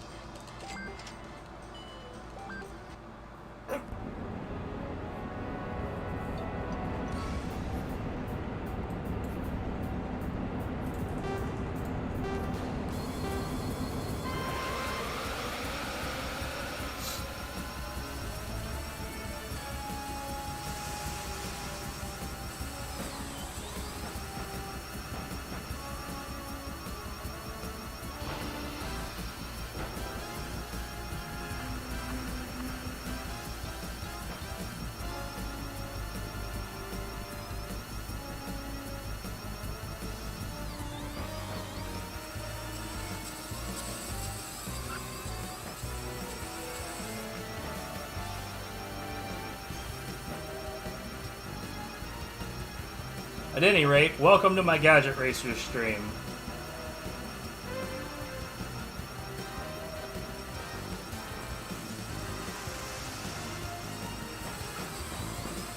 By the way, Rui, this is the fastest that your vehicle can become. Like, period. There is, like, an actual cap on how fast your vehicle can become. So, I do not have the little demon computer chip. There's a couple of things that I technically don't have, but this is as fast as it gets.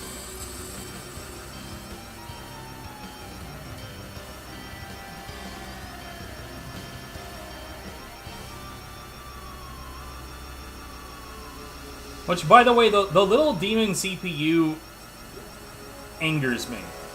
Because, like, I did the math on how much you get from that thing, and it's shit. It's shit.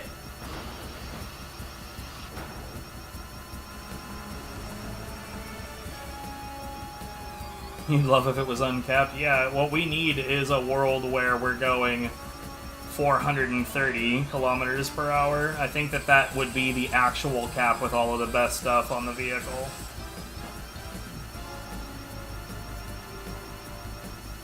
But note that you would have to be using a 40 weight class vehicle in order to go the fastest possible speed.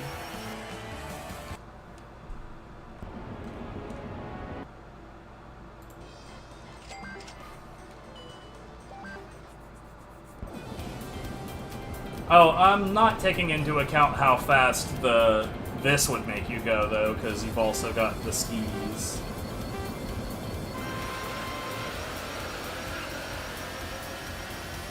I don't know how fast that maximum would be. I do think it's funny that, like, when you have enough acceleration, you can sometimes push it just 1 more kilometer per hour higher.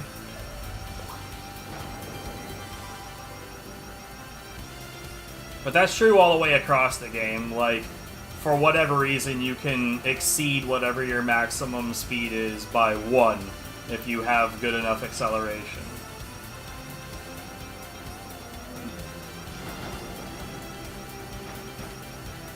Yeah, I think that the speedrun leaderboard has it in resources, a spreadsheet that I made that includes all of that shit.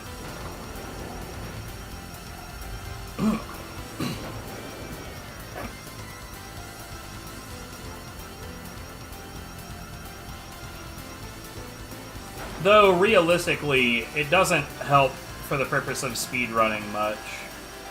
Or at all, really. All it does is answer questions. But it doesn't actually lead to any worthwhile discoveries for going fast.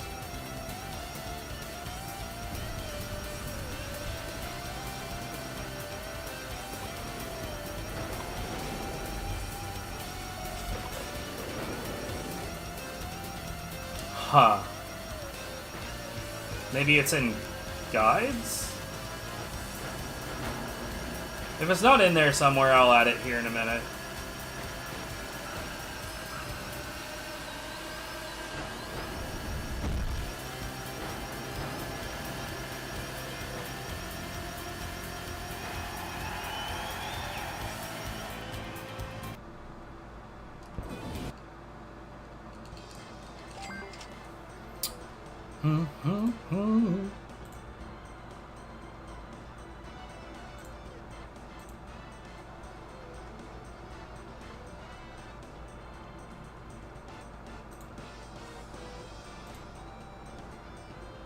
No.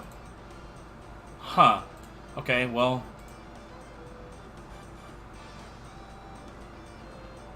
Copy link.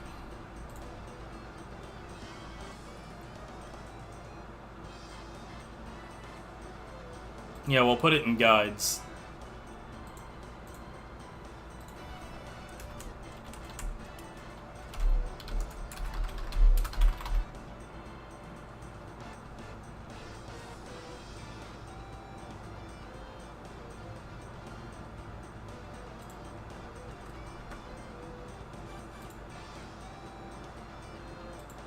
What a dumb system. You have to go in there to find the link. Puh.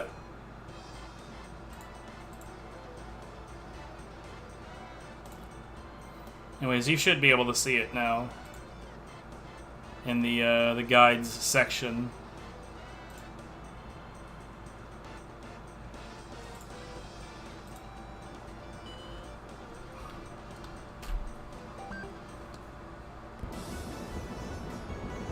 Yeah, there's really not a lot of reason. Like, in all GPs, there's literally not a reason to change your vehicle.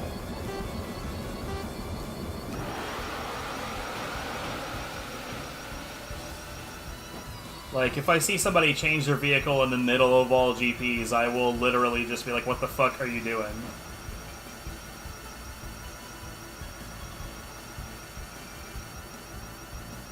But in all races, there's a few races that you actually have to do the changes in order to do some of the body races and stuff.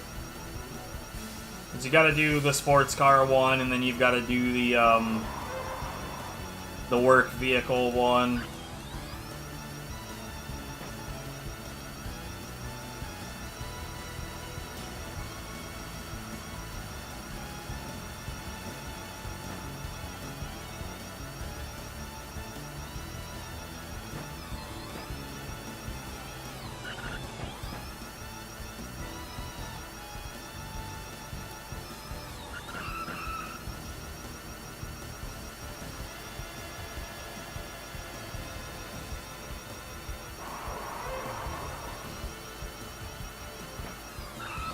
Really? These tires peeled out. Fuck you, game.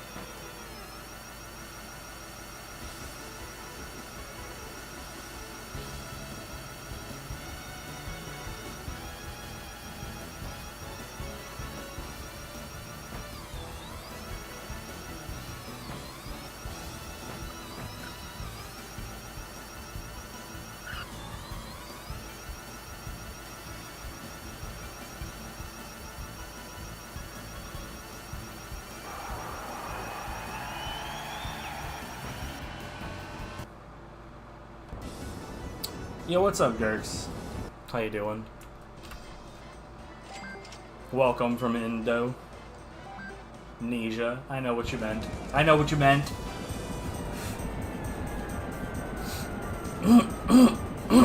How you doing today?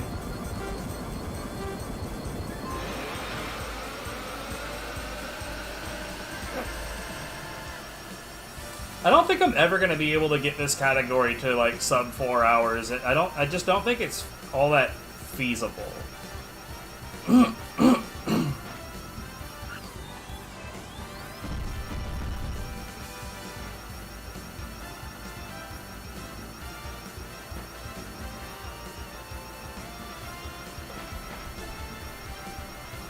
Granted, it's mostly because the dumbass GPs Don't let you skip waiting for the other vehicles, but still.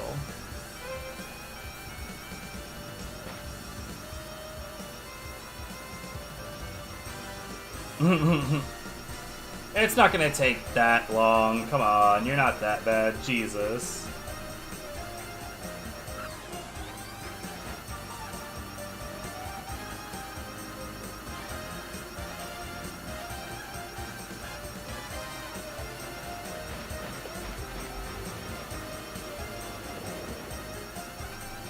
I wouldn't say that your loads are quite that bad either.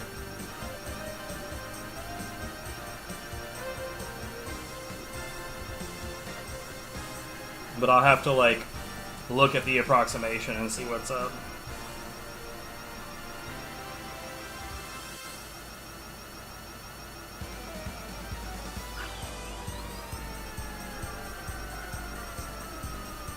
Like, if I was gonna combine just on a guess your current skill level and your current loads, I'm gonna guess 6.5 or 7 hours.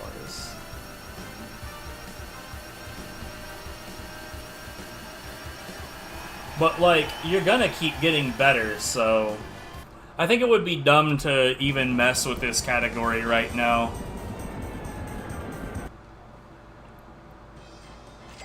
Son of a shitting fuck shit.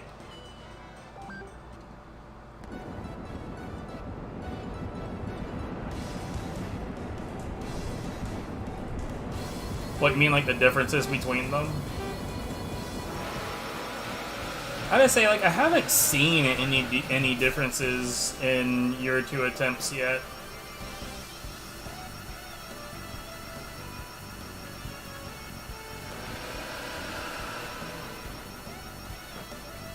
Man, I love routing games. I love the routing phase is the part that usually makes me the most happy when it comes to speedrunning.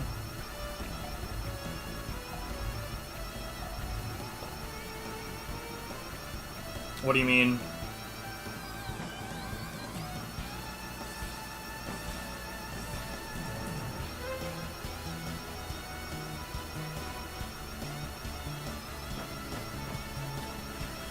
What drives speeds?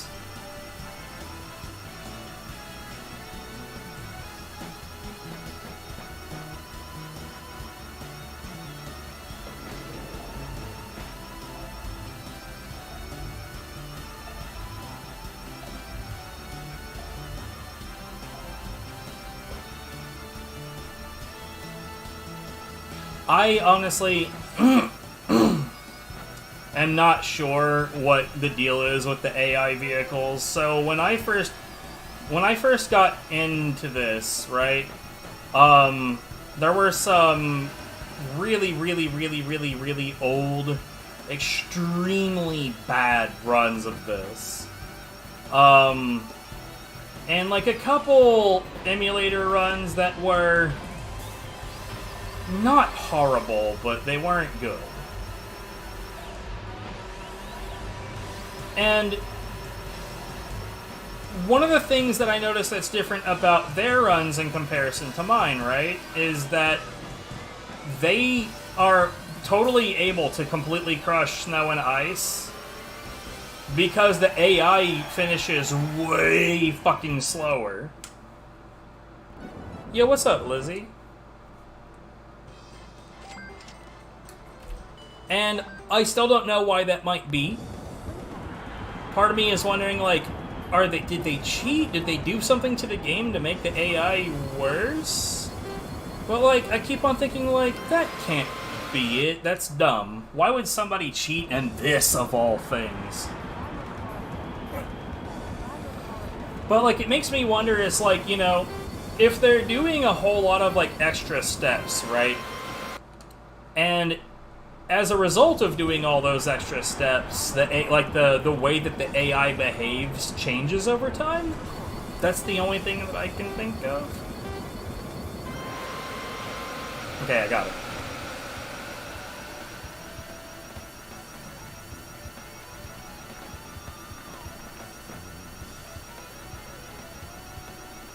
Do I stream daily? I wish.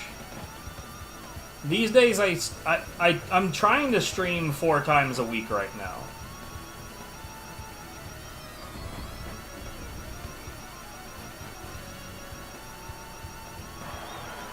But I tell you this for a fact, if I start making money doing this at any point, then I will be doing it 7 days a week.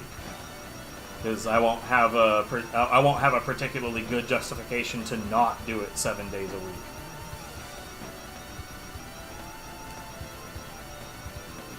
But as of right now, I try not to stream on the days when my partner is off work, because it just seems like a rude thing to do.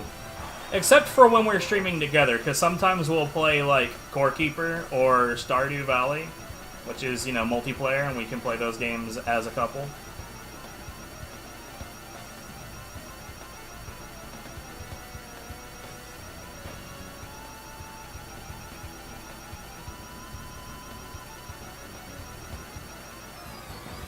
Funny enough, I also just dig aimlessly while listening to the news. Like this is my daily routine. Like, I'll wake up, right? And I'll put on my news feed. Okay. And I'll just dig.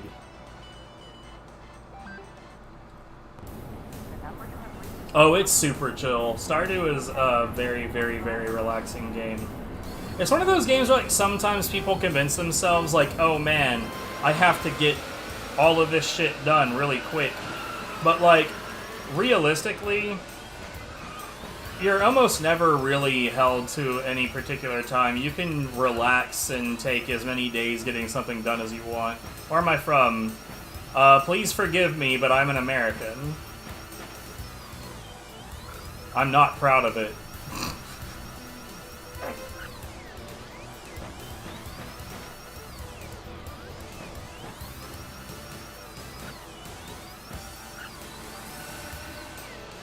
And one day I hope to fix it. You're from Manchester? Yo, sick. We're looking at maybe someday moving to Leeds. Maybe.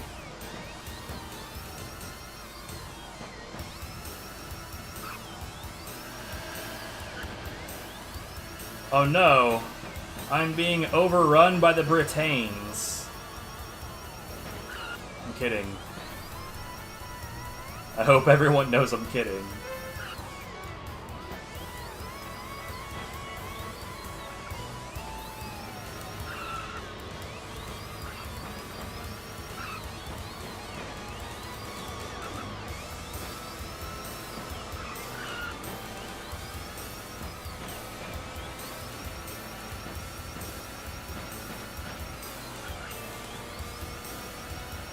Ah, shit happens.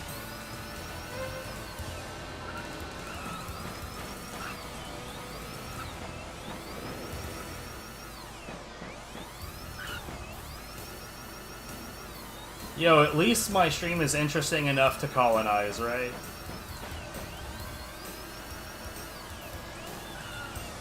I already do drink quite a bit of tea, so I hope this works out.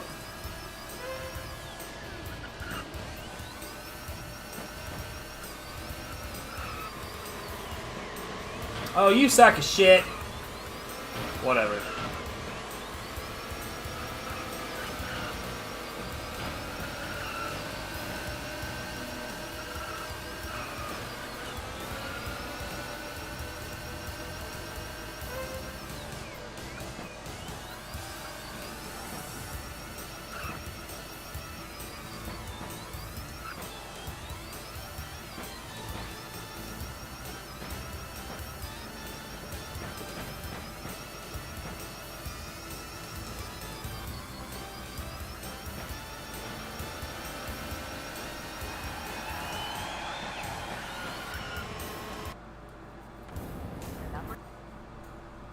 Yo, I'm in that general vicinity.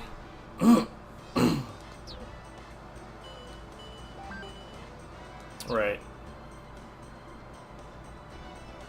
Why am I doing those? Okay. This is dumb. There's no reason not to just do these.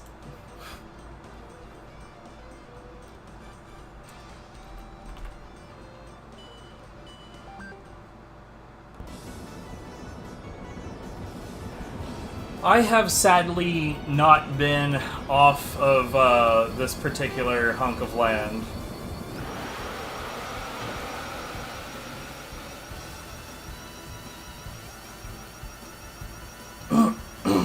I've never had a passport.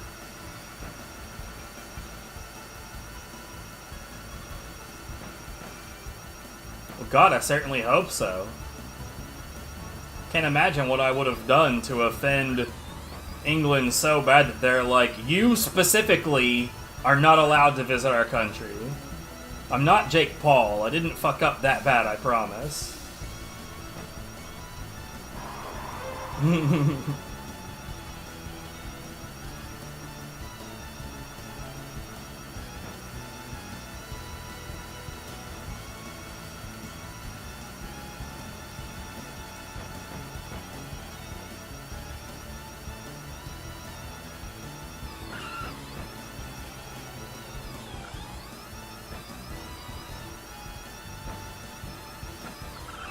But yeah, I definitely intend. Trust and believe on that.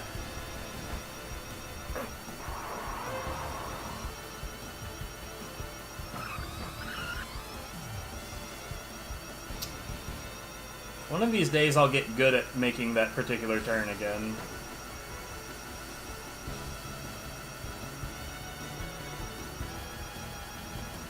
Huh? Wow.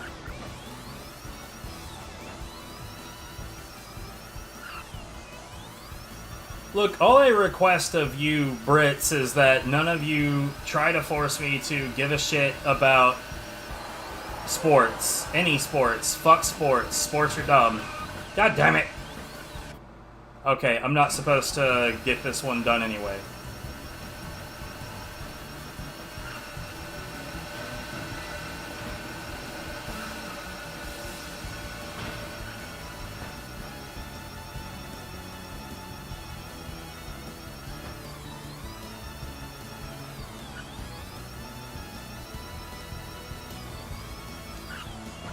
Well, like, if, you know, if at some point somebody with a beer in his hand walks up to me and he's like, go Manchester United, and I'll be like, yay, sports ball, woo, go away.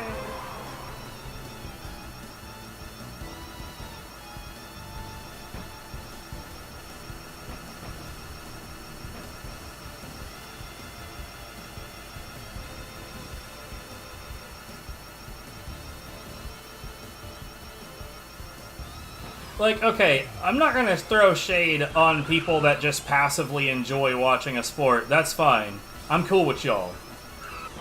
But, like, the people that, like, are, like, proper...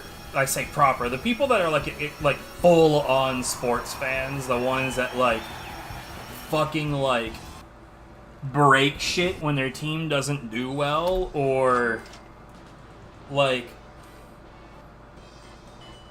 cry when they lose, or like, you know, like the crazies, and so many of them kind of are. And it's like, ugh, dude, I don't want to have anything to do with y'all. Like, sports is not a thing that should be taken seriously. It is game. It is totally meaningless game.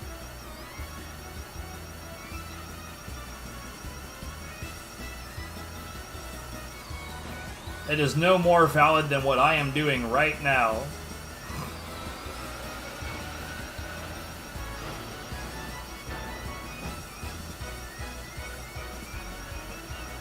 Like, I don't mind watching hockey. I think hockey is really interesting because it's like, I can't imagine a sport being more technical than, oh, I have to ice skate, follow this tiny little black disc, interact with it with a goofy stick. Oh, and I also have to not be murdered by other players. I say murdered, obviously, I'm exaggerating, but still, like, That's a lot of shit to have to focus on, man. What's my favorite game? God Hand! I don't know why I sang that. But yeah, I play entirely too much God Hand.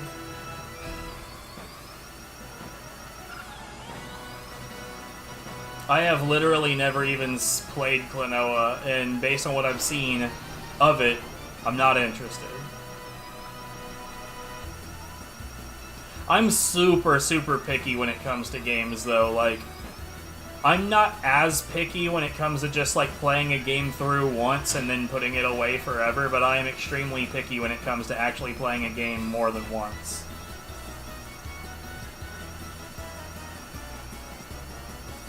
By the way, I know I clipped the truck, and I also don't care.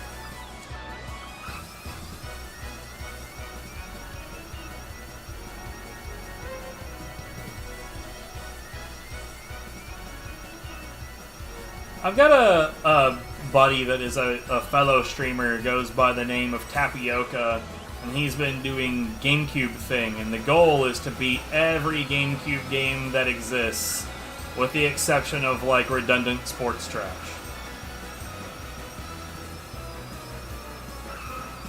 But, like, man, he's been playing some hard-to-tolerate video games lately. Like Batman: The Rise of Sensu. Ugh, what a dumpster fire. You know it's not ladylike? Pah! Ladylike is overrated.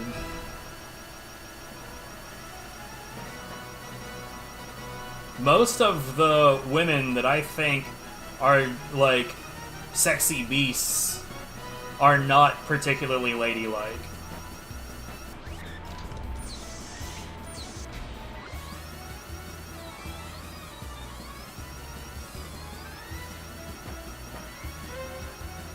Oh, so you two know each other? Nice, nice.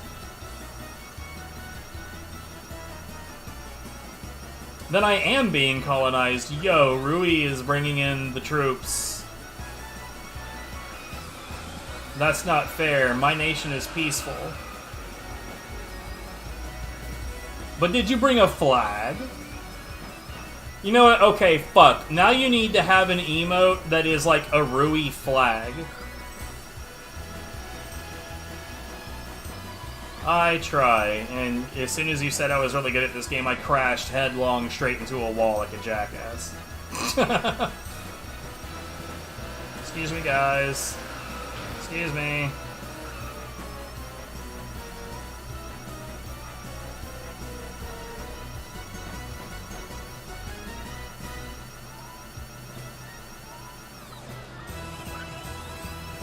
I didn't say you were. Wow. Wow, I'm being accused of xenophobia already. I feel like I'm part of the family.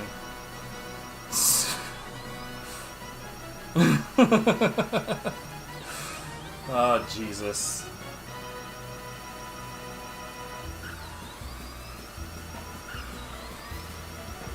Ow.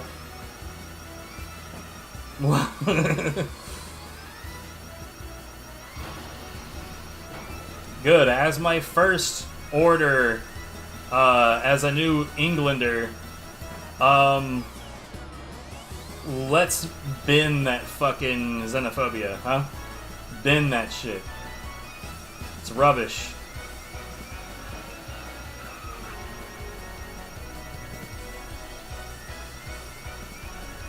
Yo, okay, which accent specifically says advertisements?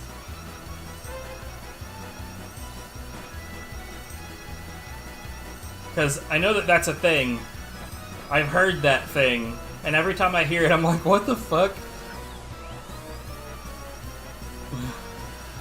Why? It seems so over the top.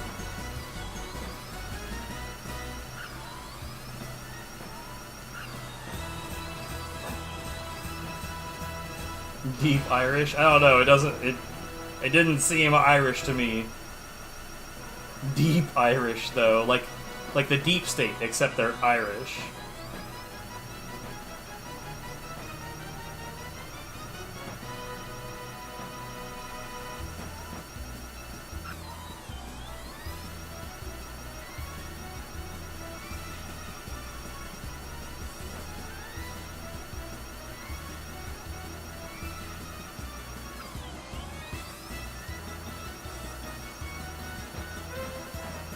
So, fun fact, okay, like, I've done voice acting before, right? But I've always been into, like, goofy voices, even as a kid.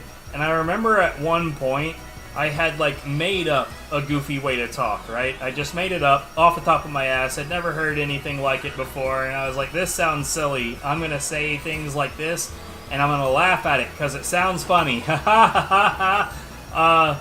And then later on, my father was watching a movie. I don't know what movie it was, but there were some people in it that were talking pretty much exactly like that.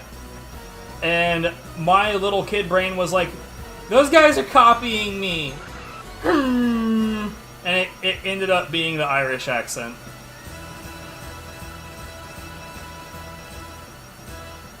Yep. Yeah.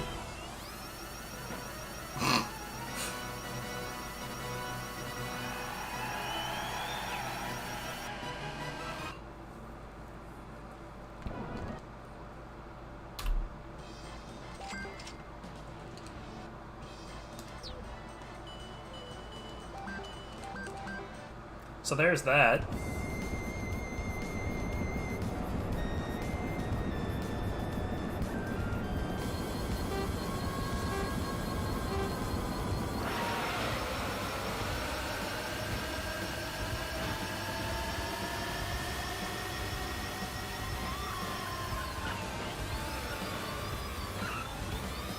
Is my favorite character in what?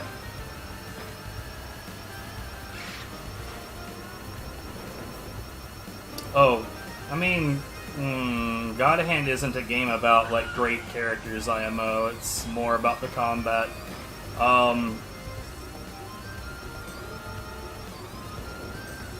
Probably Elvis. Who, of course, dies along the way.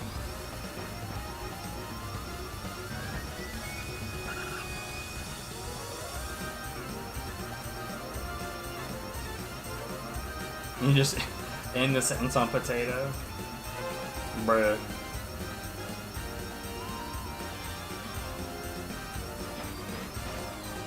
I like to make sure that I know the difference between cartoonish Irish, like the over-the-top ass Irish, versus like what more of them probably talk like. It's sort of like how, you know, everyone depicts Christopher Walken is sounding like this. And, like, he doesn't sound like that. Like, that's more of a caricature than an impression.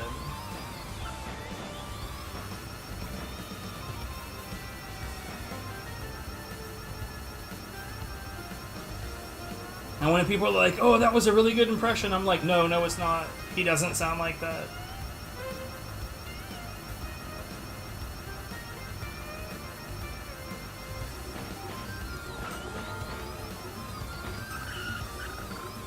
I kind of wish I'd been a smartass and answered that question differently. Oh, my favorite character in my favorite video game is HG005 from Gadget Racers.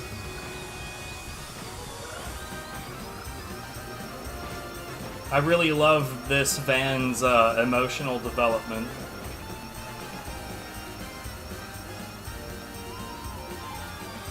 Hey, Beta! Yeah. Fair enough. I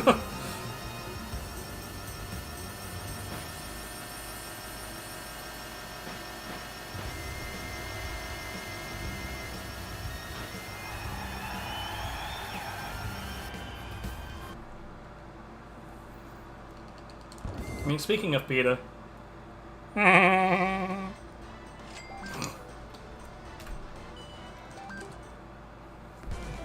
RE4 remake. Why the remake specifically? Funny enough, God Hand is made from a modified Resident Evil 4 engine.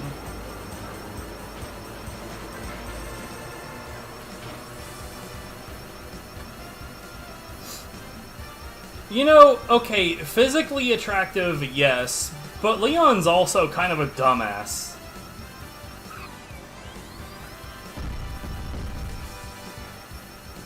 And I don't know. I don't find dumb to be on my list of attractive qualities. But, like, when I think through the Resident Evil cast in general, they're all pretty fucking dumb. But it makes me wonder, like, is that the way we're supposed to perceive the characters, or is that just really, really, really, really, really shitty writing?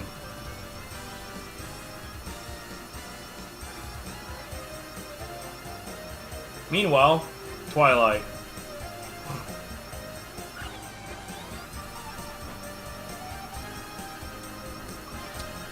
Yeah. I don't know, not... Silly is fine, I'm talking about dumb. Like, let's take Leon from the beginning of Resident Evil 6, right? Right at the beginning, the president has been infected, and he's clearly a zombie already. 100%. Dude's already a zombie. And Leon's trying to fucking reason with him! Mr. President, don't make me do this. Like, dude, he's a zombie. Just, like, you know it's over. Just stop fucking around.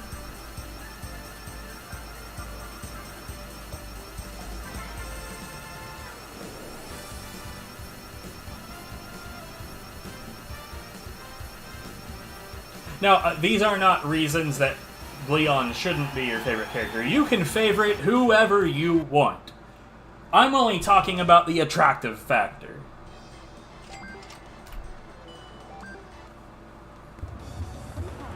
FF7 Cloud, see, okay.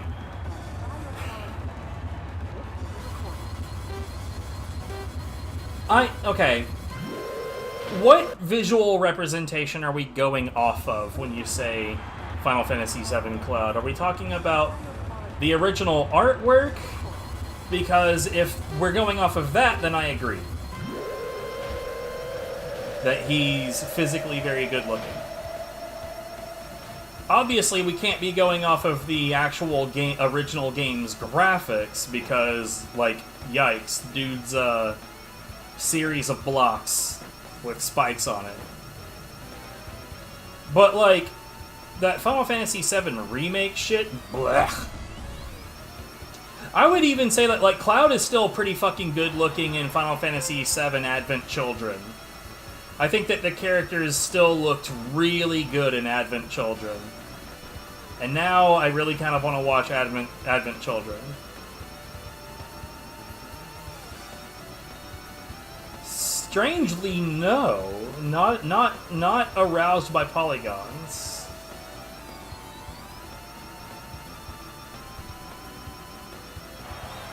However, if you had said Porygon... No, I'm just playing.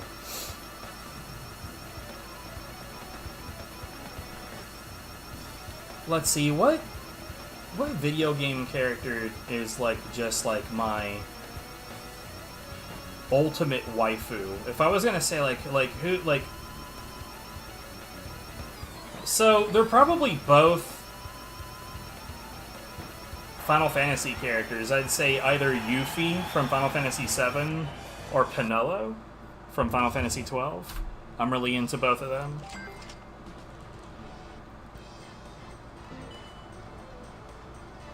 So, okay, so at this point...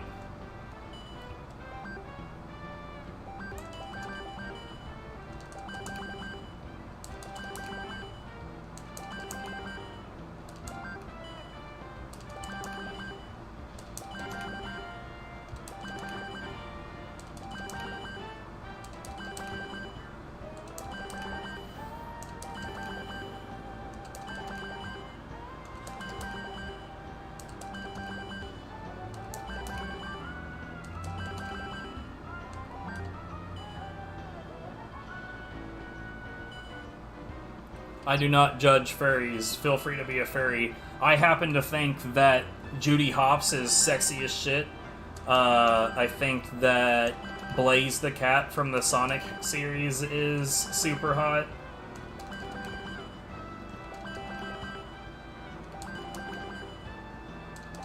So I'm not gonna sit here and try to judge anybody for their furry affiliations.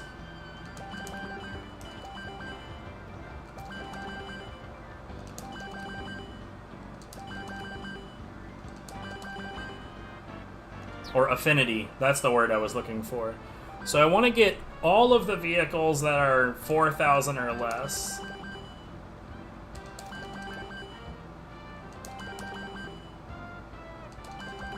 Now see, okay, Freya I'm not interested in, but that's just because, I don't know, she is a rat after all.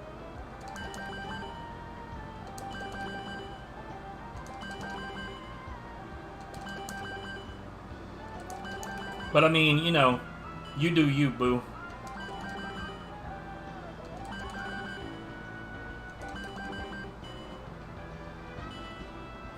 But I mean, like, there are people that are, like, super into, like, Rouge the Bat, you know?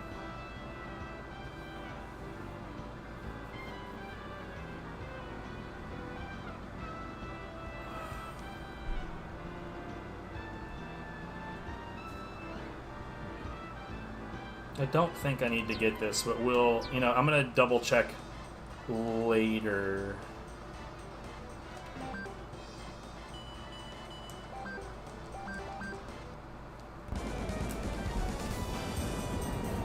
What's my favorite color? Desert Fade. It's kind of a pastel yellow.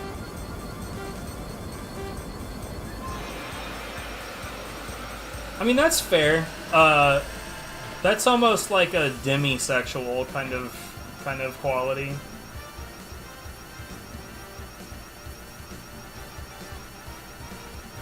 But I'm for it.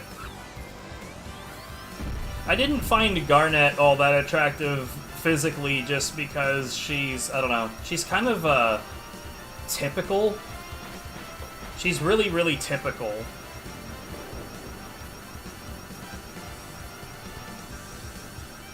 Like, her emotional growth is all well and good, but, like, everything else about her is, hey, there you go.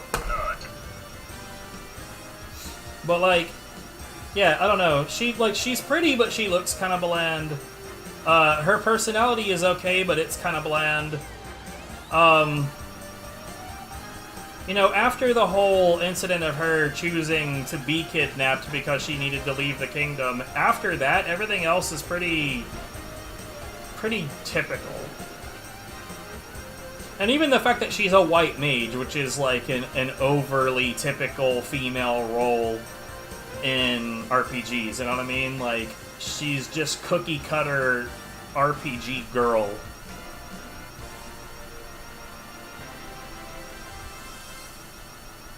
See, like, you know, it's interesting. My partner and I are open poly, and, like, we've been looking for a girlfriend, like a serious girlfriend, like an actual proper third partner for kind of a while. And we only recently had our first threesome, and it was pretty decent. It was pretty good time. We're not sure that that person's a good long-term affiliation or not. I'm thinking probably not, but we're almost done here, by the way.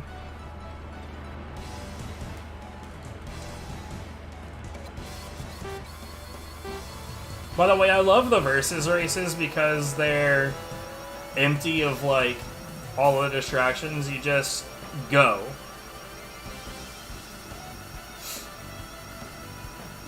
What's my profession besides gaming?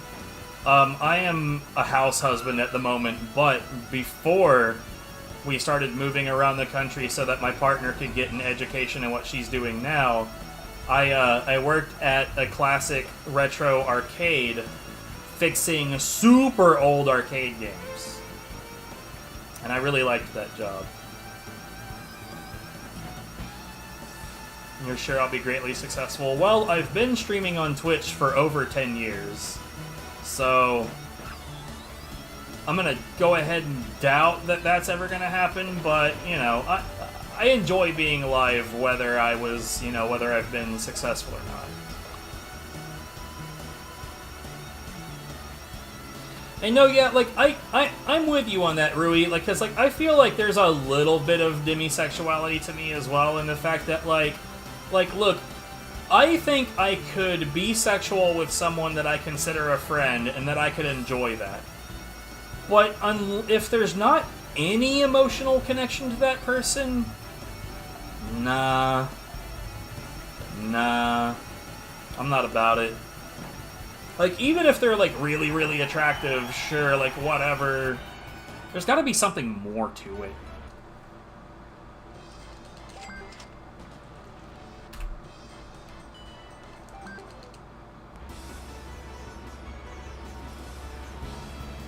Game development. Nice!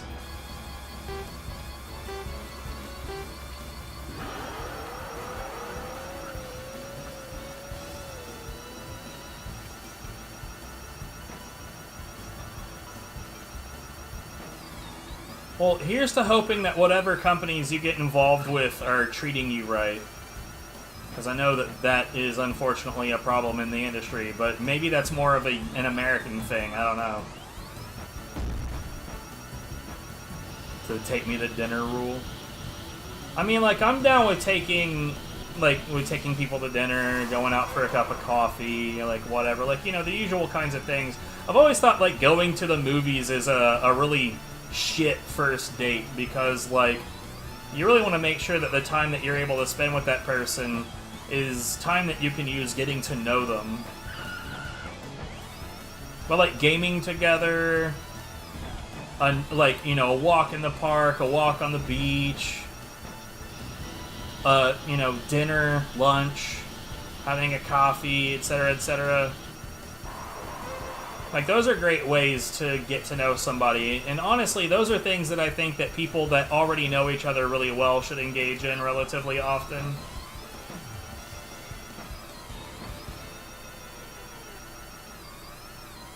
I mean, like, some people make the excuse to be like, oh, well, we could discuss how we felt about the movie. You know, we can discuss whether we liked it or not. But it's like, bruh, that's not good enough. I will learn almost nothing about you that evening. Pass. What time is it here? 3 o'clock.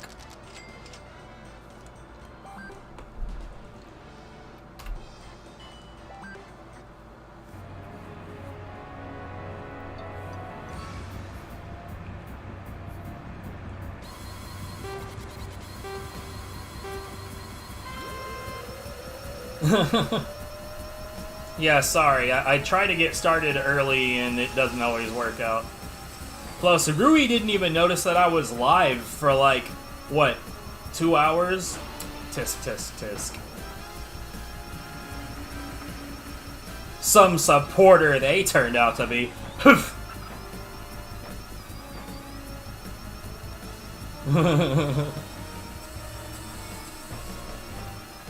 At one point, my partner and I, we were dating a girl that lived in Australia, right? Like on the east side of Australia. And we lived in the central time zone in the US at the time. Our time difference was like frickin' like 17 hours.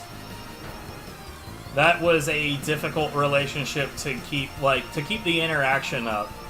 Because, like, making sure that we could even make time for each other was kind of a task.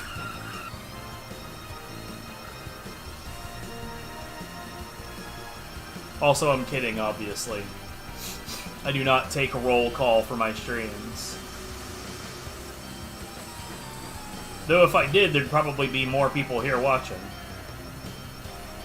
I'd be handing out pink slips to everybody and sending them to the principal's office.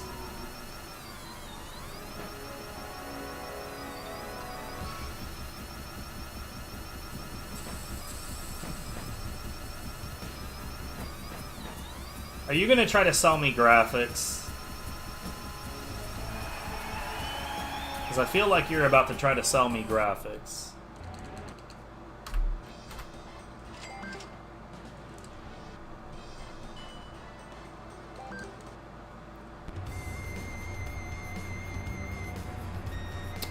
Yeah. Yeah, she wasn't far away from New Zealand. I almost said New England. Bruh.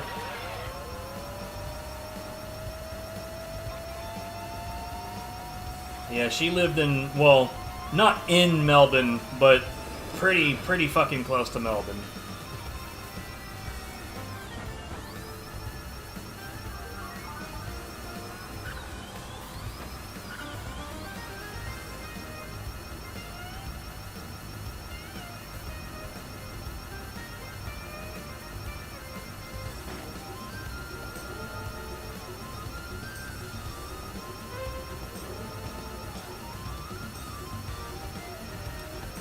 I mean, like, if your ideas are art related, I have an artist already. Goes by the name of NeoCat.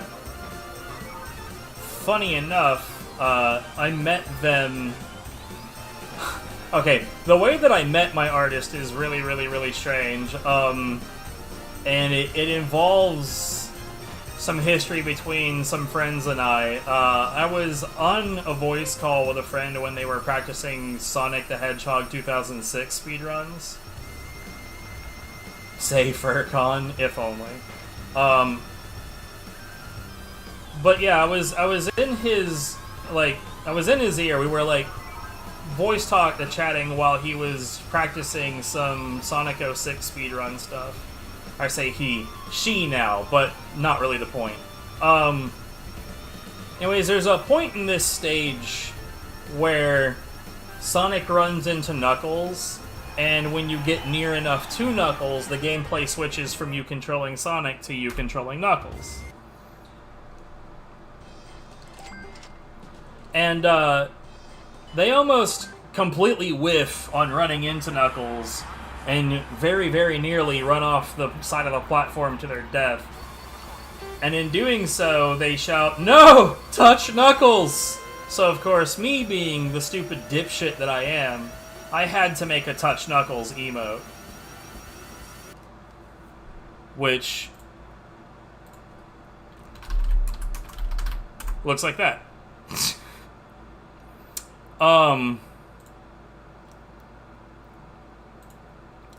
There is now also a Blaze version of that.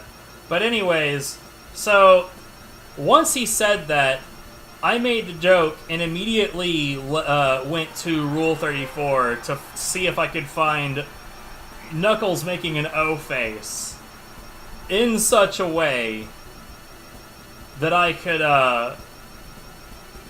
actually make an emote out of it. So I see a whole lot of shit that I wish I hadn't seen. I finally find that image, and I make it into an emote. Well, sometime later, when I got the numbers to become an affiliate on Twitch, I actually reached out to that person to be like, "Hey, can I use this emote or this image for a sub emote?" Because I didn't want to just take their shit, you know, and not ask.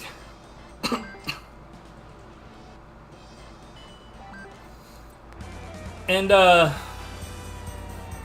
you know what? Oh, no, that wouldn't work. Anyway, after that, they ended up becoming my actual emote artists. Oh, no, yeah, I removed myself from the affiliate program for a couple of reasons. The first reason being, fuck Jeff Bezos. And fuck Twitch. And I realize I'm saying that on Twitch, but, like, honestly, fuck them.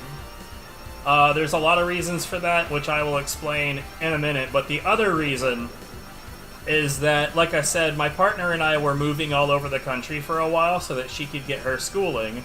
So there was an amount of time where I could not stream, and I know that, like, if you don't, you know, if you don't get so, you know, like, some metrics within a certain amount of time as an affiliate, then they remove you from the program anyway. So I was just like, whatever, I'll just, you know, email them and get it done because I'd rather not mess with it. But the bigger reason that I don't want to be an affiliate or a partner on Twitch ever is because of the hate raid situation. Now, if either of you were around when the hate raids were being a big problem, people were just like mostly harass people of color and, you know, not like non-binary or, you know, queer people, then like basically what they would do is they would just bombard you with fake follows that would, you know, have horrible names, and the goal would be to get your follow alerts and everything to blow up. And they would also just spam horrible, hateful shit. Alright, Lizzie, have a good one. But, the things that Twitch proposed... Oh, and thanks for the follow. The things that Twitch proposed to... Hold on.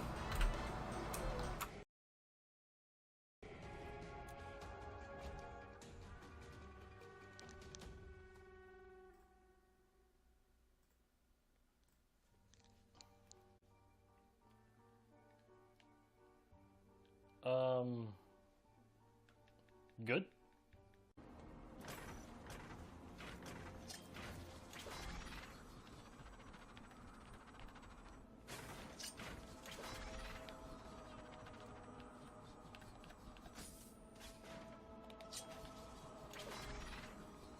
Oh my god. There's a Ferris wheel in a prison anyway. Whoa. The steel mill used to build amusement parks or something. I did not expect to get that in there, dude. That was fucking crazy. Titan writing. I didn't want to hit the same. Good thing that's not a thing in some language. Did you see that? That was so weird. Oh my god. Just bops him in the back with a big fly. I was not ready for that. I didn't know that was a thing. Anyway, so yada yada yada, hate raids. The thing is that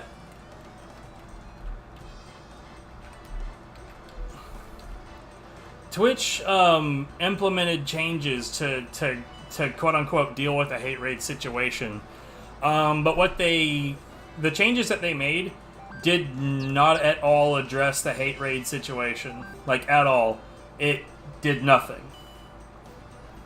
And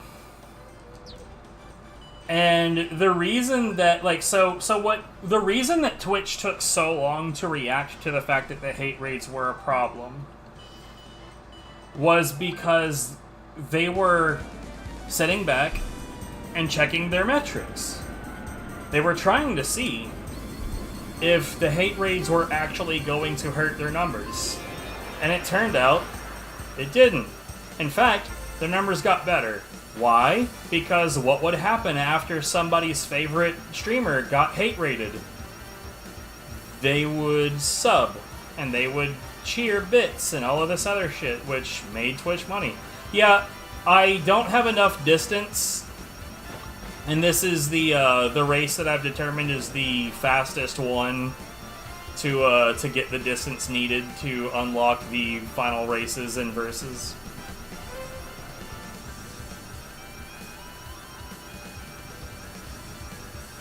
But yeah, so Twitch actively decided that they were not going to fix the problem. But then they implemented these changes that were supposedly going to fix the problem, but really, let's be real. Like email verification and all this other shit, like phone verification. Bots can fucking bot that. If you really wanted to continue the whole hate raid thing, you would just bot around those issues. But what Twitch was doing in the background was, instead of actually fixing shit on their end, they were looking to... Wow, wait, really?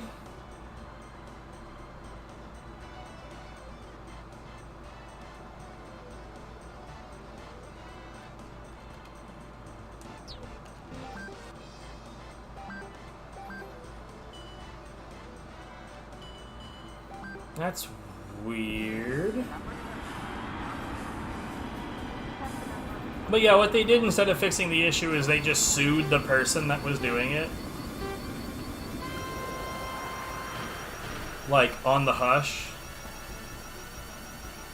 So, in other words, they double dipped. And instead of fixing the problem to protect their users, they let the problem continue to exist so that people would sub and cheer more often. And then when those metrics got to the point of not being as reliable because people were giving up on streaming because of the situation and whatnot, then they implemented some security theater-ass changes and sued the person that was doing it to make it quote-unquote stop. Hate raids still happen sometimes, but they're super rare in comparison.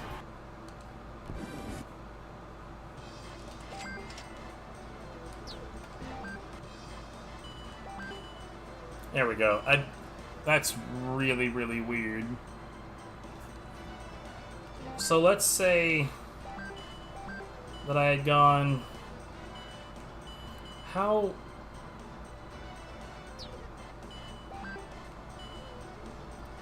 $3,400. Okay, so what if I had just done that instead? Or wait.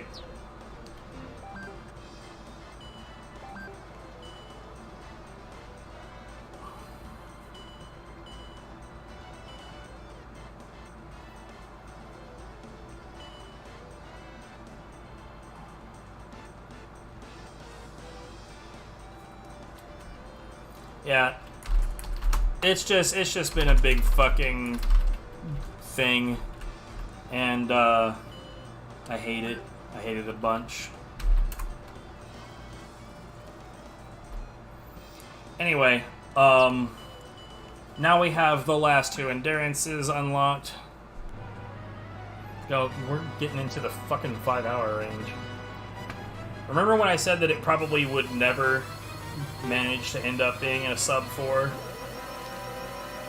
But then again, I've been, like, interrupted a lot.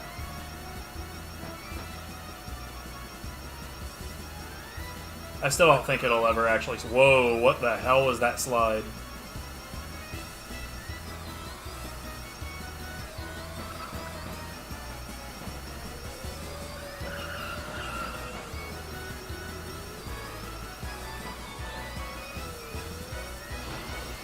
Anyway, but yeah. Fuck the way that Twitch does stuff. Oh, this is not at all my first run. This is just a test of the most recent route, which is going to need to be tested again.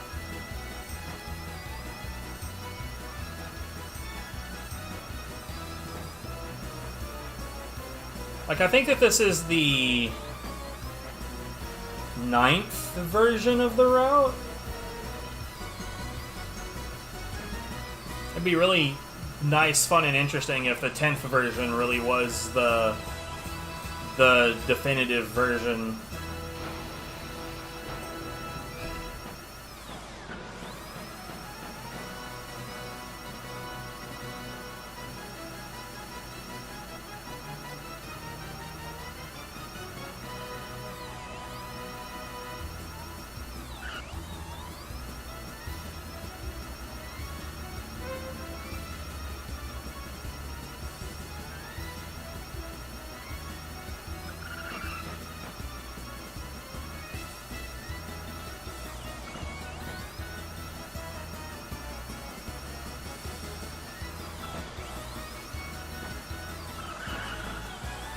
So, Rui, I'm curious. Can you think of any offices that would be closing at this time of night in Manchester? I'm not gonna lie, that seemed a little...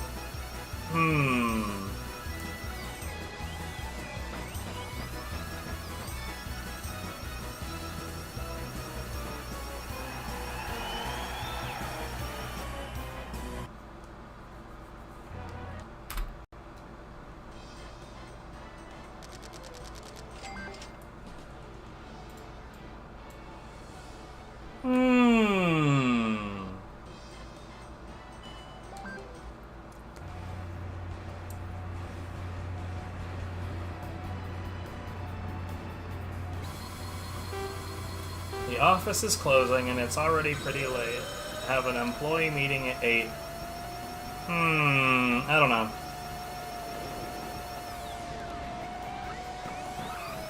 Maybe I'm just being a jerk for being suspicious. Maybe NHS, I guess. I don't know.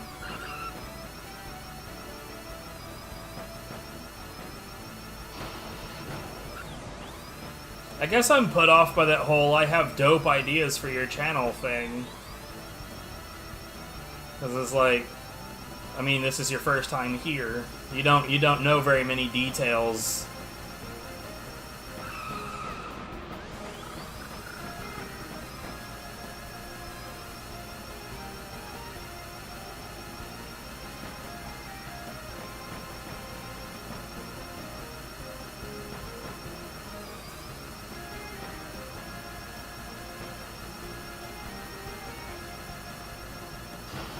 And like, I swear to God, if anyone ever suggests that I should be a VTuber, I'm gonna ban them immediately.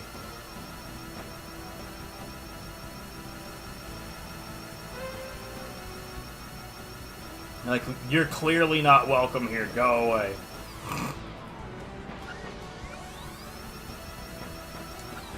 Well, yeah, if I was working in an office, I would definitely be doing the same thing. Like, I always work better with something going on in the background. You're banned. But no, seriously, I honestly hate VTubers. Well, not the people themselves, but the VTubing thing in general. I refuse. I refuse to watch VTubing. I won't do it. It's bad and dumb. I would much rather you had no visualization of yourself whatsoever than waste space on the layout for a VTuber model.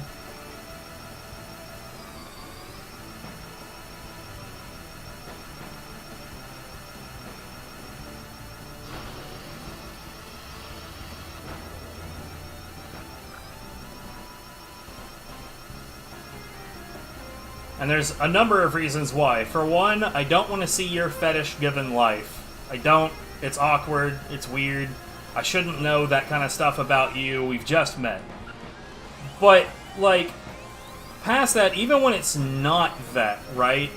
It's usually something generic if it's not that. And in that case, it's just like, why? It doesn't really represent you at all. But like, past those details, it's a rich man's game. Because, like, the only way that you're gonna be VTubing worth a damn is if you've spent some actual cash on it. And I always look at that and be like, so you could have done things that, like, materially improve anything, but you chose to have a fucking goofy-ass looking model that doesn't follow you worth a shit. That all it... Like, look, okay, when I'm watching Twitch, I want to have actual proper conversations with a streamer. A human. A person. I want to see that I'm interacting with another person. I don't want to have a conversation with a cartoon shark. I don't want to do that. It's not interesting. It's awkward. It's weird. Get it away from me.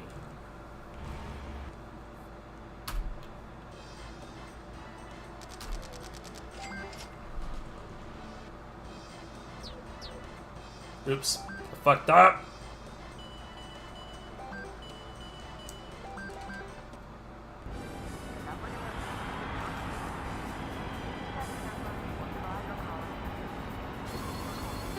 We have, like, a whole ass channel on my Discord that's dedicated to shitty layouts, and a lot of them are VTubers.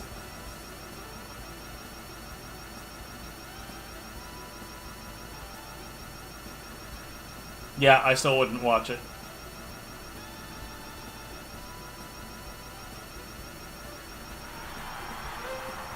Like, we can go through that on stream here in a second if you like. Like, my entire layout, like, this layout was entirely designed by me. There is not a single element on this layout that isn't of my own hand. like, including the, like, the backgrounds, that's all my photography. I did not, like, Google image search anything. That's my shit. And, like, people underestimate just how many extremely specific and reasoned choices are in this layout. Like, for instance, the area that the game is in right now, it is that exact width because what you're seeing is literally perfect 4:3 ratio.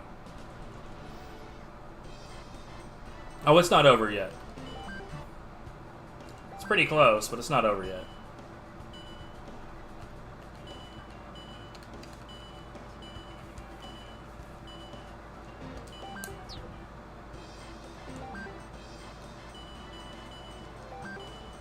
You gotta end it on this.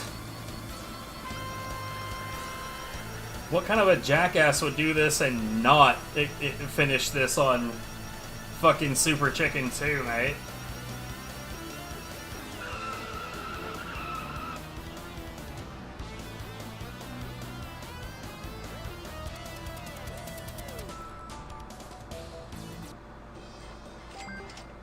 Nope, yep, that's it.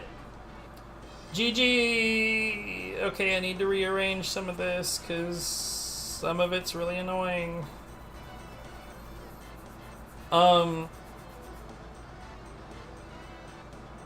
Okay, so since we were discussing it, I want to show you the layouts channel of my Discord.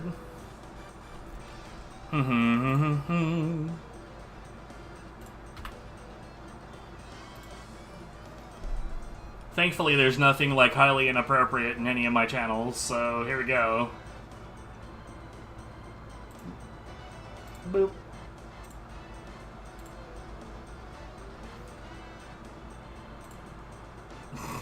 They claim it's a snake, but I see a limbless turtle doing a :3 face next to a bun on the ground. There's this mess. See, like, right here I see, like, okay, so they clearly have the yellow frames around the cams, right?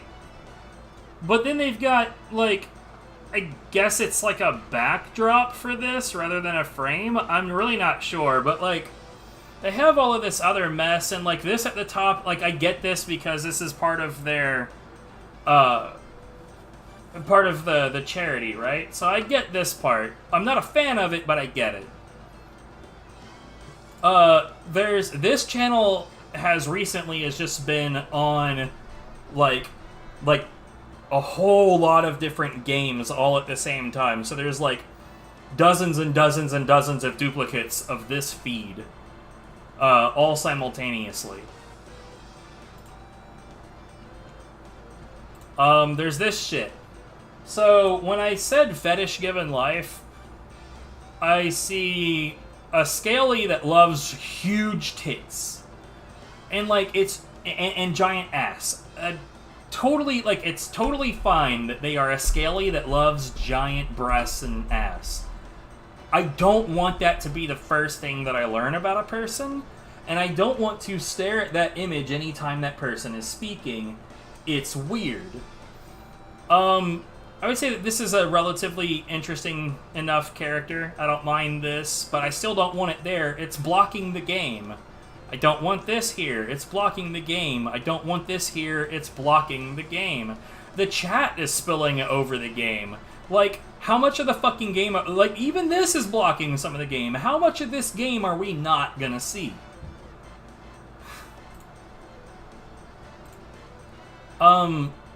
This is just here because, like this is just random. There's a gif of a shark. Shark interested, chat. Alt F4-1, fearful frights counter. This little fish. Partially transparent text. Like, it's just random shit. It's just a bunch of shit blocking the game that doesn't need to be there. These are also just images as well. Like, I don't know why people do this. I swear to God, this is what the stream looked like. Like, exactly like this.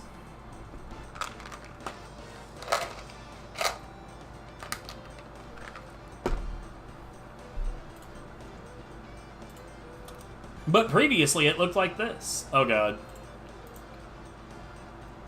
What have you done to me? Yep. Fetish given life. Oh my god, that's a cinder block head. Your face is a cinder block. Look, I'm not gonna talk shit about your friend, but I'm never gonna watch that stream. Ever. Ever.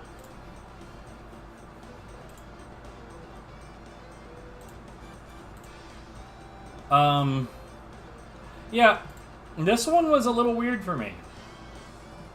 This is 2 streams at about the same time. And almost the same spot.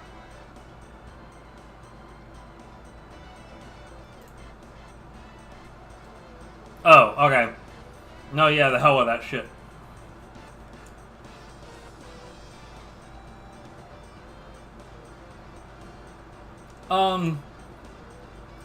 This is Outlast. And apparently this person has a world record in one of the categories. But I always, like, I hate it. Hate it, hate it, hate it, hate it, hate it. When we've got dark, spooky, scary game. And, like, pink, colorful unicorn, Hello Kitty. So happy. Layout background. No, it's Outlast, dude.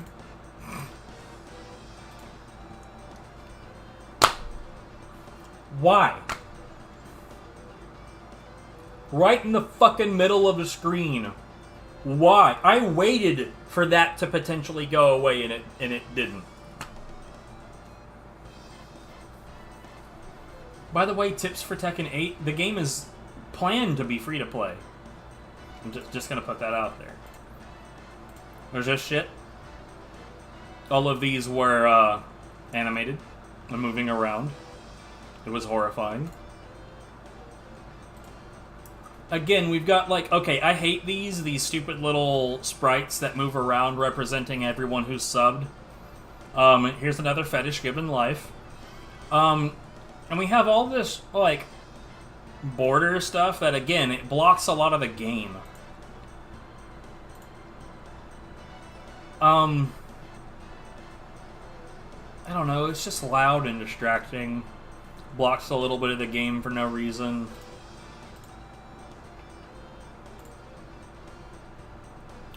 This is extremely bright, but it's also, like, so low detail that I don't know why you would think that this looks good. On top of which, the game doesn't actually fit in the frame properly.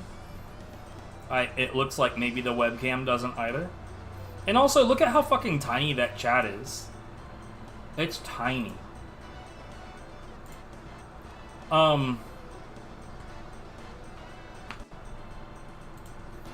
We've got some in here that are like a lot of these are just bad, but there's some in here that are truly reprehensible. This one's pretty bad.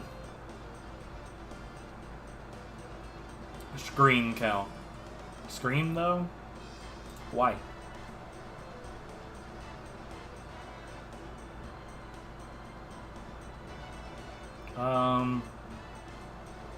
We ended up on a huge conversation about music for some reason.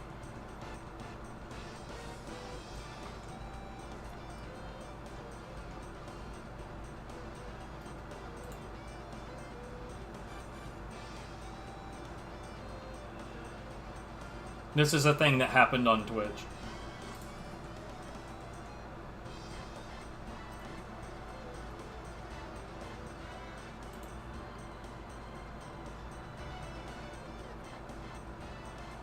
This is a thing that happened on Twitch.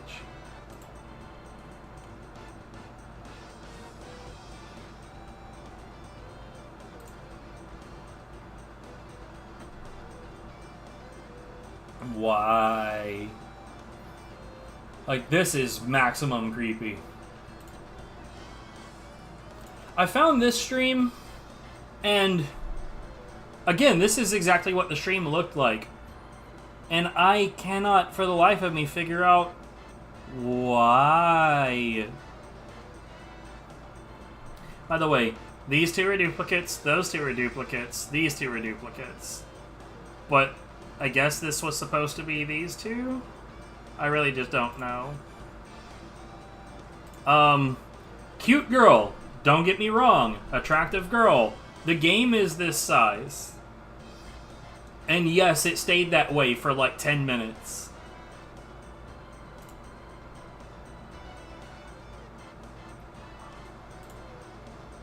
Yeah, randomly found this one.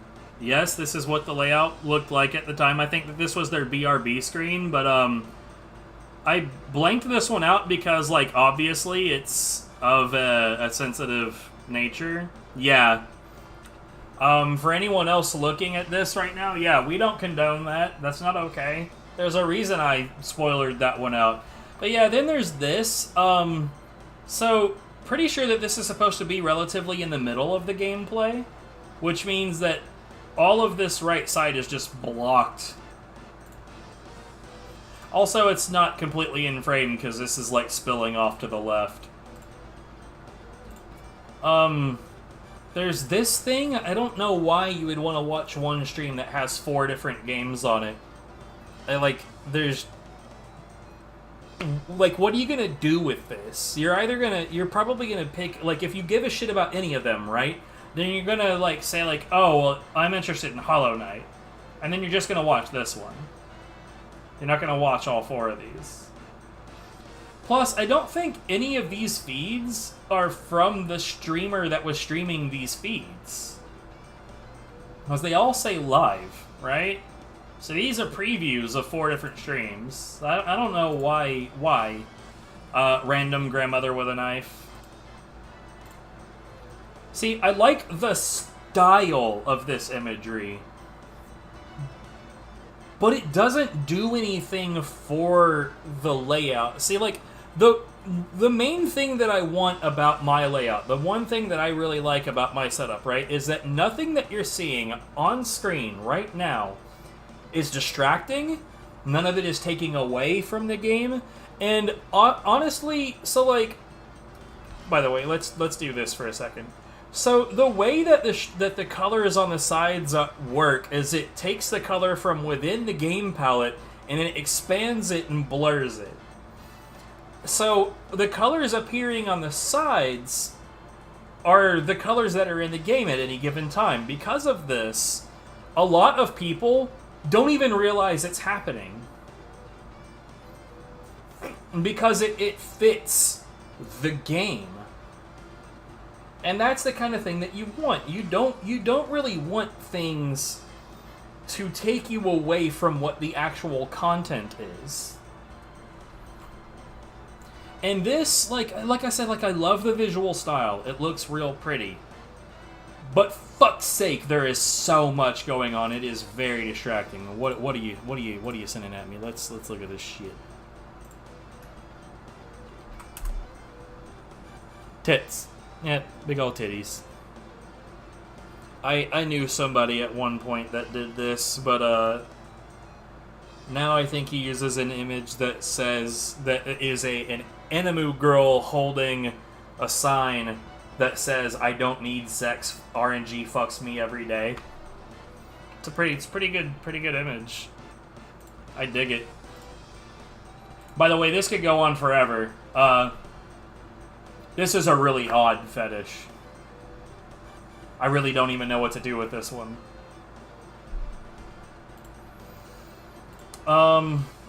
In this one I see like the space that the game is in is shrunken down a lot for no real reason. And then you got this thing. So, okay. So, this is a PNG tuber. And that's him. But when he talks, this also talks.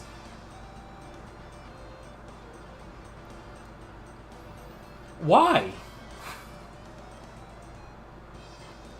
And also the just like ferrets everywhere. And like I don't understand why people don't crop down their gameplay. Like in a 4x3 they have the overscan still. Right. You know, like, I don't hate this. Like, of all the VTubing, PNG tubing, of all the shit that I've seen, I do not find this character bothersome. I could maybe tolerate this. But, like, why? Why both? It's so weird. This is extremely bright and distracting. I hate this. I hate this a lot.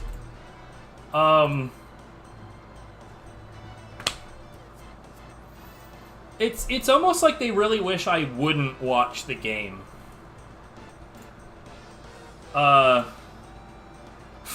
Funny enough, the channel graphics work. And, like, who the fuck couldn't throw this together in MS Paint? Like, let's be real. There's some MS Paint shit right here. And then there's this. Again, game is shrunk for no apparent reason. Here's the big giant anime titties. Like, it's just, it's... Game is shrunk for no reason. Everything, like, the color palette is distracting. It's... And the game is not expanded into its frame. See, the way that you see the layout right now, the frame containing the screen, or I guess this is the 16:9 size. It is literally 16:9. It is a perfect 16:9 representation. As is the webcam, by the way. Which is why everything on my layout is the size that it is. But, like, check this shit out, right? Those are the actual, like, positions and sizes of each of the frames. Here, I'll take that off so you can actually... What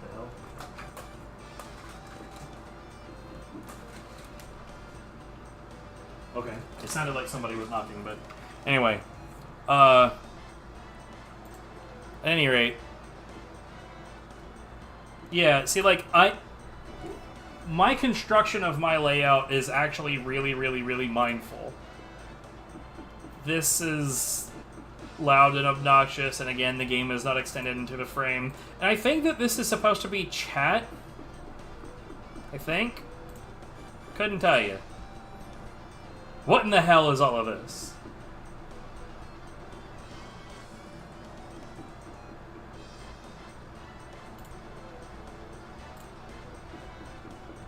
Like, so, okay. So this one is something fucking else. So, okay. So the layout is horrible. Horrible, horrible, horrible layout. I think that this was a PNG tuber. I don't think it's cute. But, like, the most offensive thing on this screen is probably the least obvious, but when you notice it, it will make you angry.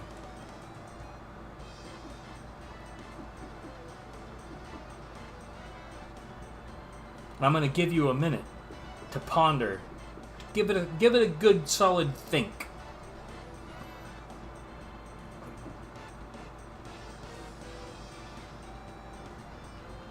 And when you give up, let me know. Because I unfortunately saw it right away. You're on the right path. That's a webcam capture. Like, that's a webcam pointed at Dark Souls. In this frame, with this mess around it. To their credit, at least it's pointed at the game almost dead on. So it's relatively flat, but holy Jesus. This is yet another instance of PNG tuber, but in two places. These people, like, drive me insane. I think, yeah, Emmy posted this one. And, like, it's just chaos. Again, it's like you don't want me to watch the video game. 113 viewers, Jesus Christ. There's this thing. Which I think that this is, like, a BRB game or something, but I hate it.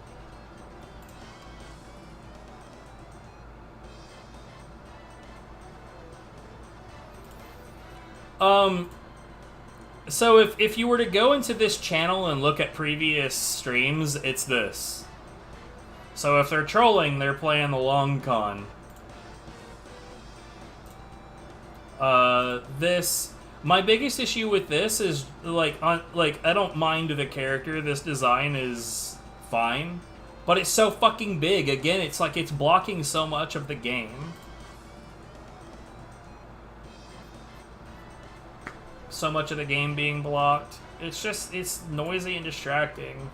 Yeah, the entire stream was like this, with the bottom half of the video feed being really, really, really scuffed. I honestly don't even know how they did this.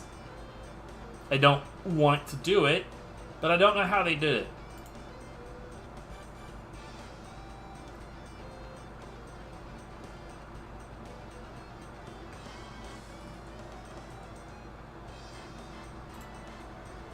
Well, if it was an Elgato, it wasn't good to begin with.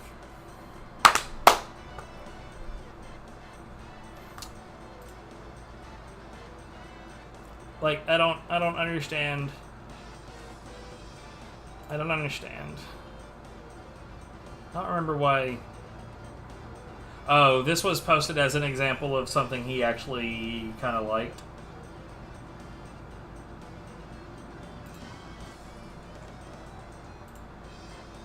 Then there's this chaos. And I don't even know what you would do with some of this shit.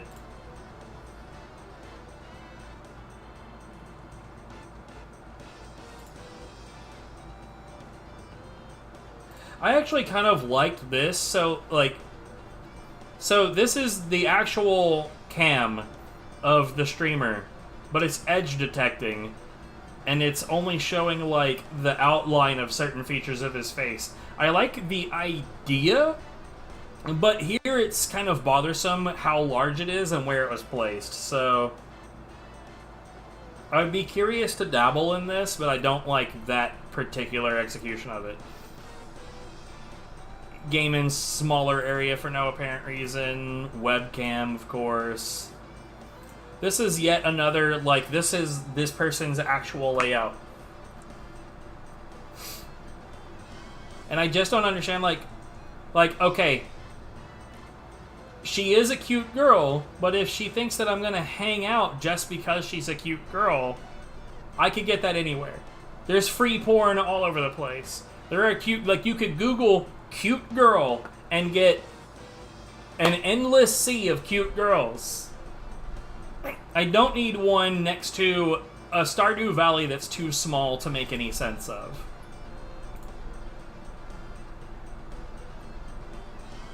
Anyway, so this goes on and on and on. By the way, that was the entire stream was this. A VTuber model's crotch. Specifically, the crotch.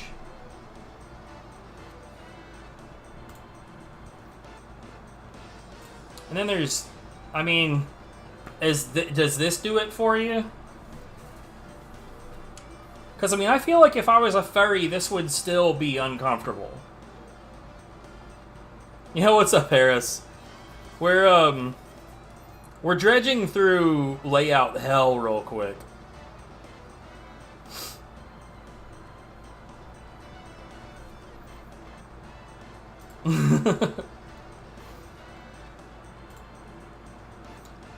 Like, I think this might be this guy's actual artwork, but yeah, I'm not into it.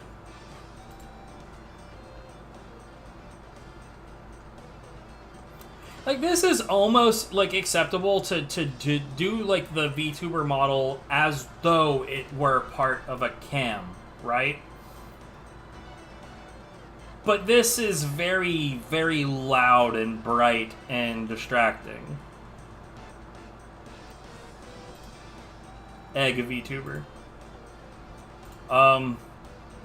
This was the actual quality that they were streaming at.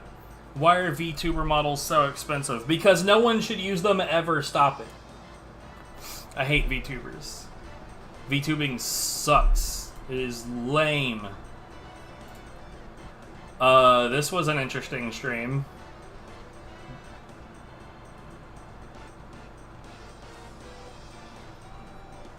I like the wolf artwork, at least. Like, what's with this chat? The game is in acceptable resolution. This is fine. This is fine. What's with this chat?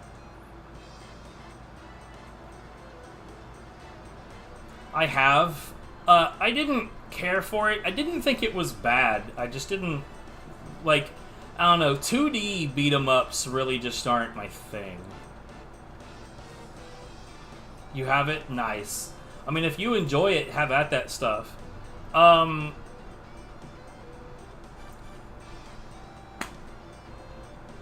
this point, what do you even say? And this channel goes back for a while. Like, a while.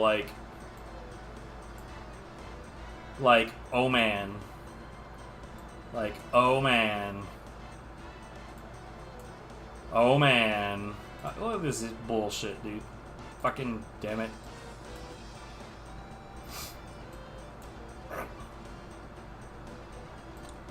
God, this goes back for a while. What is this shit? It brings tears to your eyes. Yo, if you, like, if you have fun with that shit, then go for it, man.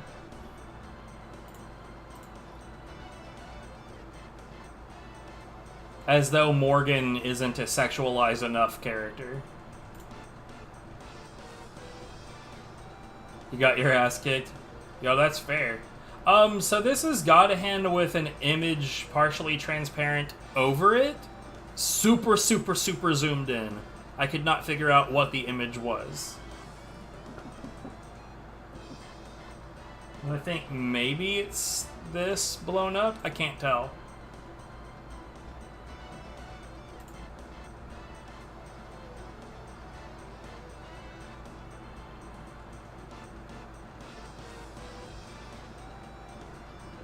Yep.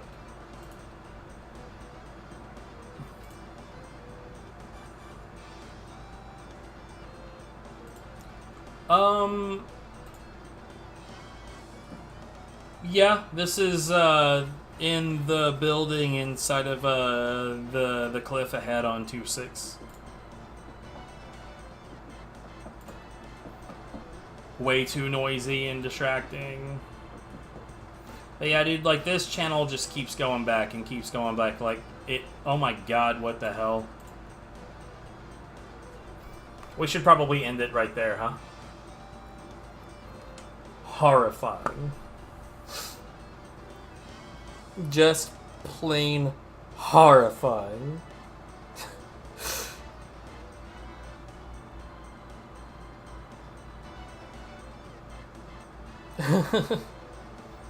Alright, Kaze, have a good one. But yeah, we're gonna put that away. Run away screaming. And let's see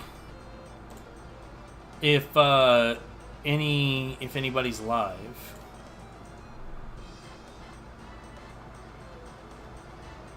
Yo, my good friend Lay is alive. We're gonna go watch Lay. I'm gonna go watch Lay.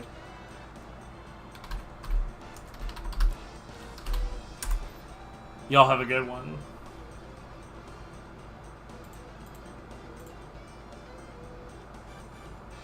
No, please. Window, please.